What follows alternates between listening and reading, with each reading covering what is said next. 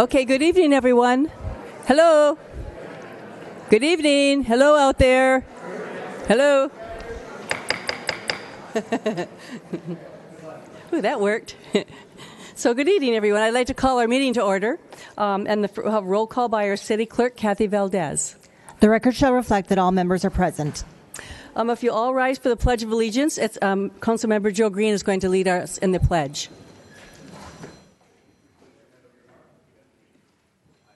Allegiance to the flag of the United States of America and to the republic for which it stands, one nation, under God, indivisible, with liberty and justice for all.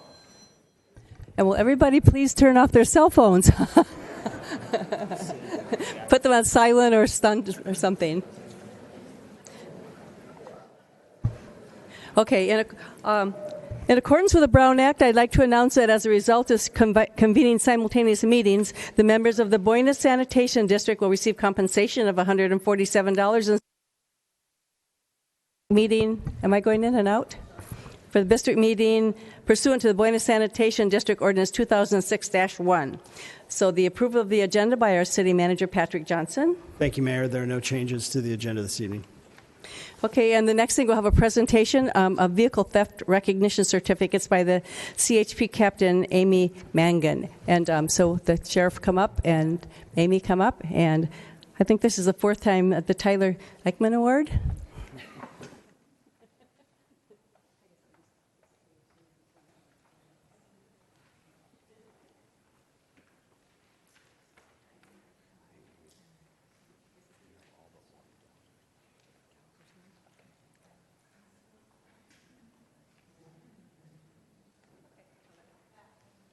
Amy's voice isn't good tonight, so she's going to turn it over here. Thank you. My name is Lieutenant Charles Leonard with the North County San Diego CHP area. And so today we're going to present 5 awards to 5 deserving deputies. Oh, I'm sorry, 4.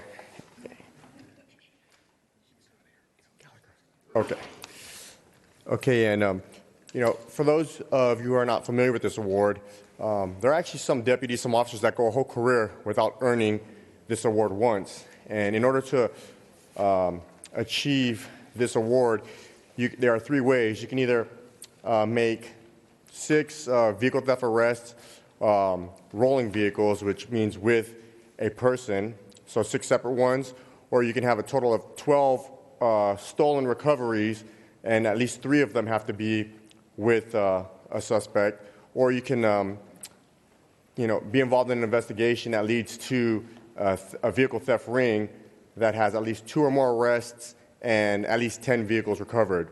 So it's no small deal. It's actually a really big thing that these deputies have accomplished.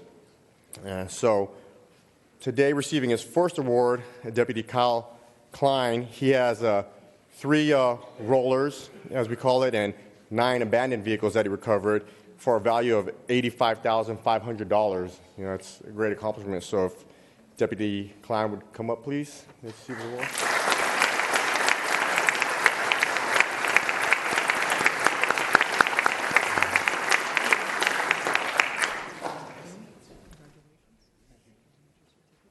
Congratulations. Wait, and your pictures.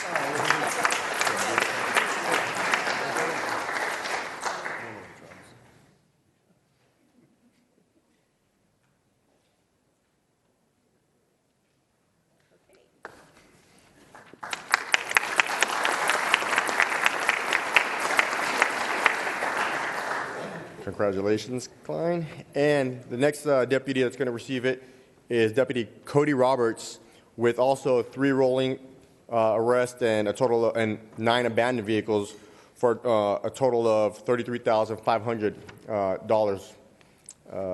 So if Deputy Roberts can come on up.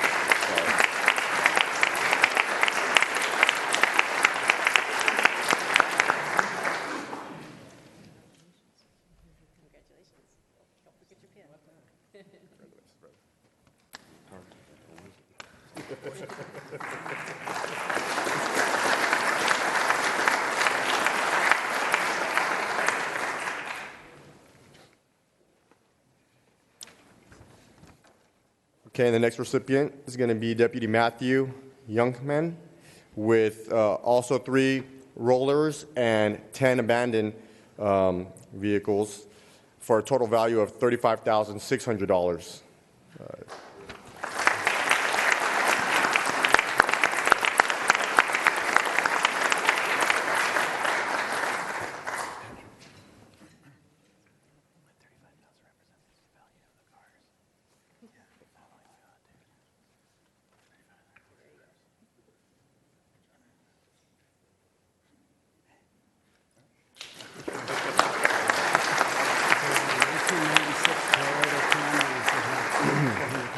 Okay, now if you remember, I mentioned that there are some deputies and some officers that go a whole career without even achieving what the first 3 have achieved. And with Deputy Tyler Eicherman, this is actually his 5th time receiving this award. And so he has, for this time, he has 3 rollers and 9 abandoned with 3 arrests for a total value of $103,000. So.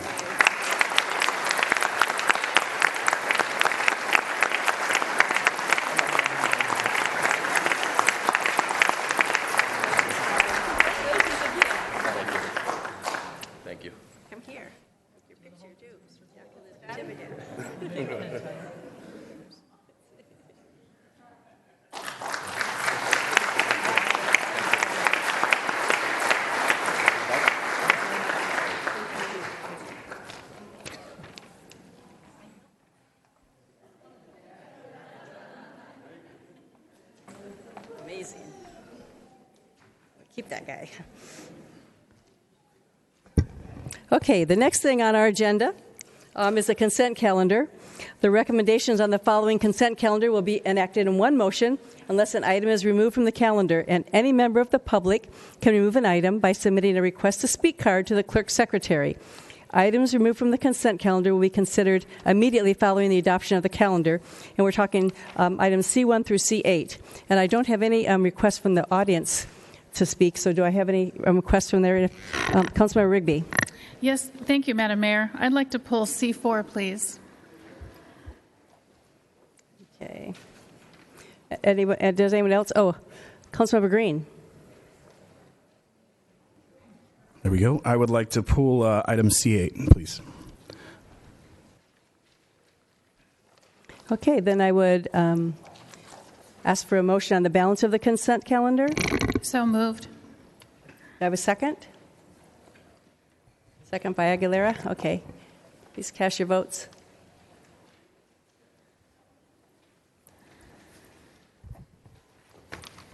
That motion passes unanimously, and so we'll go now to the C4, the City Legislative Platform.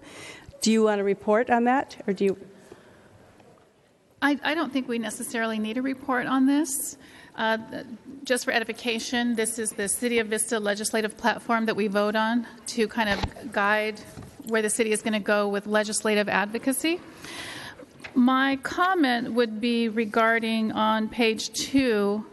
The first one would be housing, and it says there's just one item, A, support efforts to establish a permanent funding source for the development, rehabilitation, and preservation of affordable housing.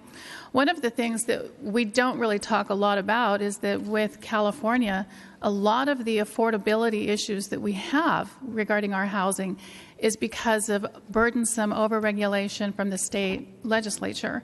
And I think that if we're going to be doing legislative advocacy, we should look into adding some language in there that we would be proactive in trying to further efforts to review and reduce the overburden and excessive regulations regarding all things housing development. So I don't know what the verbiage would be for that, but that's something I think is important that we as a city need to start talking about is we talk a lot about affordability, but we really need to get to part of the problem when we're looking at 40% of the price of housing is because of government regulation, and most of that is from the state. So I would like to add a paragraph in there that we review and advocate on trying to identify places where we can reduce government state-mandated regulations for housing. So is that a motion? So I have one other item, and I don't know if you want to take them together or separately, but my other item is the next item, or the second item after that, water management. And it has just one item as well. A, support measures to increase the water supply or improve water quality within the region and that encourage water conservation. My only issue with this is the addition of and that encourage water conservation. I think the state of California has imposed, again, excessive rations on water, especially for the region that we have down here. And I wouldn't want to do anything to encourage any further water rationing on us.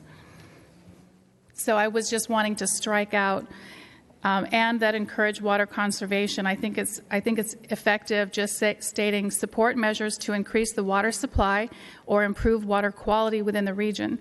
I think increased water supply is self-explanatory and sufficient, and we could just put the period after within the region.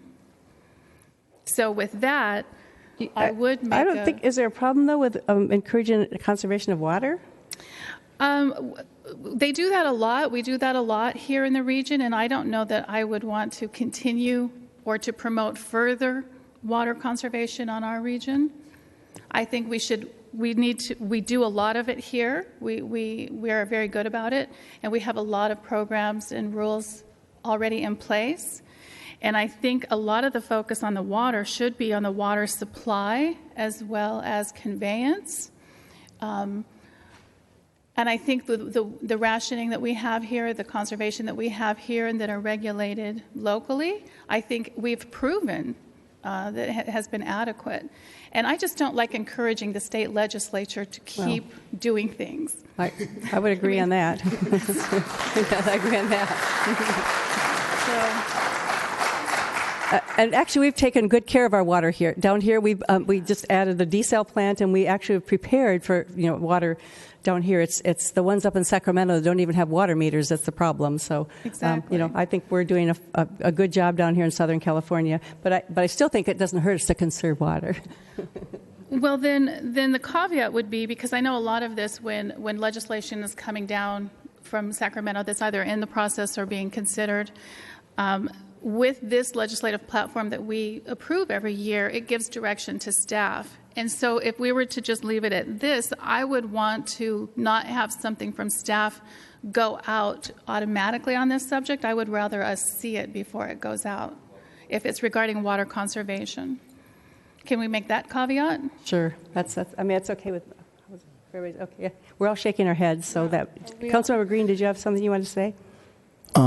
Yeah, I was just thinking if we left it the same, that maybe we could just say we're into water conservation, but without our citizens incurring any additional costs. So, we've done what we can down here. If you're going to say, hey, we'd like you to conserve, do your part up there. We've done our part out here. Please don't, damage our citizens any as far as that goes. So I don't think if we encourage conservation without incurring any additional cost, that's fine. If we don't strike it altogether. So if there has to be a negotiation on it anyway. Well, let's not add more words. I'd rather take away than add. Okay. Councilmember Franklin, or Deputy Mayor Franklin.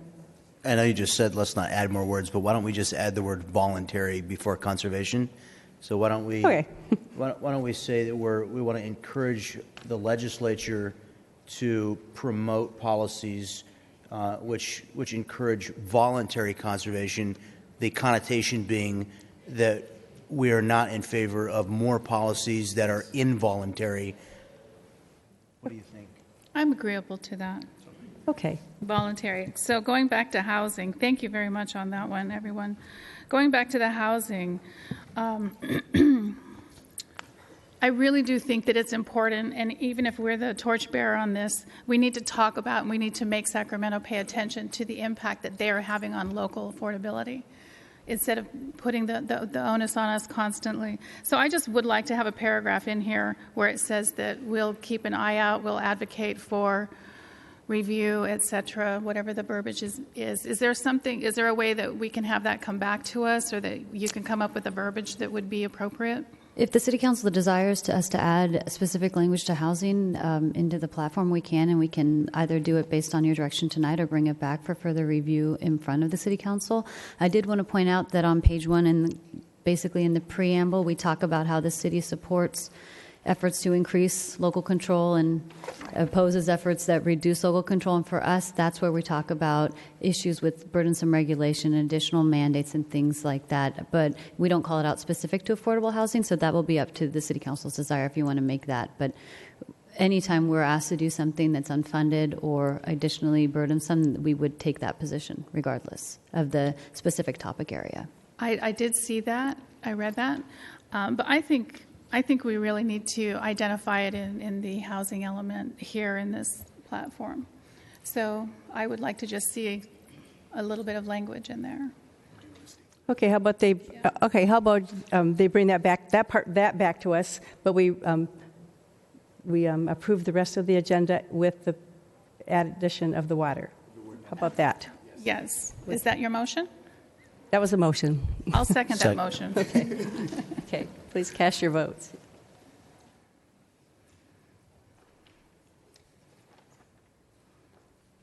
Thank you, everyone. I appreciate it. Sorry. Motion passes unanimously.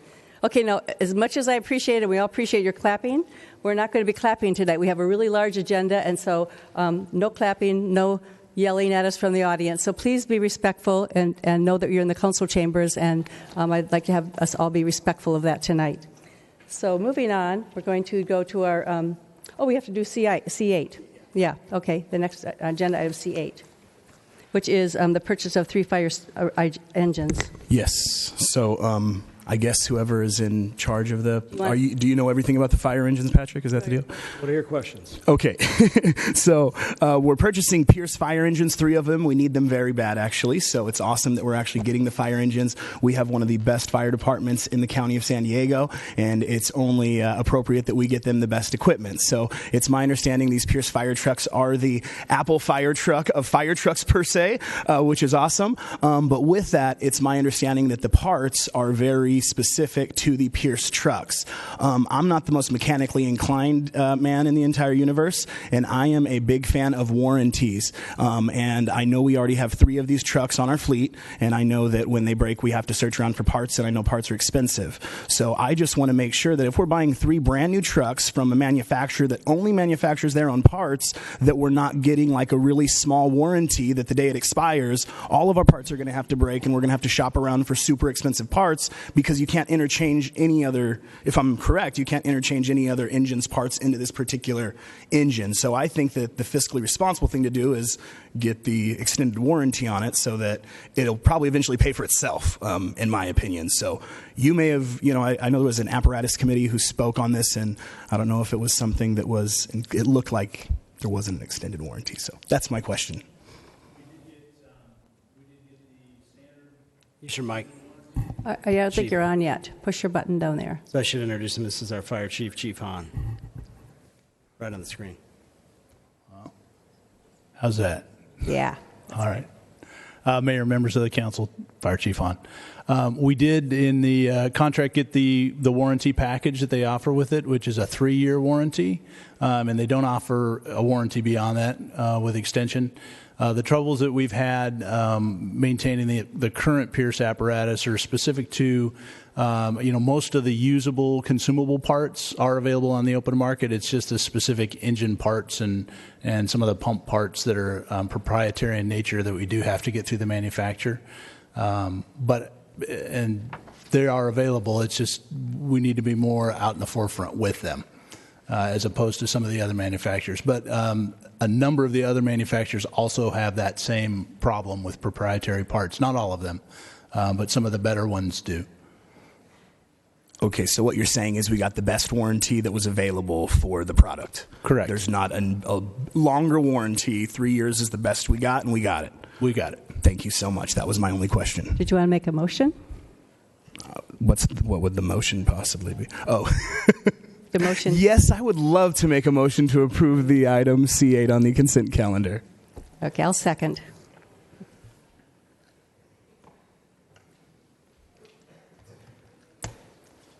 That motion passes unanimously.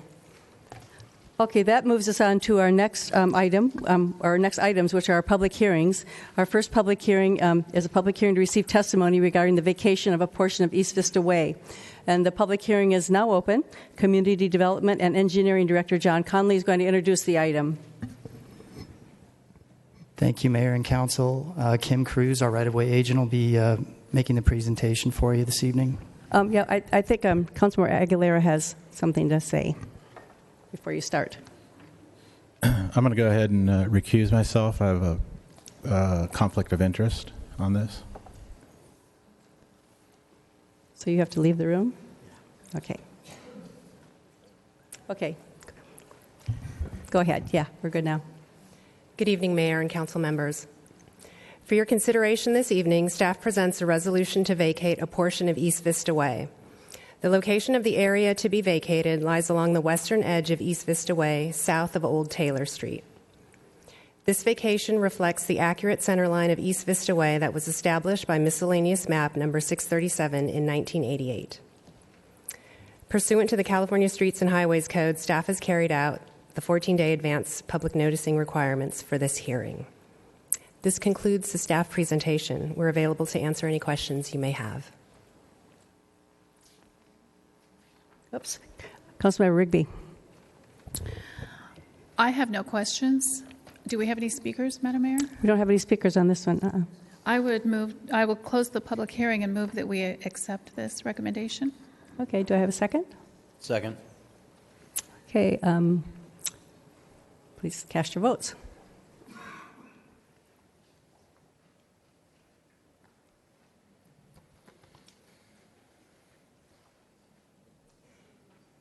Is it not moving?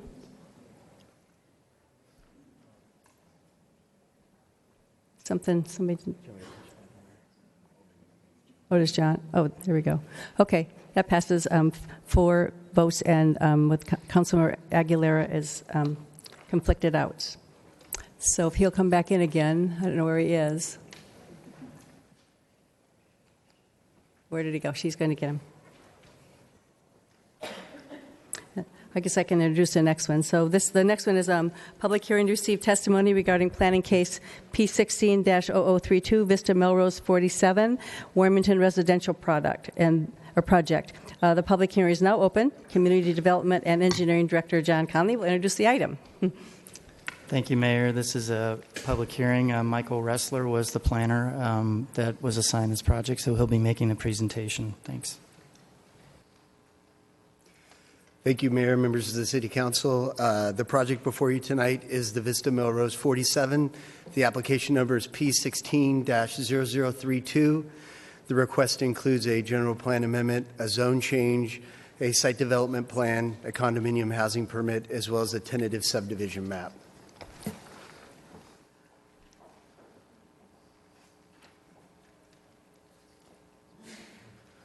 The 3.14-acre site is located on the east side of South Melrose Drive between Buena Vista Drive and Live Oak Road. The site is currently developed with an existing church and associated site improvements. Surrounding land uses include a church, apartments to the east, commercial retail to the south, as well as to the west and to the northwest. The applications before you tonight include a general plan amendment as well as a specific plan amendment. The general plan amendment would change the land use designation for the subject property from rural residential to mixed use. The zone change would change the zoning designation of the site from commercial C1 to mixed use 15 with the maximum density of 15 dwelling units per acre.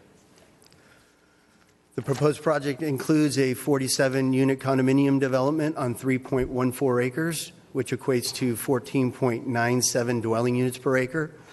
The proposed project includes open space amenities, parking lot improvements, as well as associated site improvements. Access to the site would be provided by a private common driveway that links the site to South Melrose Drive as well as Buena Vista Drive.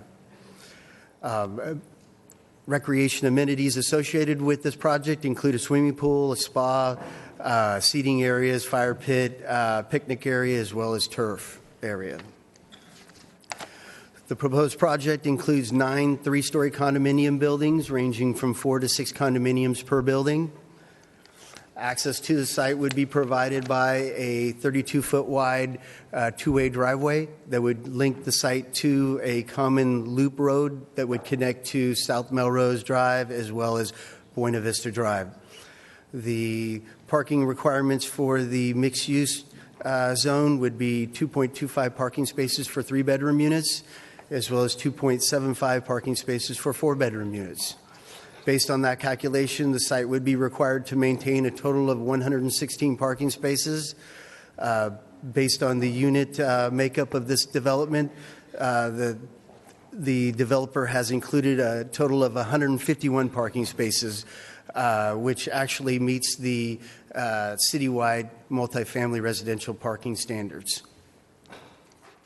The proposed condominiums would range in size from 1,735 square feet to 1,998 square feet. The project would include 29 3-bedroom units as well as 18 4-bedroom units. Each condominium unit would maintain a 2-car garage as well as 90 cubic feet of storage space. Each condominium building would be 3 stories, a maximum height of 40 foot 6 inches. The buildings have been designed around a modern Spanish architectural style.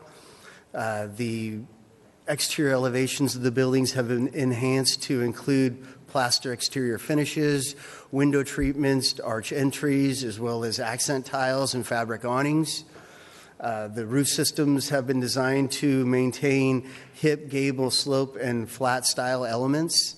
When completed, the entire development would maintain 3 distinctive earth tone color schemes. The general plan land use designation of mixed use would allow a maximum density of 40 dwelling units per acre. The proposed project at 47 units equates to 14.97 dwelling units per acre. In regards to the mixed-use development standards, the proposed project meets all applicable development standards, including building height, parking, open space, as well as landscaping. A mitigated negative declaration has been prepared for this project. The mitigated negative declaration was circulated from September 30th through October 19th. Mitigation measures identified within that document relate to cultural resources, geology, soils, noise, as well as traffic. Staff received 2 comment letters within that review period. They're included within your packet tonight. Responses have been provided to those comment letters, and those responses were based on environmental analysis. This project went before the Planning Commission on December 6, 2016. At the conclusion of that meeting, the Planning Commission recommended the City Council approval. The vote was 4-3. Included within that recommendation, the Planning Commission also included additional recommended conditions.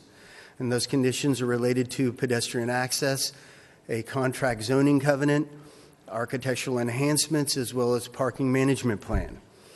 Staff does support the recommended conditions of approval. However, they're not included within the exhibits before you tonight. Staff does note that the contract zoning covenant has been partially executed, and that has been included within the packet. With that, staff is recommending the City Council adopt an ordinance approving a zone change, as well as resolutions approving a mitigated negative declaration, a general plan amendment, a site development plan, a condominium housing permit, a tentative subdivision map for a proposed 47-unit condominium development on the subject site. With that, that concludes staff's report. The developer is here to provide the City Council with a brief presentation, and at the conclusion of that presentation, the developer as well as the staff will be prepared to answer any questions. Thank you. Okay, thank you. And I think for disclosures, we all probably should make that. I have actually been at the site and I've met with the developers, so I would just like to disclose that, and I don't know if the rest of you would want to do that. Councilmember Rigby? Thank you, Madam Mayor. Yes, I as well have visited the site and I've met with the developer, as well as residents. Councilmember Aguilera? I've visited the site on my own, and but I have met with the developer here at City Hall.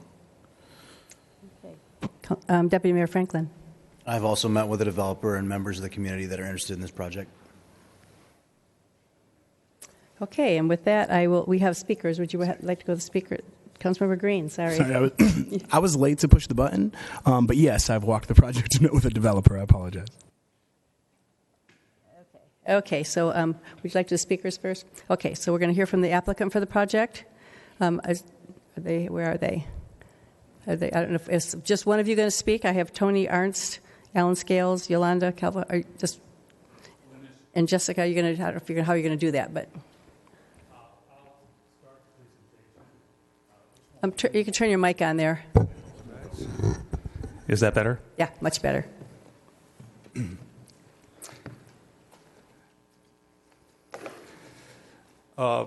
Madam Mayor, members of the City Council and staff, I first want to offer my thanks and most heartfelt contribution of staff to this project and its time and investment in the last year that we've worked on this project together. The project's gone through a number of changes, all of which have been generated by, I think, a very open and transparent dialogue between the developer and staff. Staff has been very firm in its interest to have this be an outstanding project, and as a result, I think we have come to a project that meets both staff's interests, the community's interests, and hopefully your interest. What I'd like to do is just simply open up by telling you what our vision of the project is. The most important thing we tried to do with the creation of this project is provide an entry-level pricing opportunity that will appeal to a wide range and a wide segment of the prospective home buyers in the community, which we believe many will be those who both work and live in the city.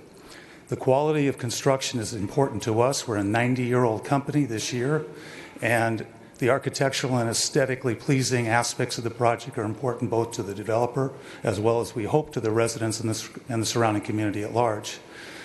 This project is a creation of a well-designed, interactive community environment that combines walkability, amenities, livability, and parking.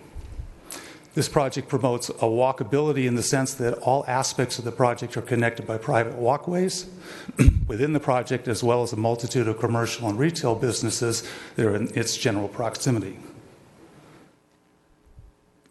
The amenities for this project will include, as was indicated by staff's report, a pool, spa, fire pit seating areas, covered seating areas, large turf areas for play, picnic areas, gas barbecue areas, as well as large gathering areas. Each unit also has its own private patio by the front door, which averages anywhere from a minimum of around 100 square feet to about 166 square feet, depending on the individual building. There's an extensive common area landscaping palette with plants and trees. Again, the project is walkable by incorporating walkways that connect all units, amenities, and guest parking. We also incorporated enhanced entry and driveway pavements to give the project a really neat feel. And as staff also indicated, we parked this to the city standard. So there's 151 total stalls, of which 94 are parked in the garages and 57 open spaces. Sometimes a picture says 1,000 words. If you look at the screen, if it's not in front of you, this is a rendering that was produced to show what this project will look like. These are computer generated, so there's accurate representations we can do with what it would look like if it was actually built. And we feel that this is an exciting project, both architecturally and in terms of its livability. And I think the architecture is superior.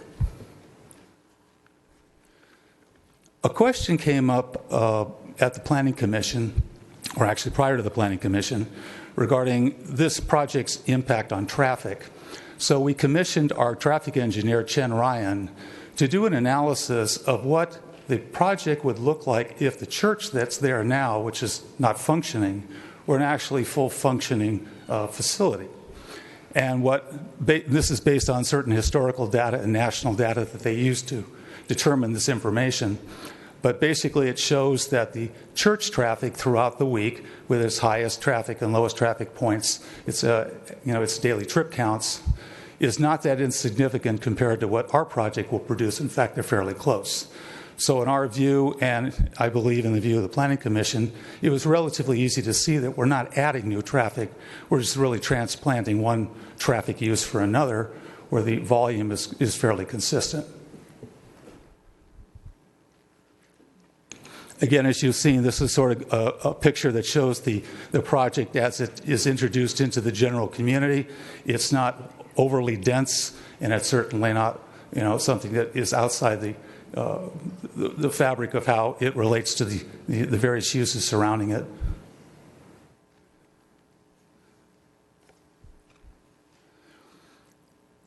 Some of the council members asked if we could do photo simulations to show what the project might look like, again, from computer generation, if it was presently built. Some of the concerns that were voiced was mostly focused on the live oak experience. And so these pictures, I think, again, generated by computer generation to scale, show what it would look like both landscaped fully and then landscaped initially. We have talked with staff, and we are open to increasing the size of the trees along live oak if you think the initial tree size should be bigger. So we offer that up as an option if that's the council's discretion. But basically, once the project is fully mature and the trees along live oak have grown to their mature sizes, you'll see that the project is fairly well insulated from view as you drive up and down live oak. This is the view as you would see it from Buena Vista, from across the shopping center at that entry between Buena Vista and the entry into the project. Again, the top view shows what it currently looks like, and the bottom view shows what it would look like with the introduction of the project. We've also taken the same opportunity to look at the intersection of Melrose and Buena Vista. The current view along the top where the 7-Eleven is located, the market is across the street. Again, in contrast with the picture at the bottom, you can see towards the right portion of the photo simulation that there are buildings there, but again, they don't stand out as being anything unique or outstanding. The final photo simulation is taken from the corner of Live Oak and Melrose. Again, the top shows what it would look like if there was nothing there or was presently there. The bottom picture shows the introduction of our project. Again, you can see that there's an addition, but it fits well within, I think, the fabric of the view. This picture is really just to illustrate the green or the open space that this project will include. The project doesn't require much more than about 10% landscapability, openability, but basically this project has about 37% of its site in some form of landscape condition. This illustration is just to indicate that the separation between buildings, there is a minimum standard of 10 feet. Between building 1 and 2, there's a little pinch point there, as you see at the top left, where we're at just a little over the minimum. Behind that, of course, the buildings become wider, and then all the rest of the buildings, as you can see, are substantially greater than the minimum setback requirements. Just as a note, the closest buildings to Live Oak are 45 to 49 feet, depending on where you measure from, and as high as 80-something feet. Again, just to highlight the uniqueness of this architecture, staff worked very diligently with us to try to articulate all 4 sides of each building. And I wanted this to be a representation of all the detail that goes into each of these buildings as indicated by this slide. The objective was to try to take all the elements that comprise a sort of a modern Spanish architecture and create a look that has a fluidity to it, so it's just not a stark blank wall.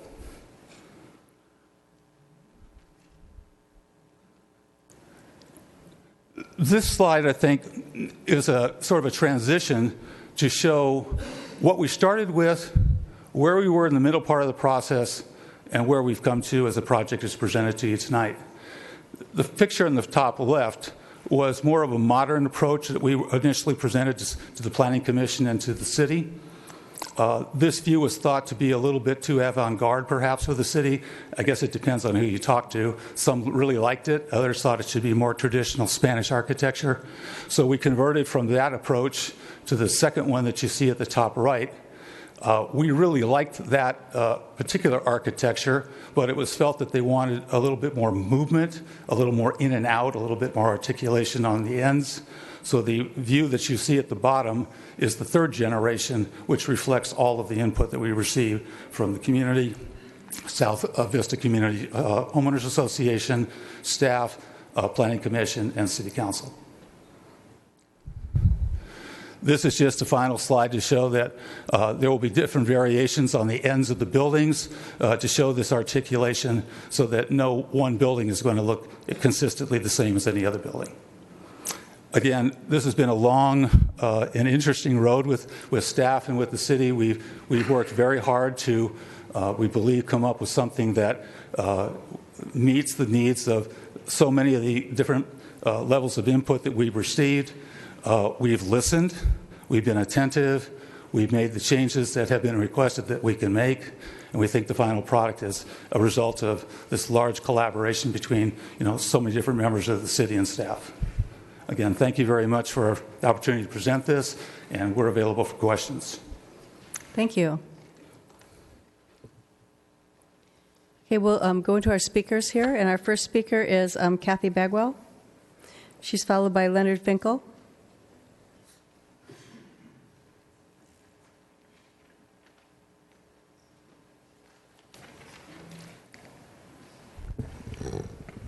Good evening, Mayor Ritter and council members. My name is Kathy Bagwell. I reside at 1862 Turnberry Drive in Vista in the beautiful community of Shadow Ridge Greens. I'm here tonight as the representative for South Vista Communities. Our organization is definitely in favor of this residential project. Warmington representatives have met with South Vista Communities on several occasions throughout this whole long process to seek city approval for their development project. Each time they have been extremely receptive to our input. A lot of that had to do with issues of density and parking.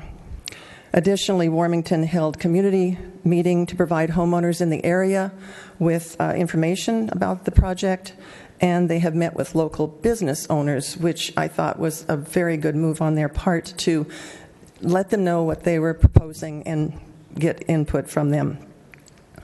We feel that Warmington listened to the community's concerns, and they have exceeded building requirements, reducing the number of units, as Mr. Arnest had already said, and increasing the parking spaces well above what is currently required. They have demonstrated a real desire for this development to work for the community. We're also pleased that this is a for sale condominium project. A recent Sandag report indicated that housing growth in San Diego County has focused more on high-end homes and affordable housing, primarily apartments, which is a good thing, but with a much lower percentage of middle-income housing. We feel the Warmington project will provide Vista with homes in an excellent location. It's already been stated, but I'll repeat it. It's within walking distance to stores, services, Buena Vista Park, the Rancho Buena Vista High School. The property sits back from the surrounding streets, so there's not a lack of adequate setback. And there's two exits, as you well know, off of Melrose and Buena Vista, which provides excellent access for the residents. South Vista Communities really respectfully request that you approve this very, we think, excellent project. Thank you. Thank you. Leonard Finkel. And then I also have Nikita Hobson. She submitted a written comment, so she won't. I think she's not here. So I'm going to. Then if he'll be followed by Kim Cameron. So, Mr. Finkel. Yes. Good evening, Mayor, council members, and staff. My name's Leonard Finkel. I live at 1979 Oxford Court. It's probably a little under a mile away from this project, right off of Melrose. There's one exit from my development. It's one street. I was a little late coming here. It looks like a lovely project, but there are times, especially at rush hour, unless someone is courteous, we can't make a right turn out of our development already. To make a left turn is virtually impossible at rush hour. It looks like a lovely project, but the traffic, since I've been here, we bought a house there 2.5 years ago, and I've lived in Shadow Ridge for 20 years. The traffic has gotten immensely worse. and this just going to make it even worse. I just oppose the project. That's all I have to say. Thank you. Thank you, sir. Kim Cameron, followed by Dave Anderud.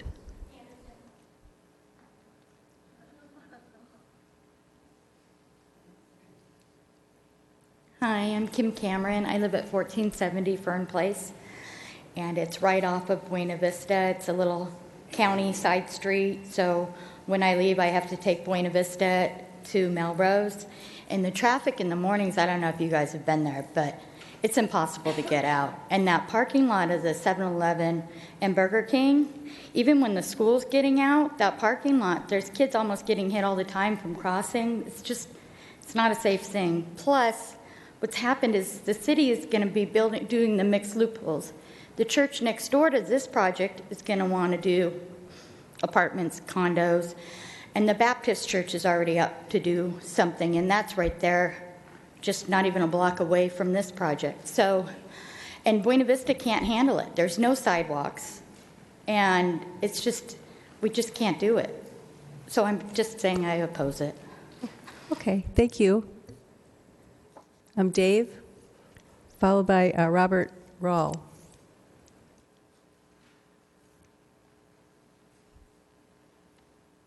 Hi, I'm Dave Anderson. Thank you, Mayor Ritter and council members. I'm just going to follow the opposed here. I live in the unincorporated area of Vista, which is just to the north on Buena Vista Avenue. And like the last couple have said, coming out of there in the morning with all of the traffic coming into RBV High School and people going to work, to turn onto Melrose from Buena Vista currently in the morning, it takes 2 to 3 light cycles to go through, which means there's at least 50 or 60 cars backed up, blocking the next neighborhood down the road.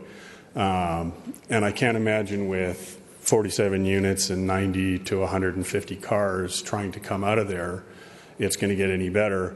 The lot adjacent that has the 7-Eleven, there'll be 2 or 3 people trying to get out of there in the morning. And with everybody else waiting 2 or 3 light cycles, absolutely no one is courteous enough to let them out. So I can't imagine anyone letting anybody out of this development.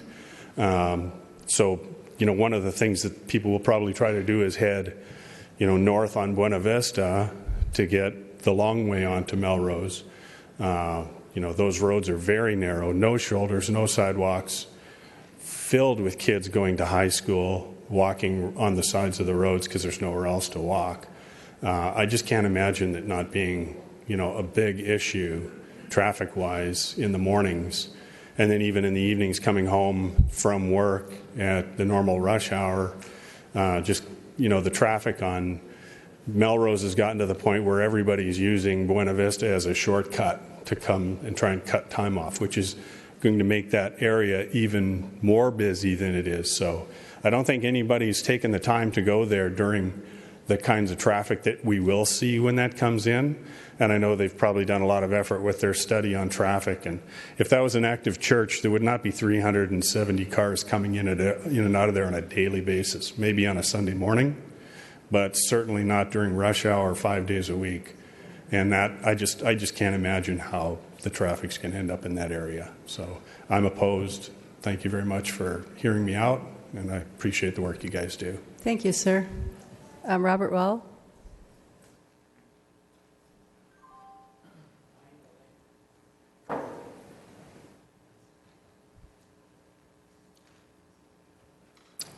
Good evening. Hi, I'm Robert Rawl, 30-year homeowner, 1031 Marine View Drive in the unincorporated area. Wanted to comment on the intention to adopt a mitigated negative declaration. The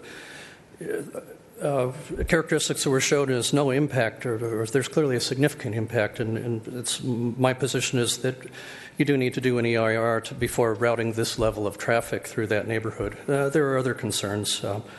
The justification for this high-density housing here is the housing shortage and the skyrocketing costs of rent. I just don't see how this addresses that if these are costly condominiums there. The justification for building in that location with a church is that the traffic is on weekends and a much lesser traffic than this. So that would be opposite of the already excessive traffic that's on those roads. If you build residential homes in that high density there, we're adding that traffic to these roads. And to say that there's no adverse impacts implies that we really haven't taken the time to take a look at these roads. These are serious concerns, and firsthand experience of what those who spoke before me said. I sat there at that intersection just before this meeting and experienced what they had.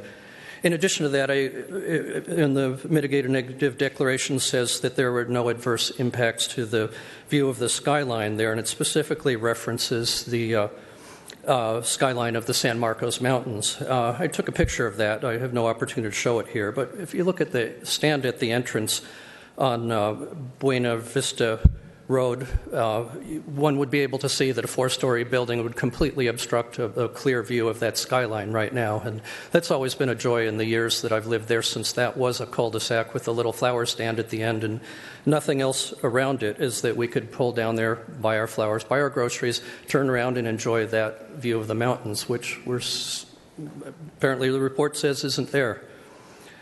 Wanted to know how the mitigated negative declaration involves a financial contribution to mitigate environmental impacts. How does it do so? I don't understand that any donation to the city coffers or whatever is going to resolve this issue. And then at last, I would like to leave it at, and it's the same concerns expressed before. It doesn't appear that the shortest route to the freeway, the least number of intersections to the freeway, or the fastest route to the freeway, that route is not even on the traffic study here. And I think that to not include that is, well, that's wrong. The Buena Vista to Mar Vista to the freeway would carry essentially 100% of the traffic to the 78 freeway, because going west or going east, that is the shortest path to the freeway, the least number of intersections, and the fastest route in terms of time. Okay. Thank you. Thank you, sir. Okay, that's the last of our speakers. So the council have any questions or comments? Anybody down there? Okay, Councilmember Aguilera. Thank you, Madam Mayor. I just have a couple of questions to start off with. So is there something we can do about the traffic light cycle there, or in the mornings? I mean, I know there is. I guess I'm requesting that we look into that intersection. It's not the first I've heard of this. In addition to that, how difficult would it be to add a keep clear area for the people coming out of this project to have an opening to get in and out of their homes there? So I guess those are my two questions. The driveway in front of Buena Vista Drive you're referring to? Right. Yes, we can certainly bring that to the traffic engineer and make sure. And they are evaluating the intersection timing along Melrose. I believe South Melrose was done just as recently as last year, but I'll confirm with the traffic engineer and we can certainly look at it again. There's heavy volumes coming out of Buena Vista in the morning, and there's heavy volumes on South Melrose, so there is a period of congestion that really just can't be completely solved with traffic timing. Okay. Thank you. That's all for now. Okay. Councilmember Green. So I do frequent Buena Vista Drive. My gym actually is in Shadow Ridge, so every morning I drive on Buena Vista Drive, and I know the whole road you talked about, Buena Vista to Mar Vista. That is definitely the quickest route to the freeway from that.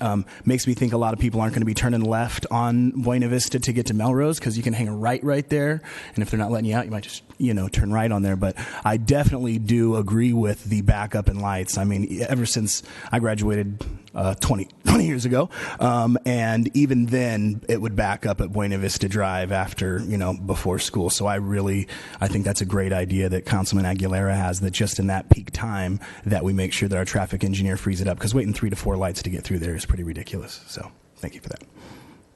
We'll look at it for sure. Councilmember Rigby. Thank you, Madam Mayor. The traffic is really bad there. It has been for a while, and it is getting worse, and we all know that. I don't know that putting don't, keep it clear here for these guys coming out of this driveway is adequate. And I said this when I had a meeting with the developer about the assertion that the daily trips were equal with the church. I mean, I've lived here for almost 25 years, and I never saw 376 people coming and going out of that church on a daily basis. I think you might have averaged the church maybe Saturday and Sunday to the week, and with this. So I think the traffic added onto Melrose, Buena Vista, as well as Live Oak is going to be exponentially worse than it is now, and worse than it was with the church there. So I don't find that to be equal at all. That assertion to me has always troubled me. And I wanted to know, because this was brought up as well in discussions, but the height of this project is of concern to certain residents, to a lot of the residents. And the question was brought up about, as has been done in other areas, building the first story down instead of taking the existing ground level and reducing it so that the first story is put down farther than it would normally be on the pad. Can you explain the difficulty of doing that and why that wasn't considered with this project? I think I'm going to kick that one to the developer. That would be the appropriate party for that. Could we have you please come back to the well and speak to that question?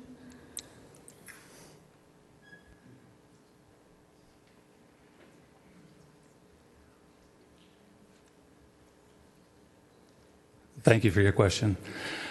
To be honest with you, that has not been something that's been raised as a topic that we've considered or has even been discussed. Subterranean is always an expensive operation when you're trying to dig down on the ground and build something above it. This product is more of an on-grade product. Partly, I know one of the members from the community thought it was 4 stories. It's only 3 stories. The objective is to try to have a price point in the high 4s, early 5s. When you get into doing substantial excavation for subterranean type parking opportunities, it requires different kinds of retaining walls, different kinds of expenses, and we would not be talking about those price points with this particular product. But beyond that, no, it was not considered, and so I really don't have a response as an alternative. Address the difficulties of doing it, not that it wasn't raised to you before, but what would be the difficulty of doing it? Well, the entire project would have to be redesigned. This particular product can't just be built over a subterranean, drive down into something below ground. It would require an entirely different grading plan. It would require an entirely different grading analysis in terms of import and export. It would require a different product type, and the likelihood is that the cost would just be exponentially higher. It's not that it can't be done. It's just this product is not that product. This is an on-grade product. So the reason that it wasn't even on your discussion in the very beginning when you were contemplating this project was because of the current grading of that, including the gas station and the Burger King, was not amenable to that? Is that what you're saying? No. It was, as I said, it was never considered as part of the development plan, so I can't respond to. We never would have discussed it with anyone because it was never, part of our vision of what the project would be. Okay. We do subterranean projects. Constituents ask me about that. No, I understand because that. it is high, and the height of it has been Right. something that has been discussed. Yes. Subterranean projects. Again, the other part of it has to do with the fact that this was just not a site that looked like it was an appropriate site for that type of development, a subterranean development. This was a site that looked like it was appropriate for an on-grade development. So we recognize that it's a 3-story product as opposed to a 2-story product, which certainly would, I think, appease some of the concerns that neighbors have mentioned. But we hope that the photo simulations, which were done to scale, represent a way to look at this project from all 4 sides, and the intensity is from a height standpoint is just not that significant from our point of view. Okay, thank you. Welcome. I appreciate it. All I have, Madam Mayor. Councilmember Green. Okay, and I know that you did a lot of community meetings and things like that, and from the visual aspect, it was kind of my understanding that the biggest blowback as far as the visual problem was on that live oak area. And I see that the Planning Commission recommended that we incorporate additional architectural enhancements and building articulation on the side of the building elevations facing live oak. In the event we approve this project, do we have to, in our verbiage, add the Planning Commission's recommendations that we want to include in the approval of the project per se? Yes. Okay, and then the other thing that I wanted to speak to is kind of the desirability of the project. I've owned a mortgage and real estate company in Vista for the last 20 years. The average market time of properties in this price range right now is less than 3 weeks in that area. There are no properties available right now. I have a good amount of buyers, good amount of agents, or good amount of agents that have buyers that just don't have the inventory. And I don't want to call it affordable housing. It's more of attainable housing. And 3 and 4 bedroom houses in this area are extremely needed. And I feel like this particular project, they've met with the community, and if we add the sidewalks, which I think is a huge safety concern, all the way out to Buena Vista, add those sidewalks to Melrose, and then also add that architectural, aesthetically pleasing, suggestions from the Planning Commission that this project would definitely be doable in my opinion. And is that a motion? Make it a motion. There you go. Okay. Do I have a second? Close the public hearing. And Deputy Mayor Franklin. There was discussion and there was a request, I think from the Planning Commission, or at least from interested citizens, about increasing, and I think the developer had mentioned increasing the maturity of the plantings along Live Oak to reduce the visual impact. Is that something that we've got an agreement that we're going to step up the size of the plantings there? That was offered by the developer. It should be included in your motion if you'd like it included in the project approval. Okay. Councilmember Aguilera. I would like to include the larger plantings. Can I? The specifics of that, I think we need to. I don't know if you have a thought. Is this something that you can work out later? We have specifics in the code. We can just go to the next box size higher for those trees along Live Oak. That's pretty standard. Acceptable. Yeah. Okay. Okay. Councilmember Aguilera.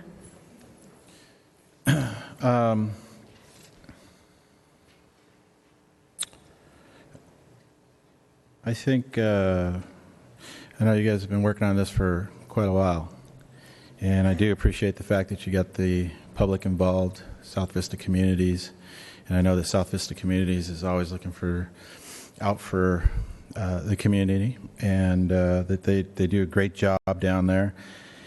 I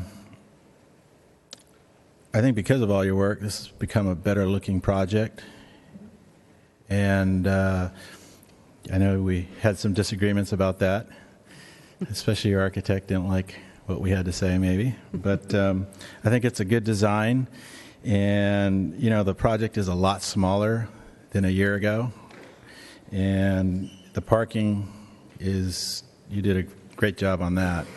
Part of it's because it's a smaller project as well, but I really appreciate you doing the simulations because I was the one that asked for those simulations. I think you guys went above and beyond in buying extra software and that, and I do appreciate you guys doing that, and hopefully that does pay off for you in other projects, and hopefully we can get some other developers to do the same for future projects. That's very helpful. And I know you added amenities because of your various meetings with council members and that as well. So if we can add in the more mature trees, I'll go ahead and second the motion to approve the project. Deputy Mayor, did you want to say something? Your name is on there again, or is that? Could I just ask Mr. Conley to restate his understanding of what it is that we're... I was just going to do that. Thank you. The motion is to approve the project with the Planning Commission's added conditions, as well as increasing the landscaping tree sizes along Live Oak Road to the next higher box size. which I believe is 36-inch box. And then we also have notes to check the signal at Melrose and Buena Vista timing, as well as a clear zone on Buena Vista Drive. That's staff initiated. It won't be part of the project approval. Thank you. Is that okay? Okay, then Councilmember Green. No, that was your question too. Okay. And actually, I appreciate the developer. They met many times with South Vista communities and people in the area, and they've done a good job of come a long way since when we first saw that project. So I think it will be a good project. So I guess we're all set. We have a motion and a second, right? So we'll call for the question. Please cast your votes.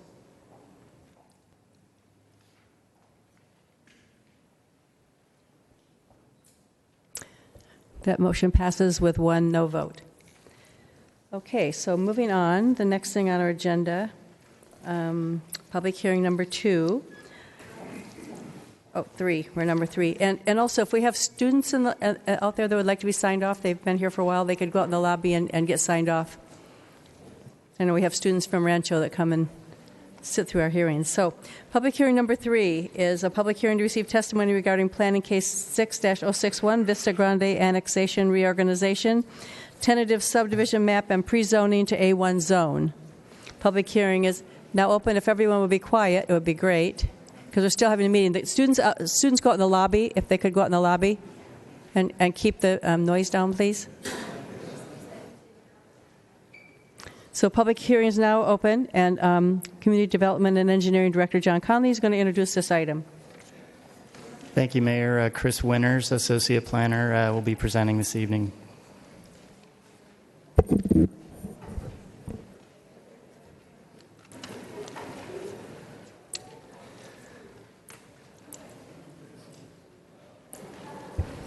Thank you, Mayor Ritter and council members. This is agenda item PH3 for planning case number PC6061, an annexation and pre-zoning and tentative subdivision map submitted by the applicant, Omni Financial. If they could quiet down back there so we can have our meeting. Maybe the doors closed. Somebody close the doors back there if they could. Okay, thank you. Go ahead. Sorry. The proposed project would involve the annexation and subdivision of 2 adjacent parcels located on the north side of Vista Grande Drive, which total just under 17 acres in size.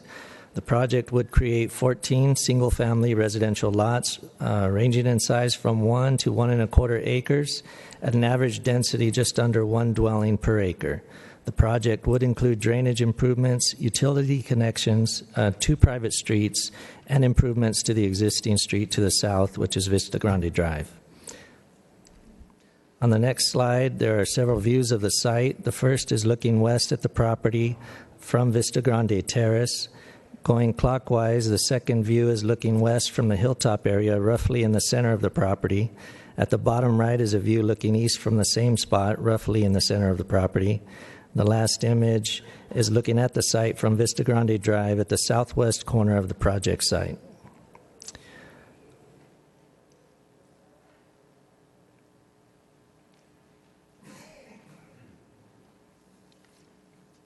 On the next slide are 2 images showing views from the project site looking to the north and to the south.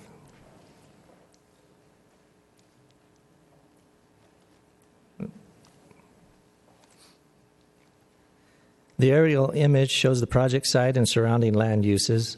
The site itself is mostly vacant except for the residence located in the northwest corner of the smaller parcel. Primarily single-family residences surround the project to the west, south, and east, and there's one agricultural land use, an agricultural land use to the north.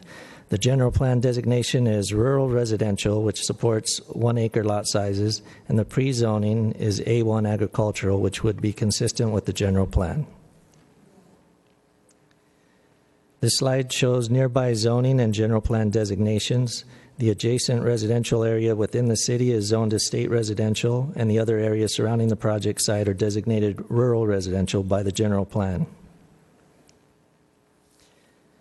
Key issues addressed in the design of the proposed subdivision include consistency with the general plan designation for minimum 1-acre lots, the provision of sewer service to the proposed subdivision, land use that would be compatible with the surroundings, and roadway improvements to the existing street, Vista Grande Drive. As mentioned before, the subdivision proposes 14 residential lots as a minimum 1 acre lot size that would be accessed from 2 new private streets as shown on the proposed map. Landscaping would be provided consistent with the city requirements on the graded slopes within the detention basins and along the streets to provide slope and soil stabilization, shade, color, and visual integration with the surroundings. Plant selections are based on the water-efficient landscaping ordinance in the city's development code. All of the proposed plant species would be drought-tolerant and require low to moderate water use. A mitigated negative declaration was prepared and available for public review May 9th through June 7th. 7 comment letters were received and responses were provided to the commenters. The general plan Development Code Design Guidelines Conformance, the proposed density of 0.8 dwelling units per acre is below the maximum of 1 dwelling unit per acre permitted by the general plan, and the project and future homes will meet the development standards of the A1 zone. December 6, 2016, the Planning Commission approved the proposed project with a 7-0 vote by adopting resolution numbers 2016, 18, 19, and 20, recommending City Council approval.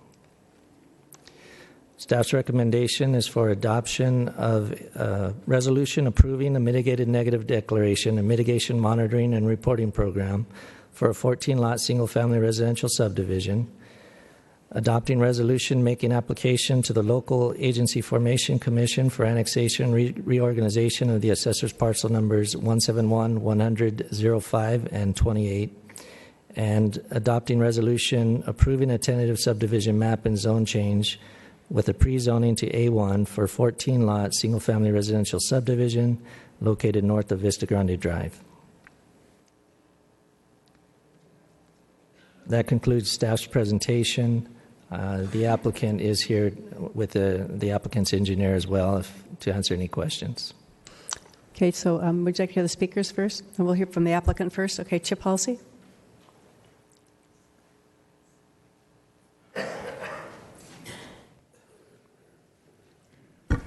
Good evening, Madam Mayor, members of the council.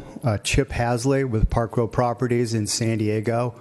I'm here tonight representing the applicant, Omni Financial.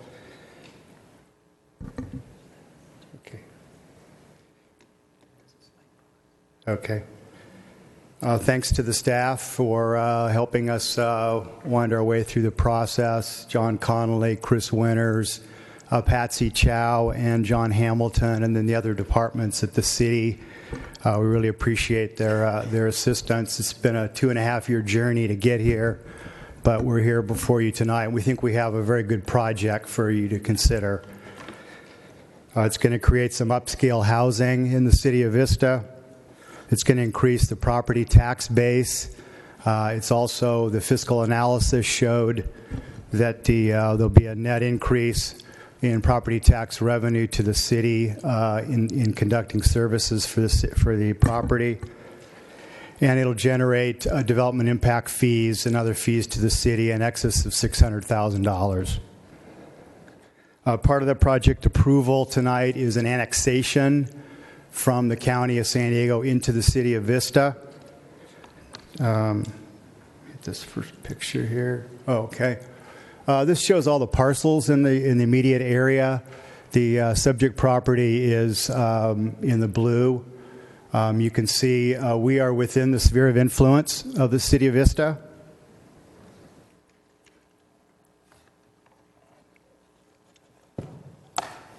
We are contiguous to the boundary of the city.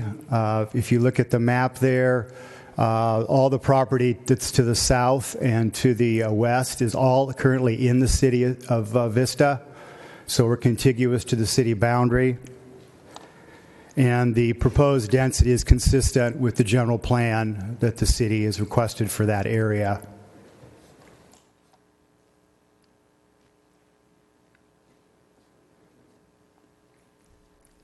I've got a couple of pictures here that shows the road that'll be up in that area.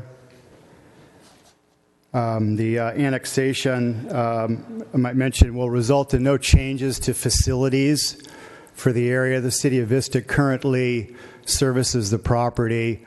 In all respects, there will be one detachment from the Vista Fire Protection District that'll go into the City of Vista Fire Department. But the services are already provided by the city with a contract to Vista Fire Protection District. There's Vista irrigation on the property.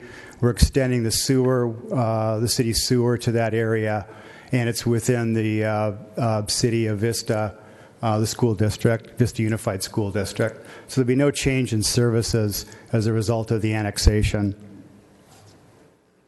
We've had several neighborhood meetings, primarily attended by the people that live on the south side of Vista Grande.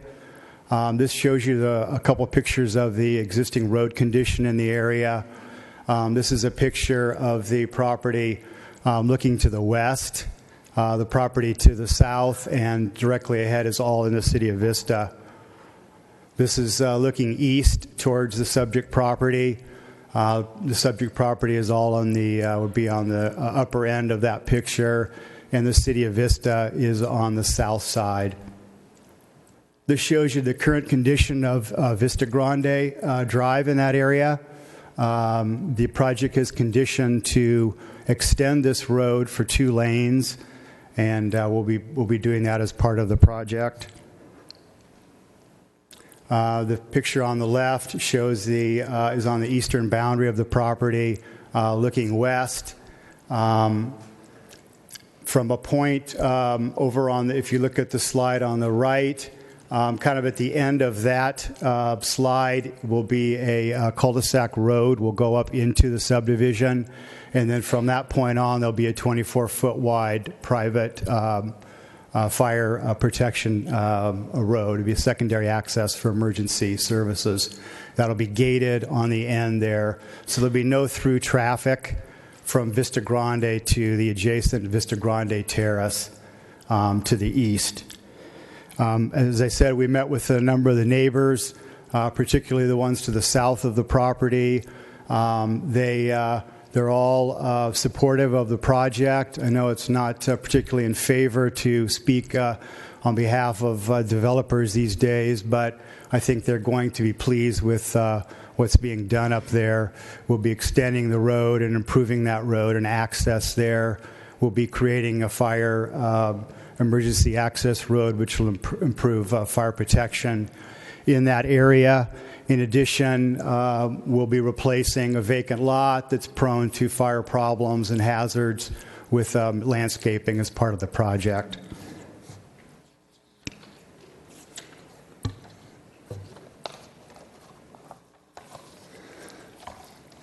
I think those are the points I wanted to make. In conclusion, I'd like to say that we'd like to get your recommendation for approval. The staff's recommended approval for the project, 7-0 approval from the Planning Commission, and we would hope for your approval tonight. I have the project civil engineer here, Ron Holloway with BHA, available if there's any technical questions, and I can answer anything else that you might need. Thank you. Okay, thank you. And I have several speakers here. But before I go any further, I think probably I need to disclose, and maybe others do, that I visited the property and actually that I met with the developers. So I wanted to disclose that. So I'm thinking we'll go on the line. Councilmember Aguilera. Yeah, I've also toured the property with the developer, but I also met with people that were opposed to the project as well. And I did also. Councilmember Green. Yes, I also walked the project, met with the developer, and then also met with the opposing members as well. Thank you. Deputy Mayor Franklin. I also met with the developer and residents who were opposed to the project. Councilmember Rigby. Same with me. I met with the developer as well as several members of the community who are opposed to this project. Okay, so with that, we'll go on and we will start with our speakers. Our first speaker is Dean Burnquist, followed by Stephen Phillips.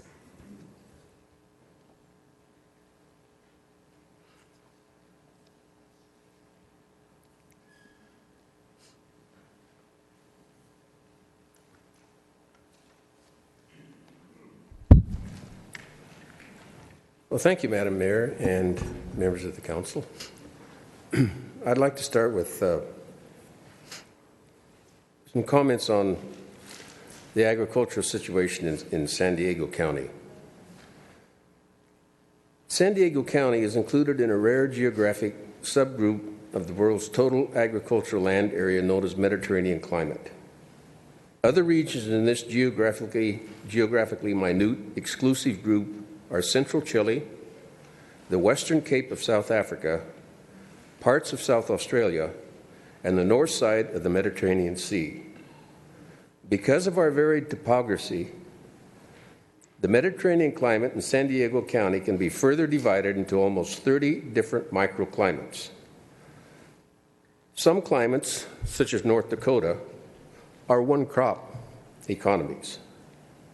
Well, we grow avocados, ornamental trees and shrubs, indoor flowering and foliage plants, cactus and succulents, fruits and nuts, vegetables and vine crops, nursery and greenhouse crops, apples, lemons, palm trees, and on down the list of about 200 different agricultural commodities produced and sold to domestic and export markets. The point is that we live in a county exceptionally blessed by Mother Nature, providing jobs and over $5 billion annually to the county economy. And cities such as Vista should adopt an attitude to live in harmony with our precious land resources rather than annexing them for conversion into housing tracts. In addition to this, I'd like to discuss a couple of elephants. There are two elephants in the room tonight. The first is the 300-acre Kawano farm. A city council vote to annex the 16-acre Vista Grande parcel adds to the probability that the big prize, the Kawano property, will at some time soon be structured by a developer to meet the council's requirement for annexation. And a subsequent yes vote extends the city limits out to Gopher Canyon Road. This leads to the second elephant in the room, which is how is it that a 5-person city council has the power, once certain requirements are met, to convert unlimited acreage of rural properties into housing tracts? We're talking 316 acres here if you combine the two properties. No voter referendum?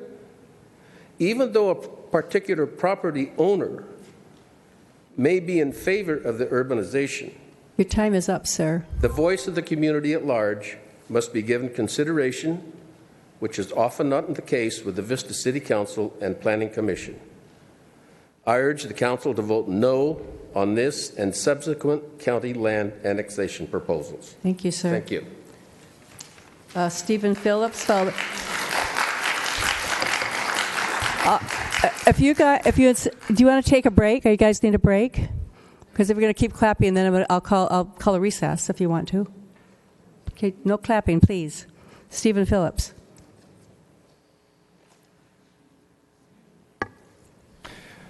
Mayor, City Council, I'm one of your neighbors. I live next to this project, and I'm not a city resident. I live in the unincorporated area of Bondsville, which is a rural farming community by nature. That's a very good point of what my other neighbor said regarding keeping that. Okay, as I look at neighbors, we respect each other, but it's based on mutual trust and track records. Now, as I look at the city of Vista and a track record of your development, God help us. Okay, you had a failed botched theater area, and now you're going to be putting apartments in there, and you can't get good tenants to stay in. You have, you go down Santa Fe, you got high density apartments going in, low income, not what's going to bring, profit to this community as a whole. You walk down Vista Way, you look into 3.99 cent stores, and you can't even, you got one market. what's going on here, and how come we can't get this right as a city council? As I look at the mayor, I'm glad you actually mentioned that, you have talked to developer.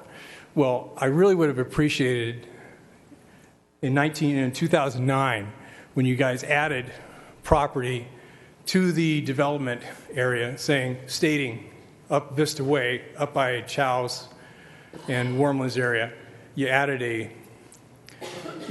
some properties to that area, to your plan, and stated very clearly you would not add rezone.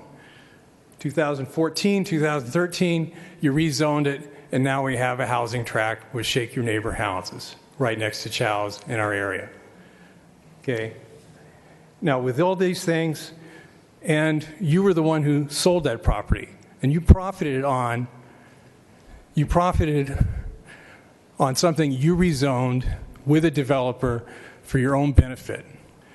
Okay. The next thing I come down, we have a viable art community, and now you're selling a property where you told them that you're part of that, where they could not serve food and make that art gallery valuable. Now we're selling it to a sushi bar, and then you're going to have the trash pickup across the street. Your track record is not good. I'd like to see if you would recruise yourself from selling any property of anything that is being rezoned in the city. I think that'd be appropriate. And if you're another realtor, I would think that'd be appropriate for you, that you would take any of these things, because we all know what this is. It's for the 300 acres of, you want to go all the way to Gopher Canyon and surround the whole area. We're not fools, and shame on you. Shame on you guys for that. Your time is up, sir. Yeah, I'm sure my time is up, but you got to be accountable. And please don't make it our mission to do everything we can to get you and anybody else out of the office who does these type of land grabs. Shame on you. Okay. Okay. I'm going to call a 5-minute break.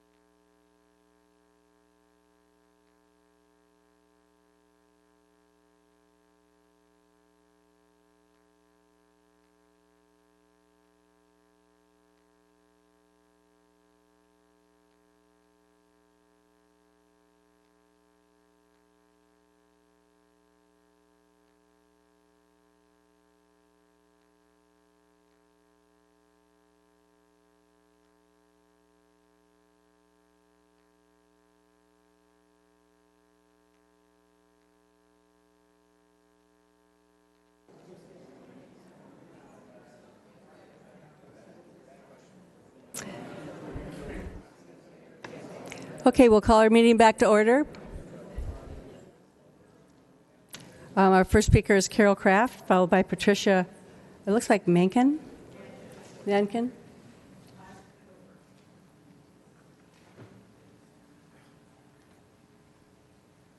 Patricia, you're Patricia? Yes. Okay. Thank you.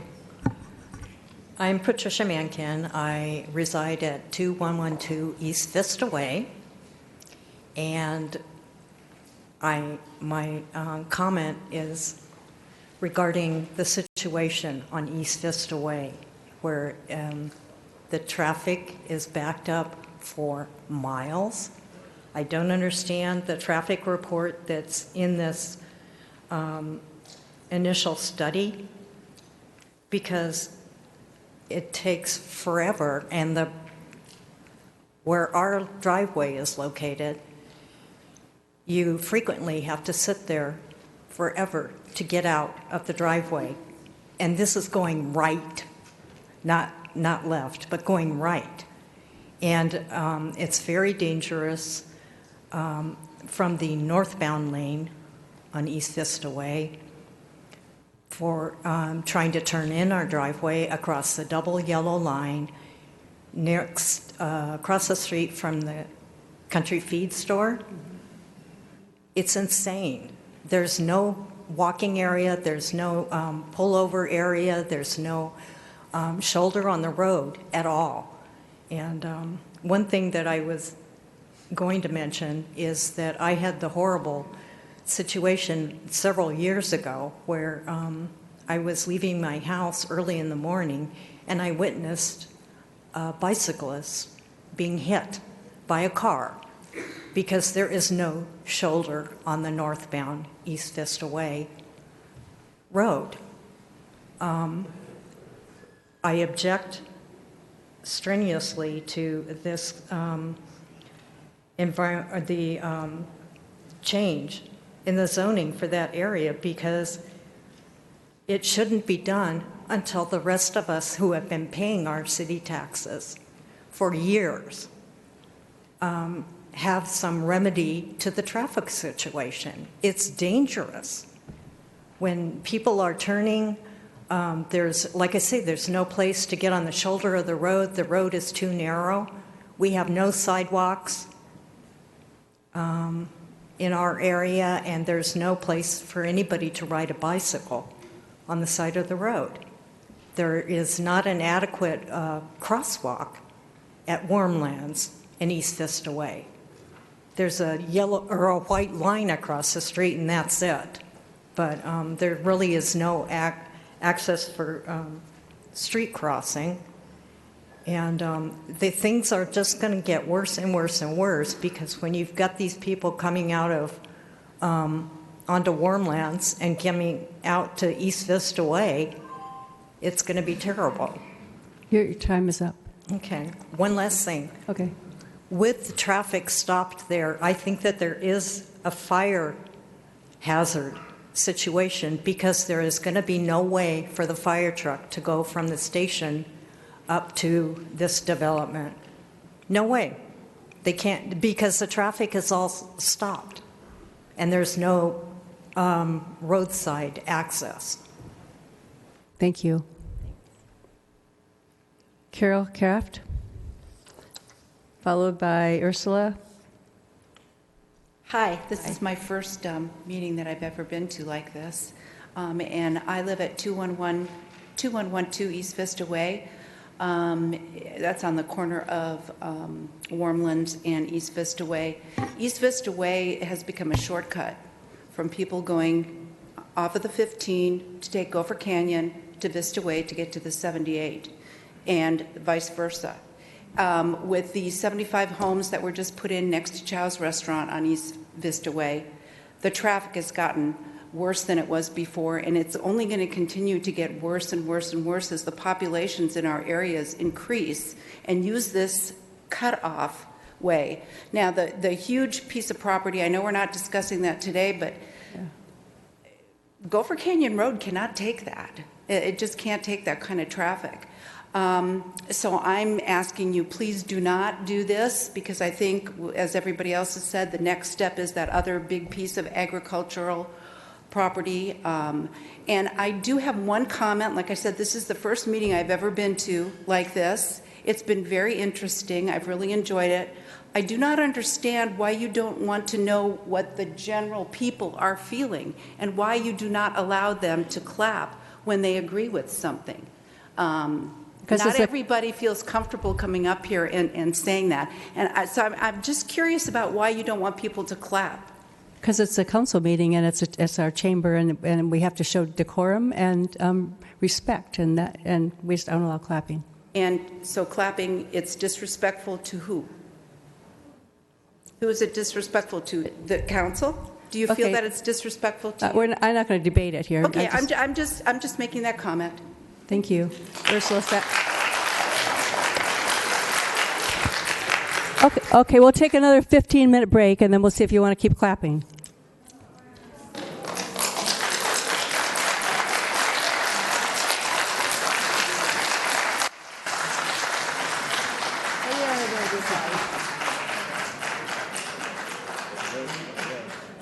We're taking a break, guys.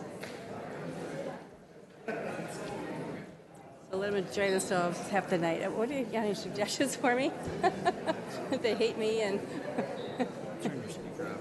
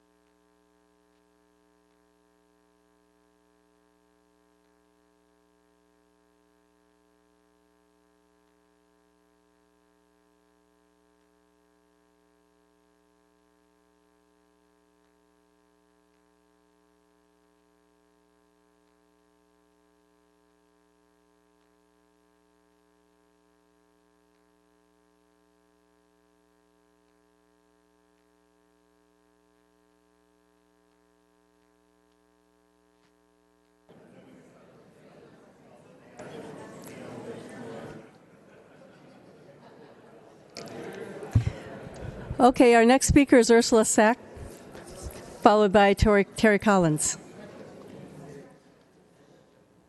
Ursula? Where's Ursula? There she is.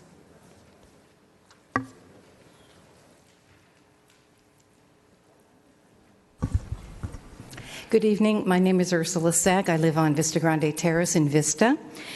And I'm the secretary of a nonprofit organization called Guajome Alliance for Responsible Development, GUARD, which seeks to protect the semi-rural quality of life in the area bordering Vista to the north. And I didn't get slides made this time. I have some photos of traffic on Vista Way and our beautiful Strawberry Hill Farm. You need to show them to this way. I show them this way. And then can I circulate them so people can look at them? You've seen them all. Come to the clerk. If you give them their clerk. The five of you sitting there are there because you wish to provide benefit to the citizens of Vista. Your public service is appreciated. Traffic is a major concern for Vistans, and you understand this. One of your goals as city council members is to improve traffic flow, reduce congestion, and improve roads. Your general plan includes a policy to maintain a vehicular level of service D or better throughout the city. And you also have a climate action plan to reduce greenhouse gases, which calls for smart growth land use patterns by focusing future growth away from rural areas. The project we're discussing this evening may seem like a small one, but it has very large implications. So we are asking you to look at the big picture, the cumulative impact of all the proposed development along East Vista Way. These proposed projects will add well over 500 families living and driving along East Vista Way, plus a new retail shopping center next to Albertsons that would generate many car trips.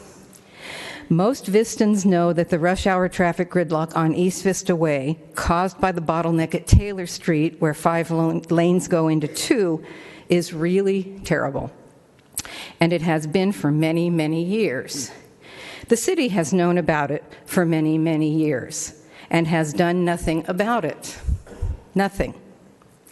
How, in good conscience, can you put more cars on the road by approving this project and any of the other development projects, knowing that you are going to make the traffic even worse? In regard to the Vista Grande Drive MND, the review was completely inadequate in terms of the traffic study. It completely ignores the traffic gridlock problem, and it's inadequate in many other ways. It's a review of grading only, without a specific plan for the actual building that would occur. So many issues, such as ridgeline development, are not considered. And finally, this project opens the door to the loss of 300 acres of prime farmland known as Strawberry Hill or Bonsall Farms on its northern border. Your time is up. Are you almost? Okay. I'm just about done. May I? Yes, quick. The annexation of the farmland will have a significant impact on the semi-rural and agricultural lands of the neighborhood. Right now, there's only about 300 feet of contiguous land with the farm and the Vista Grande Drive property, and if this is annexed, there will be another 700 or 800 feet of contiguous land, which makes it far more likely that the farmland will be annexed and would be destroyed for homes for rich people. Okay, I really need you to wrap up. Okay. Please take the long view and reject this annexation. Please solve the road infrastructure problem as well as protect prime farmland for the benefit of the citizens of Vista and those of us living in your sphere of influence. Thank you. Terry Collins, followed by Joyce Halliburton. Thank you, guys.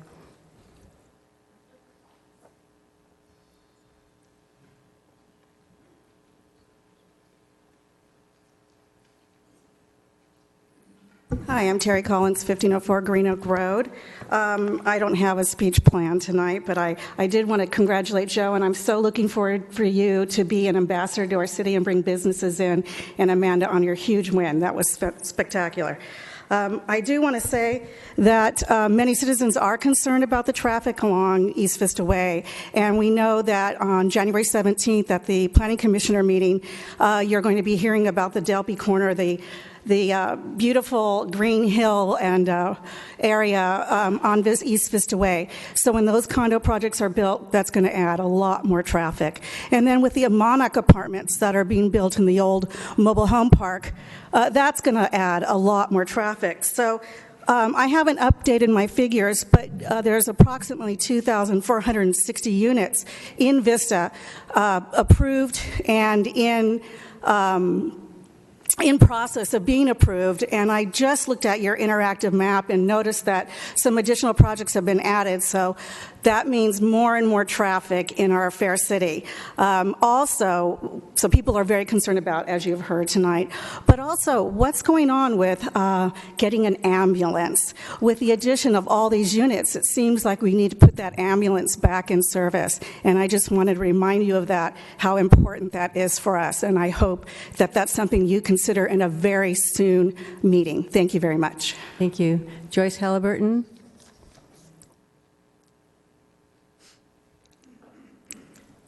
Followed by Marika Gifford.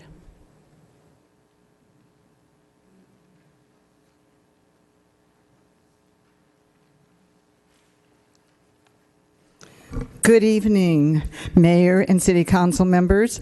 My name is Joyce Halliburton, and I'm the president of GUARD, which is already spoken. That's Squamish Alliance for Responsible Development. My concerns are, again, traffic and its impact on our neighborhood, our Vista businesses, also recreation in the area. The Vista Grande Drive 16-acre annex of the city has future negative effects on traffic on East Vista Way, which has been stated. Currently, East Vista Way in both directions heading south to Vista and exiting away to the north is traffic gridlock during peak morning and evening traffic, at least 3 times the current gridlock once you increase all the projects you have planned. I have waited through a green light after the red light changed at Townsend Drive, East Taylor, because traffic congestion heading south into the city of Vista on December 6th at 5:35 p.m. on my way to the Vista City Planning meeting. I waited again through a green light at a big intersection at Bobbier Drive and Foothills Drive. This is the current location site for Enclave Vineyard condominium development of 137 homes, which already has problems, which I'm sure you are aware of. On the City of Vista website, there is a 218-page document called Climate Action Plan, which is mandated from the state of California, Assembly Bill 32, for cities to address greenhouse gas emissions under the transportation section. This refers to the number of motorized vehicle trips and vehicles idling in traffic in the city of Vista. This plan states that greenhouse emissions need to be decreased 15% from year 2005's reading by the year 2020. I would like to know what your plan is to reduce the greenhouse emissions. There's also a paragraph in this document that defines smart growth and addresses patterns of development by reducing motorized vehicle trips and associated gas house emissions. John Connolly said that was listed as the credits for this city climate plan, action plan. When Guard asked Mr. Connolly about this plan, he stated, I sure will, he stated the state of California does not have an agency that monitors Assembly Bill 32, and there's no penalty or fines for this enacted. The red light's on. I need you to wrap up if you could, please. I am trying to do that. Well, I strongly suggest 3 minutes the City are up. Council should follow the climate action document. Thank you. Thank you. Marika Gifford, followed by Lisa Thor.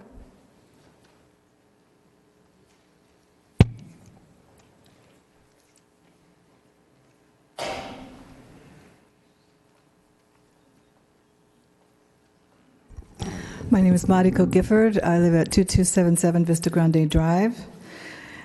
And we've heard a lot about traffic. I mean, it's nothing new. The issue is, though, that it's nothing new. And that should be of concern. And the cumulative effect is the ongoing problem. And as members of the county areas, we are highly impacted by what happens in the city and the voting that you do on all of this housing. What I want to speak to you about has to do with fire response time. Because while we have a lot of traffic and everybody's talking about traffic, what the critical issue is your responsibility for the safety of citizens in your city as well as in the county. And with all of that traffic that we've been discussing, and of course, you know of, and in fact you've been a part of increasing and may continue to do that, the response time is only 8 minutes, and 90% of the calls to fire departments are medical. So you can imagine if you're having an issue at that time of day that there's the most amount of traffic, you will not get the medical care attention to your house. This is a grave concern for families, and because of the amount of impact that the city actions have taken, a lot of that congestion is in the county areas. So the county residents are the ones who that response time will highly affect.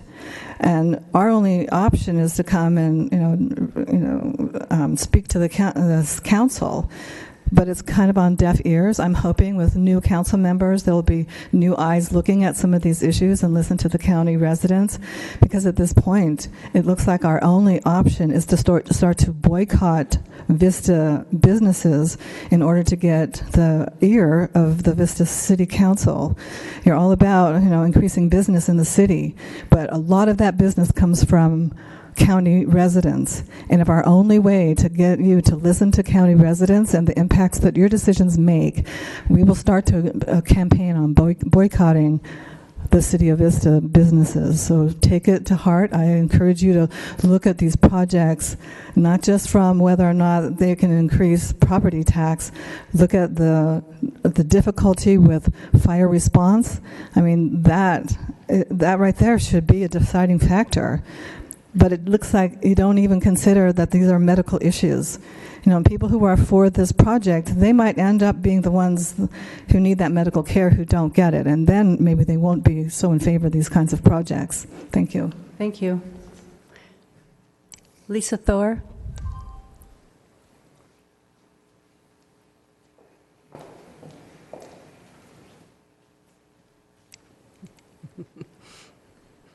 Good evening. My name's Lisa Thor. I've been a Vista Grande resident since 1989. I'm here with my husband and a neighbor who's been a resident on Vista Grande Drive since '77. The highlighted property on the map since the time I've been there has never been agricultural. It has been waist-high weeds in the summer. It's been a fire hazard. It's been tumbleweeds in the winter.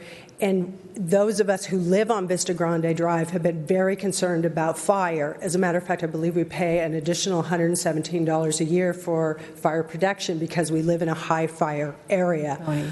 We are not opposed to the development on Vista Grande Drive, and we feel that Park Row and CHIP have been very helpful. They have actually held meetings at our home with residents to address any concerns that we had, and there were many because change is often difficult. But they have addressed our concerns. They have provided us with the information. We are concerned about traffic on Vista Way, but I don't think these 14 homes is going to make or break that. So that's an issue that you guys need to look into differently. But we definitely want these 14 homes to go in. We think it'll be good development for our area. It'll be improvements in our streets and one heck of a fire break. Thank you very much. Thank you. That's the end of our speakers, Council. So do any of you have any questions? Councilmember Rigby. Thank you, Madam Mayor. And thank you to everyone who is here tonight and everyone who has spoken before us. I appreciate you being here and sharing your concerns with us. I have Mr. Conley, just to clarify, I had asked what the current zoning is for this property, which is currently in the county of San Diego. It's not within the city limits. And you sent me a report of this property, this parcel. And currently, as was stated, this property is zoned agricultural, A70. It's agricultural, intended for crop and animal agriculture. And it is, for a dwelling, the minimum parcel is 4 acres. And it's one dwelling per parcel of 4 acres. Is that correct? Yes. Okay. And I did click on all these links to go down a giant rabbit hole to continue investigating on this. And when I asked why they wanted to annex this property, this project into the city of Vista, I was told it was because they needed sewer services. But I've heard from a lot of people, not just tonight, but in the community, that there are houses out there, there are people who live in the county, and I'm assuming that they have some type of sewer access. I can't imagine that they don't. What are they doing for that particular? You're nodding your head no, shaking your head no. Most of the properties that are north and east of here are on septic systems. Septic systems. But there's a way that they can handle that issue particularly. And the county does build other homes and things out in county property. Is that correct? At some... Absolutely. Okay. They just, in this particular location, they require larger lot sizes, primarily because septic systems require more land. Okay. So currently it's in the county. It is zoned for agriculture. It is zoned for only 1 unit per 4 acres, and a minimum lot size is 4 acres. I'm seeing this particular project as an end run around what the county is demanding of them to do this particular project. I'm seeing that if they come into the city of Vista, that zoning for that area would be what they are asking, which is 1 unit or 1 acre lots with 1 unit on the acre.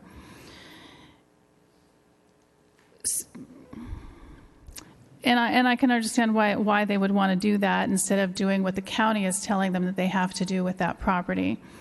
And it was stated that 14 houses probably won't make or break the traffic on Vista Way. 47 houses won't make or break the traffic on Melrose. 137 won't make or break the traffic on another part of town, and so on and so on and so on. But until we address the issues that we have with our infrastructure, which is not just traffic, but is also fire protection, as was mentioned. We did receive a report earlier last year where there was fire response out in that area that took up to 8 minutes. And that, we can't just keep adding to the grid without shoring up the infrastructure on every level. And I was looking at our general plan, and our general plan talks about the LAFCO, which this is going to LAFCO, or has been to LAFCO, or because it's annexing. And it says the state established a local agency formation commission, otherwise known as LAFCO, for each county, which establishes a city's sphere of influence and considers requests for modification of the sphere of influence boundaries, annexations, and incorporation for cities, counties, and special districts. LAFCO was adopted to and charged with encourage orderly development ensure that populations receive efficient and high-quality government services, and guide development away from open space and prime agricultural lands unless such action promotes planned, orderly, and efficient development. I don't see that happening with this project. I think it's inherent upon us to look at our infrastructure and be responsible to the people that we have in Vista, to Vistans, and be responsible to them here and now before we start adding piece by piece by piece, drop after drop in the bucket before that bucket overflows, and we have a bigger problem on our hands than we do right now. So I am not in favor of this project. Thank you, Madam Mayor. Councilmember Green. Thank you so much. I have, like I say, walked this project. I've met with the developer. I actually live off of Maxwell and Warmlands in Vista, within half a mile from this project. And when I walked the project and I looked at what was kind of proposed, initially it did sound like a reasonably good project as far as the sewer coming out. And I understand the larger lot sizes in agricultural because there are septic tanks and leach fields, and you obviously have to be a certain distance away from your leach field if you're building. So I do understand that adding the sewer does allow for the smaller lots. So I'm not so concerned with the lots, but I am concerned with the traffic, and I think that I'd have to be, I don't want to say I'd have to be an idiot to think that this isn't, kind of a bridge for the Strawberry Fields project. But I don't understand, as a new council person, why we would go through all of the trouble of putting this whole project together with a land deal with no developer who's even signed up to purchase it yet. I do understand the fire concerns of my Vista resident over there, but my biggest question I want to say for staff, and I know that every project is going to stand on its own merit, and I've been told that repeatedly, that, hey,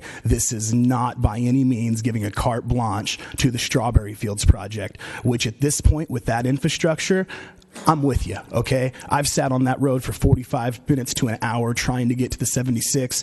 I go that way all the time. I've looked at the proposed, restriping of the road, and I don't think that that's adequate. I think we do need to strong-arm the county. I think the county of San Diego has done the county residents out there a huge injustice in allowing that road to stay the size that it has for all of these years, and allowing the amount of, accidents and, fatalities, if that's what's happened because of the lack of bike lane out there. But that is a county problem. But our job as politicians isn't to sit here in our silos and say, hey, that's San Diego County's problem to worry about. Our job is to get with the county and say, hey, what can we do to fix this problem? And I feel like after listening to everything, and I'm going to ask this question again to Mr. Conley, is if this project is approved as is, I understand it's 10 to 12 trips per property. We're talking, I think the number was 160 trips per day. I have 4 kids. I'm married. My 2 daughters drive. We're easily 12 trips a day. I do know there's 2 different access sites to this project, though. We can take Foothill to Warmlands to Vista Grande. You don't have to go down Vista Way. I'm a guy who doesn't drive down Vista Way every day because I know better. So I do take those back roads. But once again, we're going to have more congestion on those back roads. But my biggest question is, if this is going to make the Strawberry project more appealing to the LAFCO people, we don't have anybody who wants to buy this project right now. It's increasing the value of the land, I would say, exponentially for the current homeowner by approving this project. And what is it doing for the citizens of Vista is my question. So if you could please answer that for me in much detail as you can, I would appreciate it. What does this project do for the citizens of Vista? In all truthfulness, not a lot. It's a request by the property owner to develop the property within the zoning that the city has set aside or allocated for this land. Principally, when we look at annexation applications, this is not a city-initiated application. This is something that the property owner has initiated, and we're compelled to review it and bring it before you. So that's what we've done. When we do these types of reviews, we look at primarily fiscal issues. Is the development of this property going to generate enough revenue to provide the services that it needs long term? So is fire, police, sewer, the other required infrastructure in place? Or can the developer pay for it to the extent that the property revenue, the tax that we generate from the development of the property pays for those services. In this case, because they are 1 acre lots and they will be fairly high in value, the property tax the city generates would pay for these services as well as generate some additional revenue for the city. So the bottom line is it would generate some additional revenue for us, and it would be developed in accordance with what the plan is. So from a business aspect right now, it's a non-performing asset. We don't get anything from it. That's However, correct. we do service it with all of our city services right now, and we have to go through the hassle of getting paid back from the county when our city services it. Is that kind of how it works? Or There's really no services provided to Other it right than now fire? other than the roads that the residents that live there would drive on. In Vista, the fire protection is provided through the fire protection district. They pay a separate fee to the district for that service. There's no sewer. There's no other development. So, And how long would it be until we saw that money? Because we have no developer or anything kind of waiting in the wings right now. This is a project that's very a couple far of off. comments to that. The developer has to pay development impact fees for all of the impacts that they will make to our public services. So they'll pay a traffic fee of about $6,000 per unit. They'll pay a sewer connection fee of about $6,000 or $7,000 per unit. Each unit has to pay a fee to connect into those services so that we can expand those services and maintain those services. And that was that $600,000 net tangible benefit that he spoke about? So correct, that the property value that you generate generates additional property Residual. taxes, but when they develop, they also pay development impact fees. So we'll see the development impact fees at the time of building permit, and the property tax is not generated until after the properties are developed and they're paying their full taxes through the county. And last question, by approving this, does it make it more desirable for LAFCO to allow the annexation of the strawberry fields? Is this a bridge project?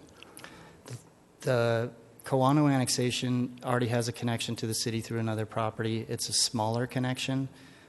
This does make a more contiguous connection. So from LAFCO's terms, does it make it more palatable? That's possible. I don't speak for LAFCO, so I don't know whether or not this project or that project is going to make it different for Kawano. I think they look at the parameters of, does that project connect to the city? Does it meet the requirements for annexation? When there's a greater connection like this, yes, it's a more logical boundary. Okay. Thank you.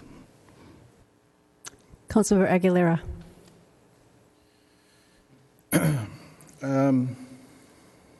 I guess what I want to discuss is what your questions, maybe answering some of your questions, Councilman Green. We had one citizen come and speak, and they seem to be in favor. I guess it looks like they're neighbors there. And, what this project would add is road improvements to the road that you and I drove out on to that area. It's a lot. I live off Taylor. So Taylor's one of those roads that's half Vista, half county, and it's just got to the point where finally the city gave in to my pleading, and they finally fixed the part that was even the county, because the county is not going to fix the road. So I guess what I'm trying to say is when we annex a property, not only do we add money, let's say, to the city coffers, but we also take responsibility for those properties too. And part of that, which is what the people here were speaking about, and I do want to thank you for coming out. And sometimes it is uncomfortable for us to hear your concerns and complaints, and you have every right to be here to do that, and that's fine. But what you need to understand is we are trying to actually take control of some of these properties and force developers, like this developer here, if he was to actually develop it himself, going to have to pay some of these impact fees, because he is going to impact our fire service, our sheriff's service. Of course, they're going to have to pay for sewer, pay for fees for that as well. And in addition to that, there's road maintenance that needs to happen. One of the biggest things we've been working on as a city is taking care of our potholes, our roads. And I had the pleasure of driving through Carlsbad today, and I have to say our roads look pretty good compared to many other cities surrounding us. And I look forward to continuing that. But that does come from some of these impact fees and obviously property tax that these people pay, and of course from gas tax and that as well. But we'll be responsible for maintaining that road.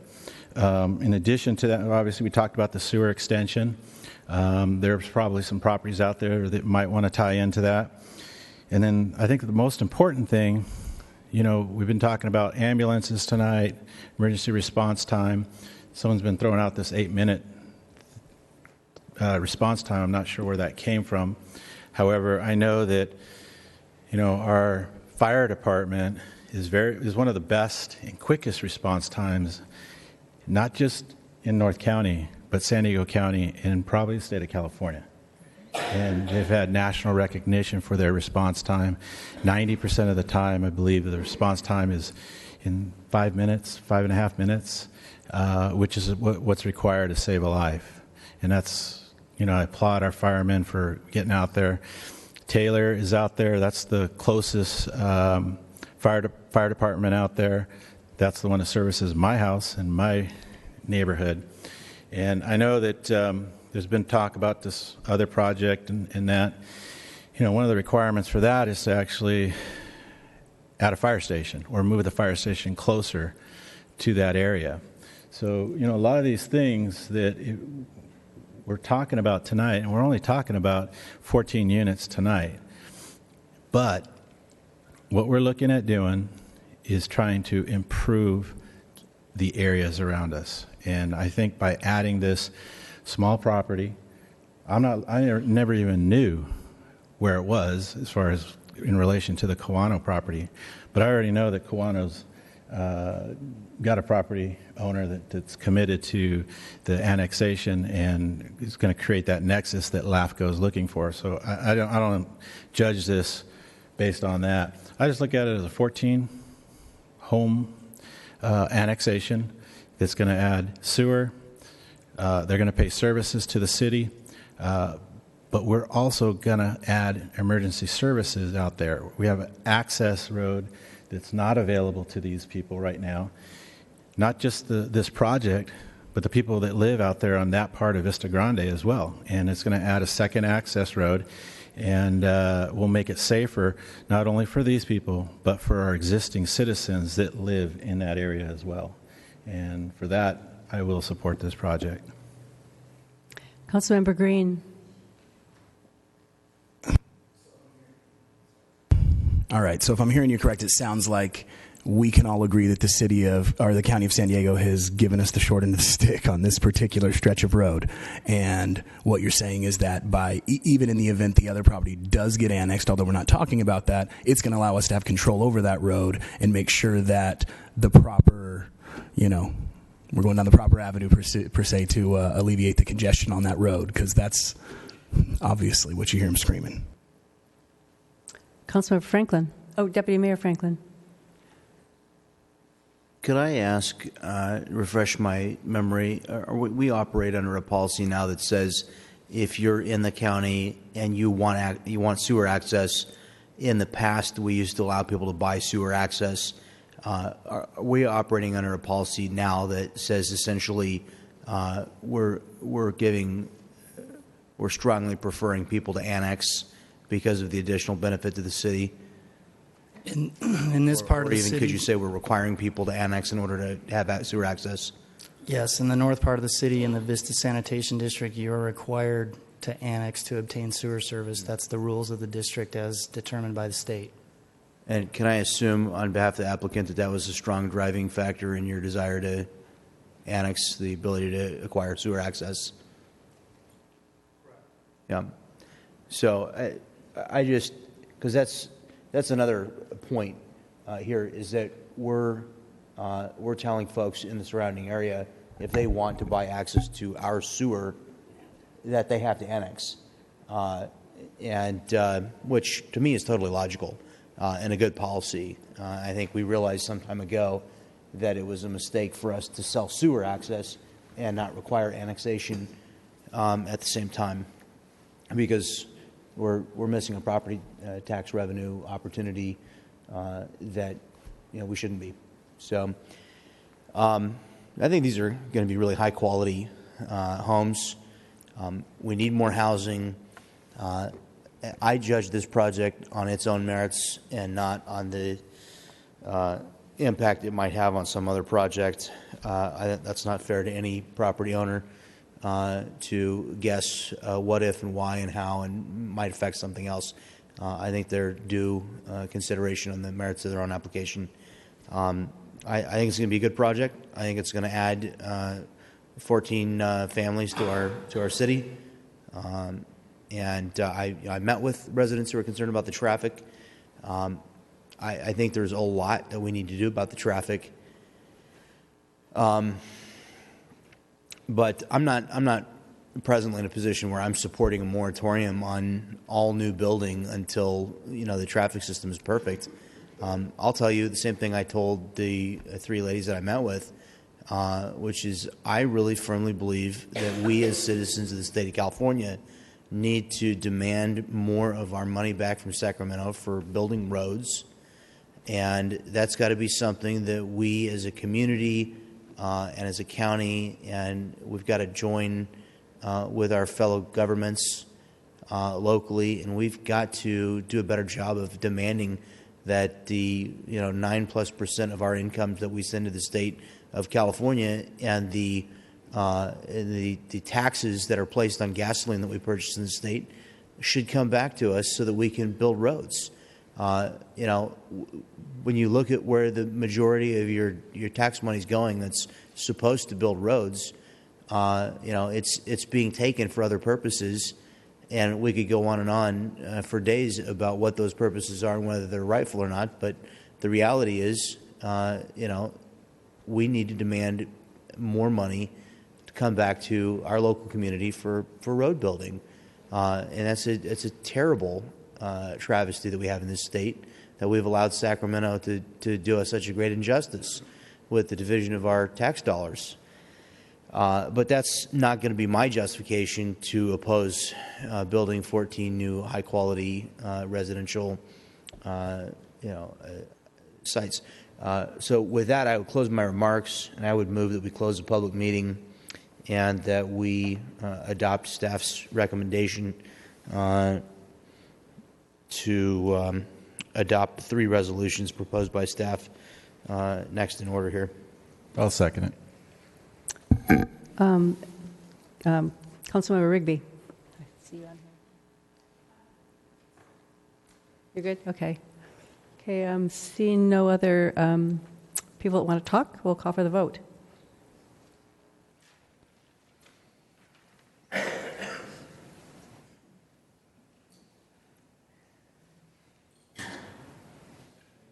That passes 3-2.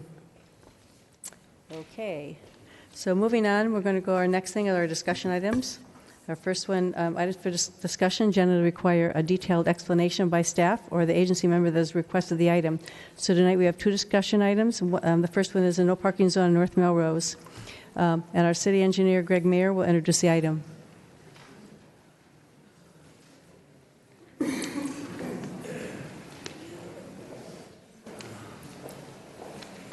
Good evening, Mayor and Council. Principal Engineer Sam Hassanen will do the presentation this evening. Good evening.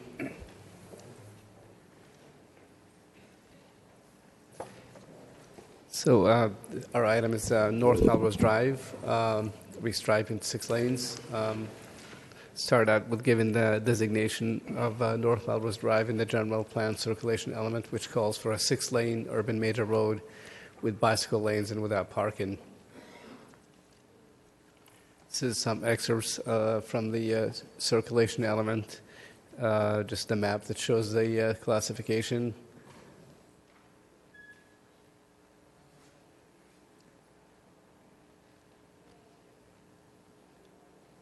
Sorry, this is slow to respond. It's probably a little hard to see, but that's an actual description of what a 6-lane urban major is. And that's the actual cross-section of what it looks like. So congestion, there has been an increase in traffic volumes along North Melrose Drive as well as other city streets over the past few years. And particularly at North Melrose, we've been noticing morning and evening peak travel periods with a lot of recurring congestion.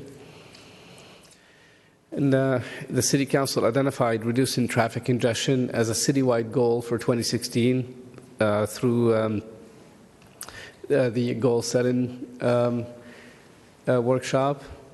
And the City Council directed staff to develop a traffic congestion management plan. So staff developed the plan and identified congested streets in the city and recommended short-term and long-term solutions. And one of the streets that was identified in the plan is North Melrose Drive. And the solution that staff recommended was to restripe it to 3 lanes in each direction. And the plan was presented to the City Council and approved in September 2016. So this shows the existing condition on North Melrose. The upper diagram shows 2 lanes in each direction, a center turn lane, bike lanes on both sides, and parking on both sides. The proposed condition would have the center turn lane to remain, 3 lanes in each direction, and bike lanes on both sides, but parking would be required to be removed to accommodate the new lanes. This is a map that shows the stretch of North Melrose, and it's between West Vista Way and the northern city limit.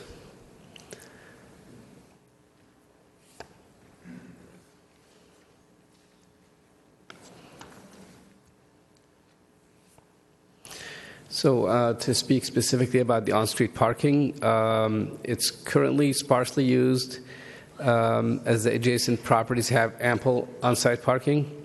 The exception is the segment of North Melrose Drive between Ascot Drive and Olive Avenue where the parking is used adjacent to a condominium complex and a mobile home park. However, we conducted parking counts and we found that on-site parking in those properties was available.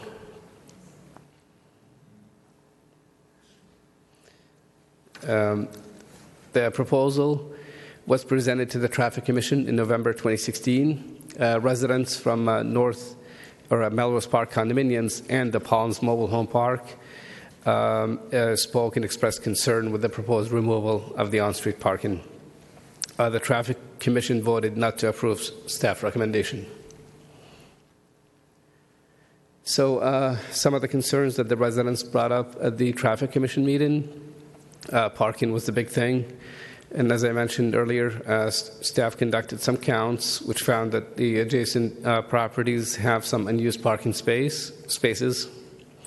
This is a table that summarizes the results of the parking counts. It's also in the agenda report, but it was done different days, weekdays, weeknights, weekends, also weekends at night. And it was pretty consistent that found a significant number of open parking spaces on those properties. Other concerns that were brought up,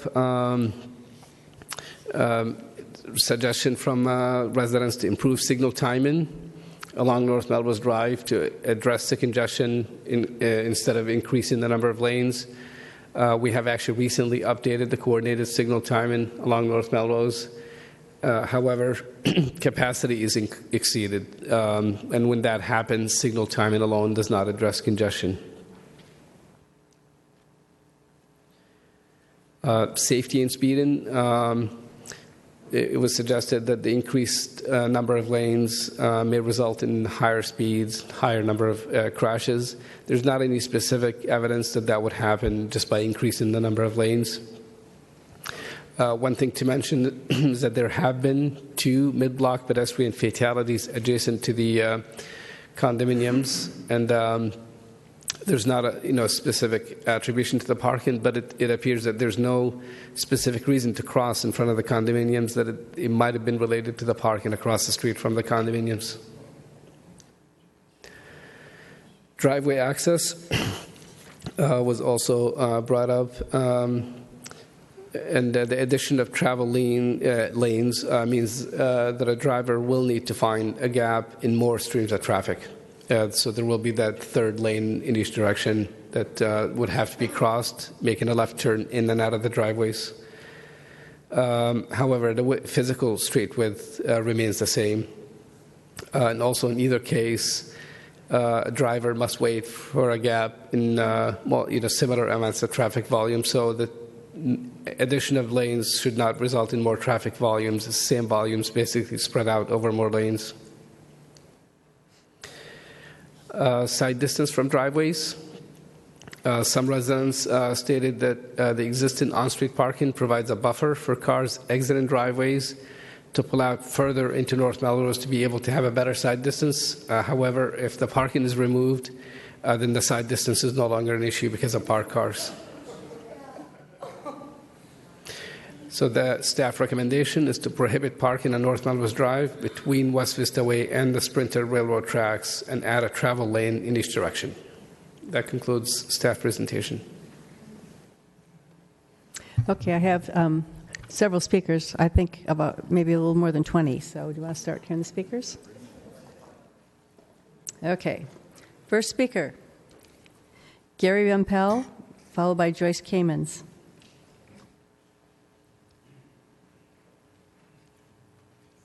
Madam Mayor and council members, I wonder if I might depart from the normal scheduling. As I was hearing the gentleman talking about a previous project where there were 47 units with a number of parking spaces plus 57 guest spaces, I realized that to approach this properly, we need to really start with, if I could change places with another speaker, a fellow who has been at that site since it was rabbits and dirt before when the condominiums were first built. And that person's name is David Aubert. May I trade places with him? Let's see, is he in my speakers pile here? Yes, he is.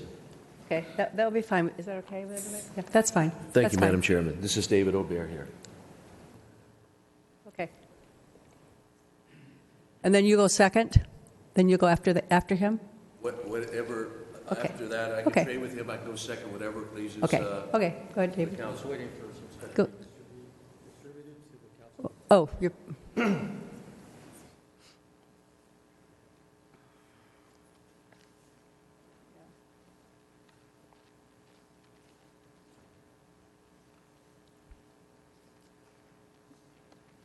Okay, you can go ahead. My name is David Aubert. I have been an original owner in Melrose Park since 1980 and served on the board in the late 80s. And as you probably know, in late 70s, Vista was a small rural town with a population of about 15,000. Designed in 1978, Melrose Park was the largest and most advanced condominium complex in Vista. The site picked to build was a reclaimed marsh north of the 78 freeway. And Melrose Drive was not a through street and only stretched from Oceanside Boulevard to Sunset Drive, partially due to the Carlsbad Raceway. A drainage ditch ran in front of the property, which restricted traffic to 2 lanes. The builders envisioned a semi-retirement community that would also cater to first-time buyers and military personnel. Melrose Park consists of 176 1-, 2-, and 3-bedroom condos with a total of 200 bedrooms. It had additional connected property to the east for future expansion. It was built when Shadow Ridge and Vista Industrial Park were years away from the code changes that would require condo and apartment complexes on South Melrose to have ample off-street parking. Prior to Melrose Park's construction, the builders obtained variances for parking. These were issued with the expectation that the buyers would only need 1 parking space per bedroom rather than the usual 1.5. This plus 27 RV spaces totaled 227 spaces instead of the 300 normally required, falling 73 spaces short of the norm. On top of that, there are only 16 visitor spaces for 176 units. If you do the math on that, people, that's less than 1/10 of one space per condominium. Let's see. The property set aside for expansion was sold off in the 90s, and it was developed along with the other land around the complex, leaving it landlocked and no way to expand the parking. A project originally designed to house about 350 people has bulged to almost 500. It is confronted with the lifestyle changes, creating two generations of drivers requiring more vehicles, with a number of them not fitting in the garages. One quick thing.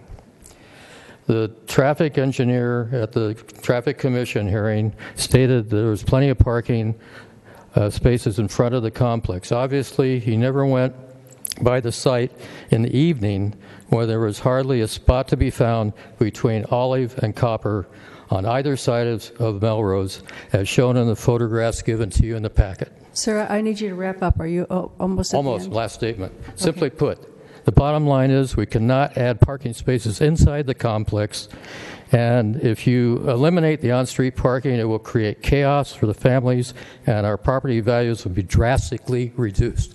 Thank you for your attention. Thank you, sir. Okay, Gary Rumpel.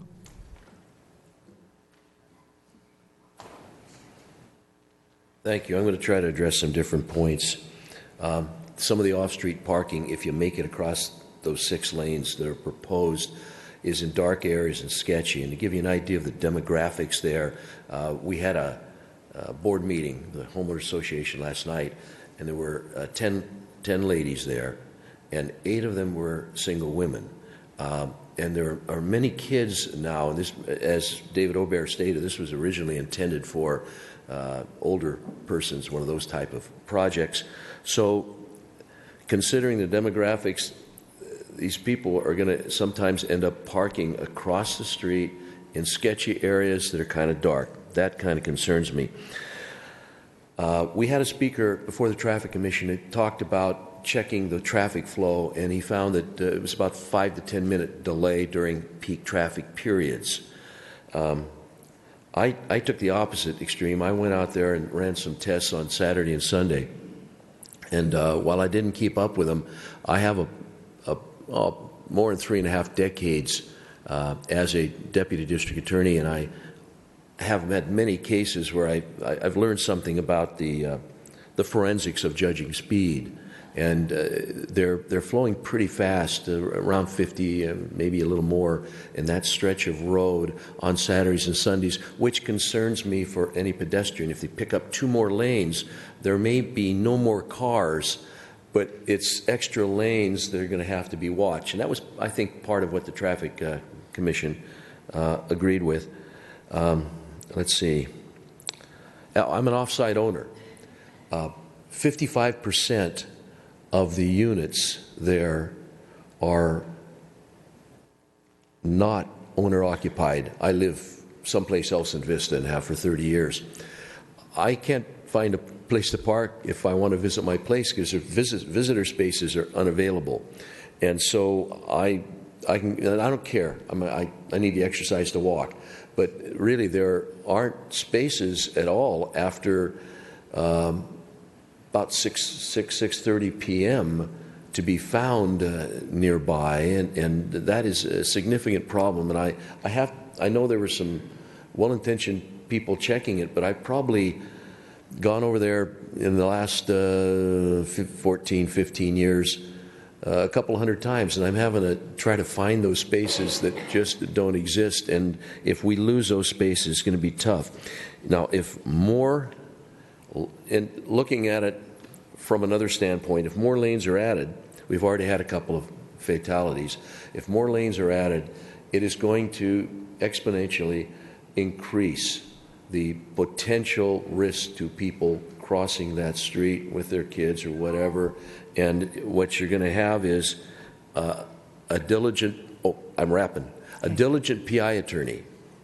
And I'm not at all implying that I even like PI attorneys, but a diligent PI attorney is going to conduct discovery and trace trace it back, and the city's going to be named in any potential lawsuit, and they're going to try to find a way to establish that adding those extra lanes has caused the problem. So I just want to bring that up because I don't think anybody has, and I appreciate your time. Thank you very much. Yes, sir. Joyce Cammons, followed by Don Silver.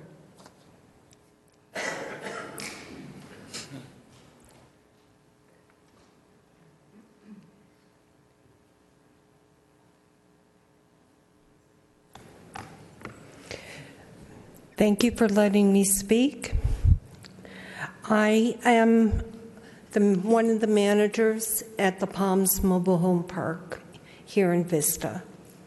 We have several things that concern us about fire trucks and ambulances being able to get in and out of our park if you implement a 6-lane venue, okay? They have been in and out of our park in the year 2016 alone on several different occasions. And of course, they put their lights and sirens on, and that gives them the ability to move around some of that traffic.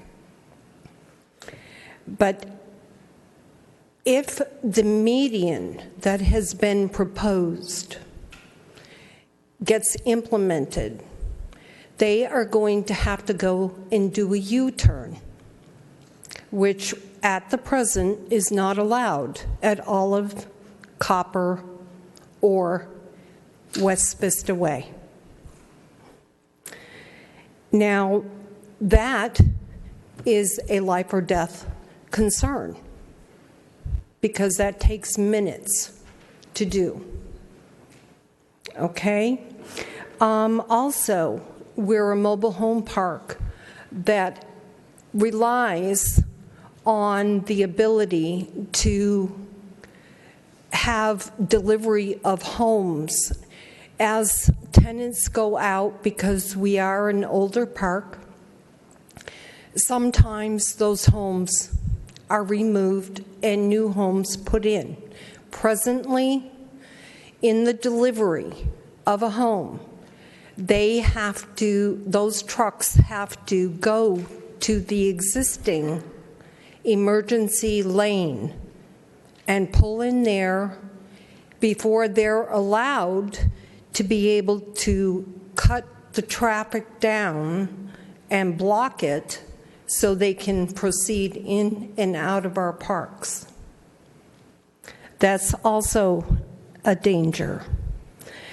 Not even if you remove the parking on the off-site, okay, and add that additional lanes, okay. It has been in the report that we have spaces to accommodate our residents that are now parked there, and we don't. They're wrong in that report. Okay. Thank you for letting me speak. Thank you. Don Silver, followed by Samantha Morales. Hi, guys. Thanks for the time. Mayor Ritter, my wife's been a fan of yours since she first came to Vista. I'm concerned with the speed. I don't want to lose the parking. I got a 3-bedroom. My kids and grandkids can't even visit. There's no parking. But I'm concerned with the speed and the children and the schools around the area. This is really important that you visualize Vista Road as you come into it with a curve from the freeway where we have people that are not familiar with our area and the schools that are there, and they're coming off the freeway. Now they're coming in with freeway speed onto our streets, entering an area with 4 schools coming around through a curve. That's not a good position. Coming from the other direction, we all live in an area where we know there's schools and we'll slow down. The speed signs in this block area go from 25 to 40 in 20 feet on both sides of the street. Meaning, when you leave a school zone like we all do, we accelerate because we just cleared the school zone. Well, that acceleration takes place in front of our driveways. That makes it really difficult to pull out or to get into. With that extra lane gone for us to get in and out, or that lane in the middle, it's almost impossible for us to get out, and for Ascot and for Copper. That's going to be a problem for those. You're going to lose mailboxes along that street for mail delivery for some of those residents. The plans do not call for a divider in the middle right now as you're looking at them, but the future plans, if you talk with the engineer, he'll say it's going to be there. That divider will cause havoc to the neighborhood for our emergency responders and everybody to assist us just to survive in the city. I'm going to leave. Thank you for your time. I appreciate your service. Thank you, sir. Samantha Morales, followed by Camille Kay.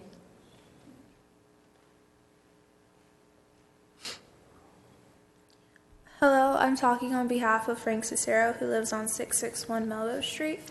Our main concern is safety issues. My uncle has a large family with 3 children and 5 grandchildren. We all visit him often, and it would be disrespectful to use our neighbors' parking and take up their own space. The thing is, from 7 a.m. to 4 p.m., that road is freely flowing, up until 4 p.m. when there is light traffic due to people getting off of work, which is common sense. Adding lanes is only going to increase the risk of danger when pulling out of driveways in tightly packed parkings. Over the years, my uncle has seen many accidents happen on that road, so while you're trying to alleviate traffic, all that's going to happen is put our lives under danger. Thank you. Thank you. Camille Kay, followed by, looks like Philip Helmuth. Hi, I've lived in Melrose Park condominium since 1980, and I moved there because it was where I could afford to live. And now I'm retired and I can't afford to leave. And I have one son and my husband and we all have cars, of course. We're stuck with only 2 parking spots, a garage and 1 spot. So my son, who is working plastering, comes home just in time to get one of the spots on the street. And then he's lugging all his plastering junk into the house to go out again tomorrow. And if he doesn't have anywhere to park, I don't know what he's going to do. How can he come home and live a normal life at our condo if he has nowhere? And then that leaves us parking down the block, around the corner, wherever. It's just too cramped in there, especially if they expected to expand it and now they can't. They built in right behind us, so we can't go anywhere. There's nowhere for us to add parking. So our Melrose Park plus the mobile home park across the street really need all that parking on that street for the extra people that live with you. Or I can't even invite a Bible group to my house because there's not enough parking even on the street to have company or whatever. So that's my spiel. Thank you. Thank you. Philip Helmuth, followed by Joan, looks like Beleza. Thank you, Mayor Ritter and members of the City Council. My name is Philip Helmuth. I am a resident at 309 North Melrose Drive in the Melrose Park condominiums. I've been there since 1999. So I've seen the traffic get worse over the years. I do want to thank Mr. Ober for his comments about the parking situation there. He took some of my thunder, but I just want to reiterate that the numbers in the report regarding parking on the street versus available parking spaces do not reflect reality.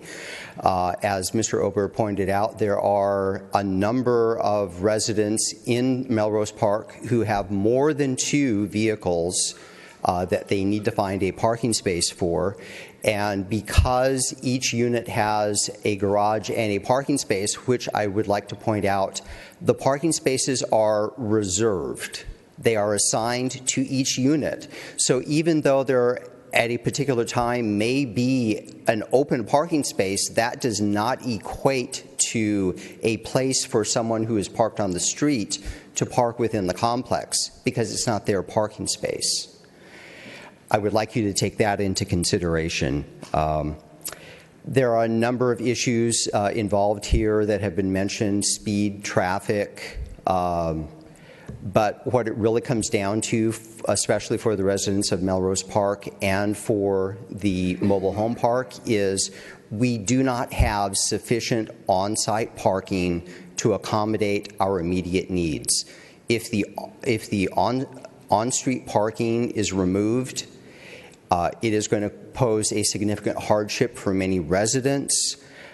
It is going to affect our ability to resell our units, because the reality is, whereas at one time a 2-bedroom or 3-bedroom unit may have been sold to a family with children, there are multiple adults living in many of these multi-bedroom units, and thus multiple vehicles. And so it's just an economic reality that people have to buy something that's affordable or rent something that is affordable, and removing on-street parking would make that more difficult. Thank you. Thank you. Joan Beleza? Beleza. Beleza. Okay. Thank you. Yes. I'm a resident and owner at Melrose Park. I have been for 8 years. And I'm going to add my voice to those who strongly oppose making it a 6-lane road with no parking. As far as I'm concerned, it's unnecessary to make it a wider street. The flow is fine. I go, most days of the week, I'm going north on North Melrose and then back again south at rush hour. There's not a problem. The only problem is when they're going north and they might have to stop at Olive for 5 minutes, and then it's difficult getting into the driveway, making a left into the driveway. But I think you could solve some of that by putting one of those keep clear spaces in front of our driveway. What you need to understand is that there are a lot of homes, individual homes along Melrose also, not just the condo, not just 2 parks, but individuals. These are not people with circular driveways. They go in, they have to back out. How are they going to back out into a 6-lane road? It's going to be dangerous. So I think the width is unnecessary. It's fine, and the flow is fine as it is now. But the parking is necessary, and you've heard what people have said about that. There is no place for a delivery man to park. There's no place for a contractor or the Cox man to come, and the mailman has to take somebody's space to deliver the mail. So there's just no parking. I understand that your emphasis is on cars and the flow of traffic, but I think you have to consider the hundreds and hundreds and hundreds of people who live on North Melrose and come in and out of North Melrose and use North Melrose on a daily basis. I think these changes will significantly and negatively impact all of their lives, make it less safe for them, and will definitely lower the value of their real property. And I would like to ask you a question. How many of you now live on a 6-lane major road? And how many of you would choose to purchase a home on a 6-lane major road? And think of why you wouldn't, because I know you wouldn't. Please thoughtfully consider the many, many residents that you will be impacting, because there's no need to change the lanes and take away the parking. Thank you very much. Thank you. Todd Emerson, followed by Margaret Day.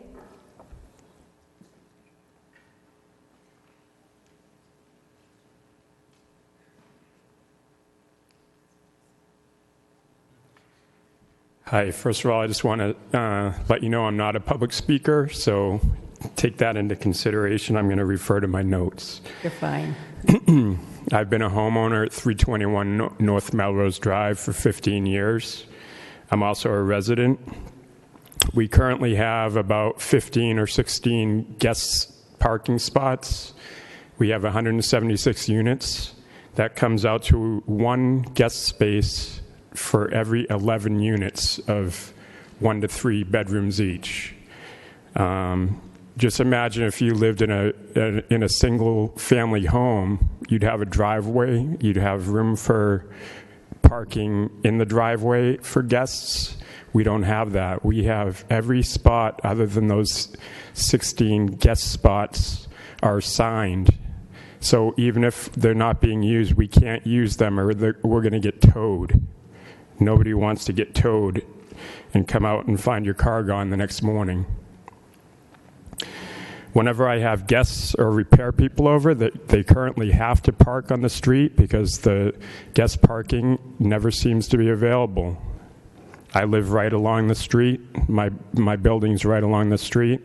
The road noise is going to be that much worse if we have 3 traffic lanes in each direction. I think it's going to dramatically affect or significantly affect the value of our homes if you make this a 6-lane freeway or throughway. Each night, there's approximately 30 to 40 cars parked on the street on our side of the street. A similar number of cars is parked on the mobile home park side of the street. Where are those people going to go? They're obviously parking there. If they had a space, they'd rather park in the space in a protected environment, not on the street with traffic going by. So I disagree that there's ample parking. One last note is that I agree that there's a housing problem in this county, but I disagree with the solution to keep building new housing.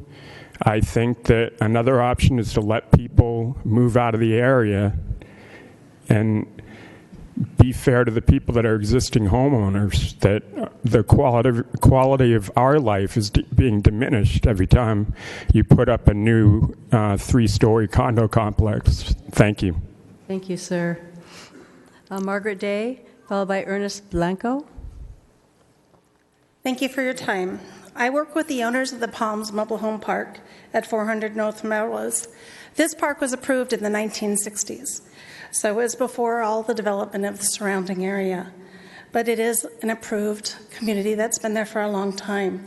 And we offer affordable housing that allows people to actually own their own home as well. So it is a benefit to the whole community. The description previously given of the parking spot count that was done by the city was actually, at a previous meeting, was that they had someone come into the area and count every open parking spot that was available. And as the previous gentleman has said, someone's driveway, this business's parking spots, they're not available to the residents. If they parked there, their vehicles would be towed, they would lose their car, and lose money. That's not available parking. And so that data is actually kind of skewed. Excuse me, I lost my spot. The proposed changes for the Melrose Drive is actually with the raised median, the 3 lanes, and then the bike lane.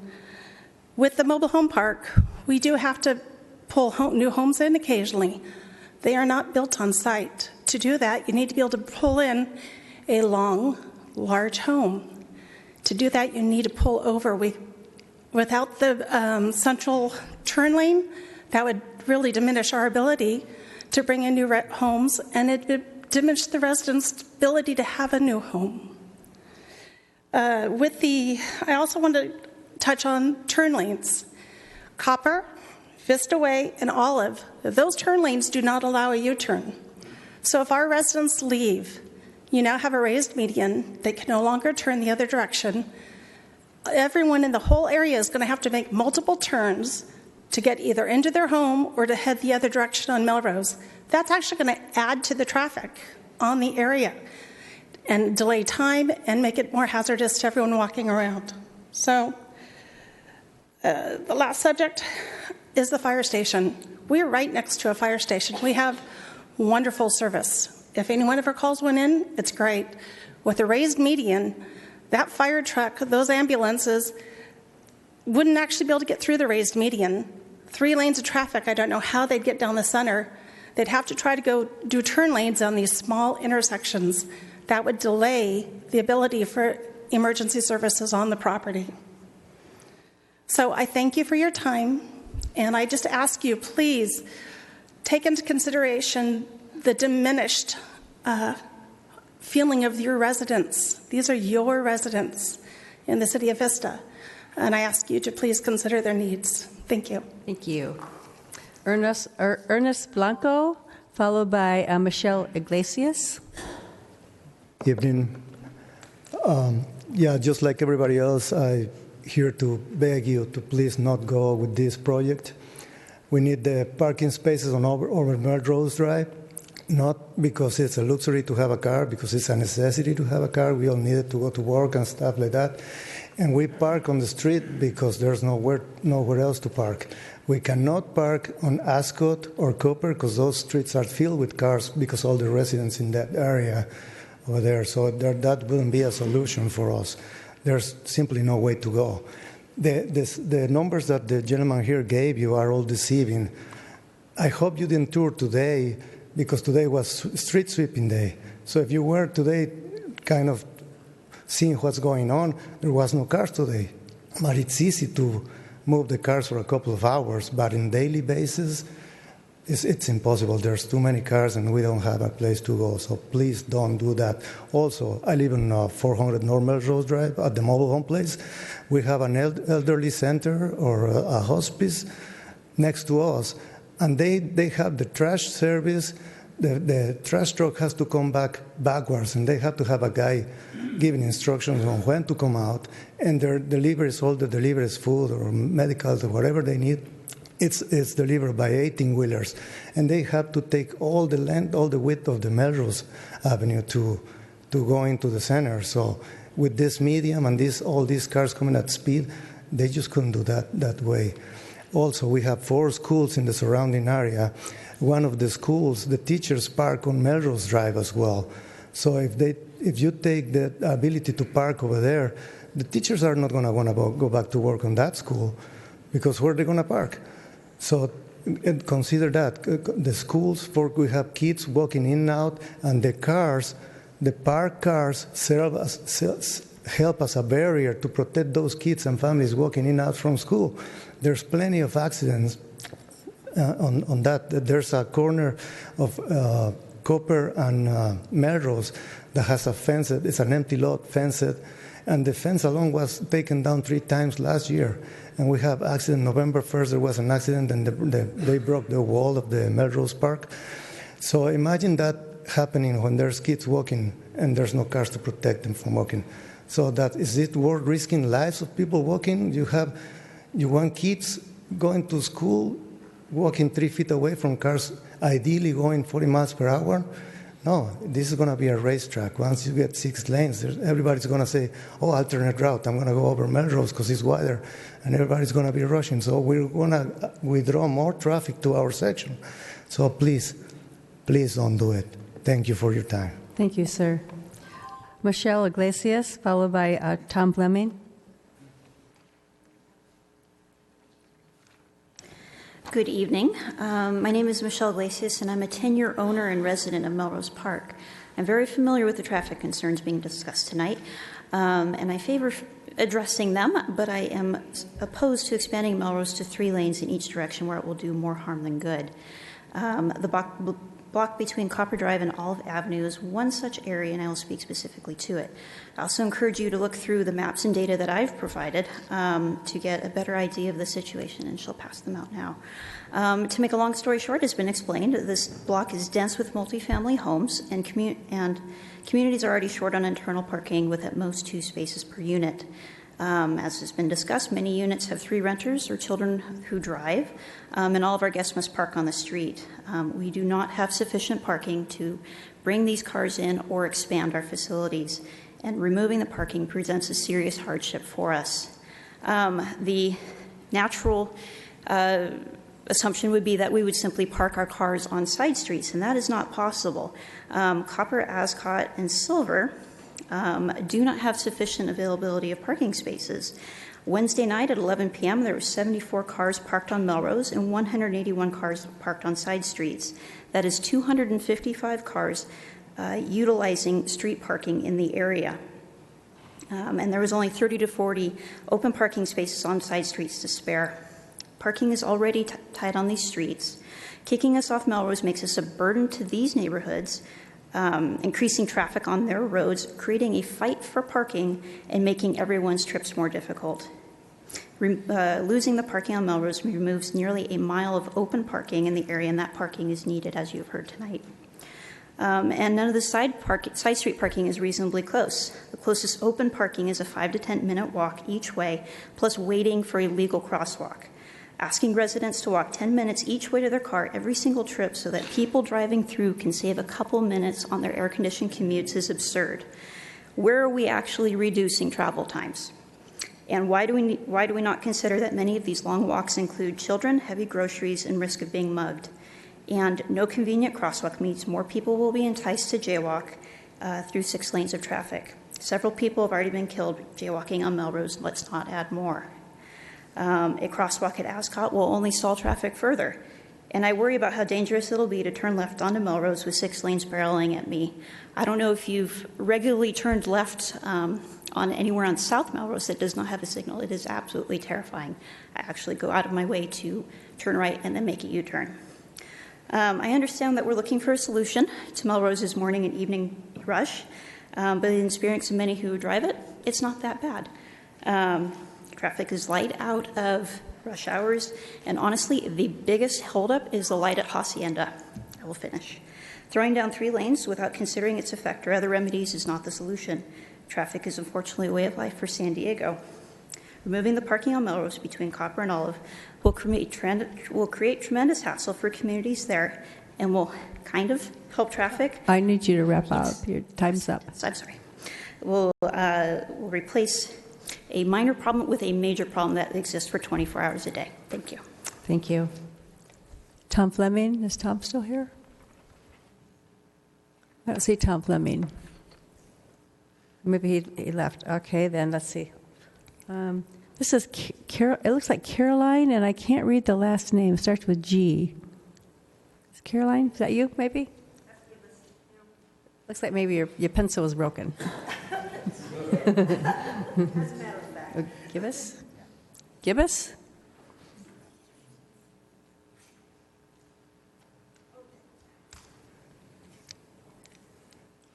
It should be followed by Marcia Funk.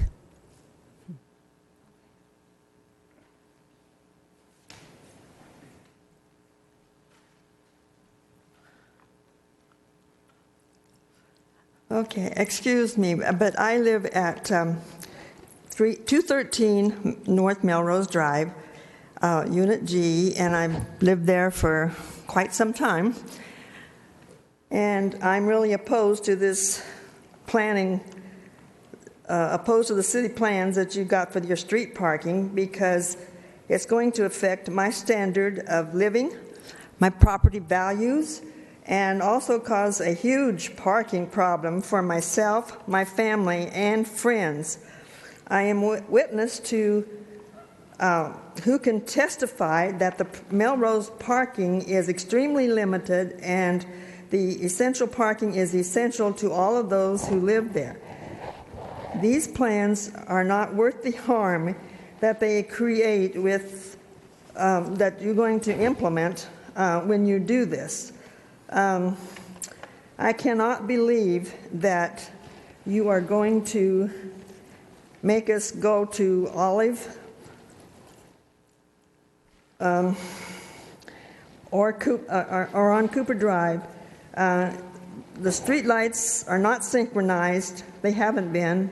They may be now, but they haven't been lately. And there's no place to park. And the reason that I know this for sure is the fact that we've had workers come in and they actually refused to park in any spot that was vacant because they were all taken advantage of, because they're all marked that it's on, that they're not being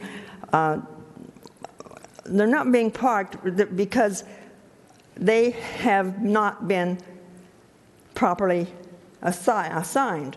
And the bottom line is that one time we had a person come to do work on our condo, and when he parked in a spot that the person that owned that spot, he really got mad, and he threatened to burn that particular place, his truck. And that really got to me. And it's just unbelievable that we've lived there for a long time, you know. And the bottom line is that we have not ever had this kind of situation when we've had to park. First of all, it was the bicycle lane that we were here. But anyway, everything else has really been taken care of, so I'm going to just say goodbye. Thank you. Thank you so much. Marcia Funk, followed by Christina Lugo-Rotka. Is Marcia here? Yeah, okay.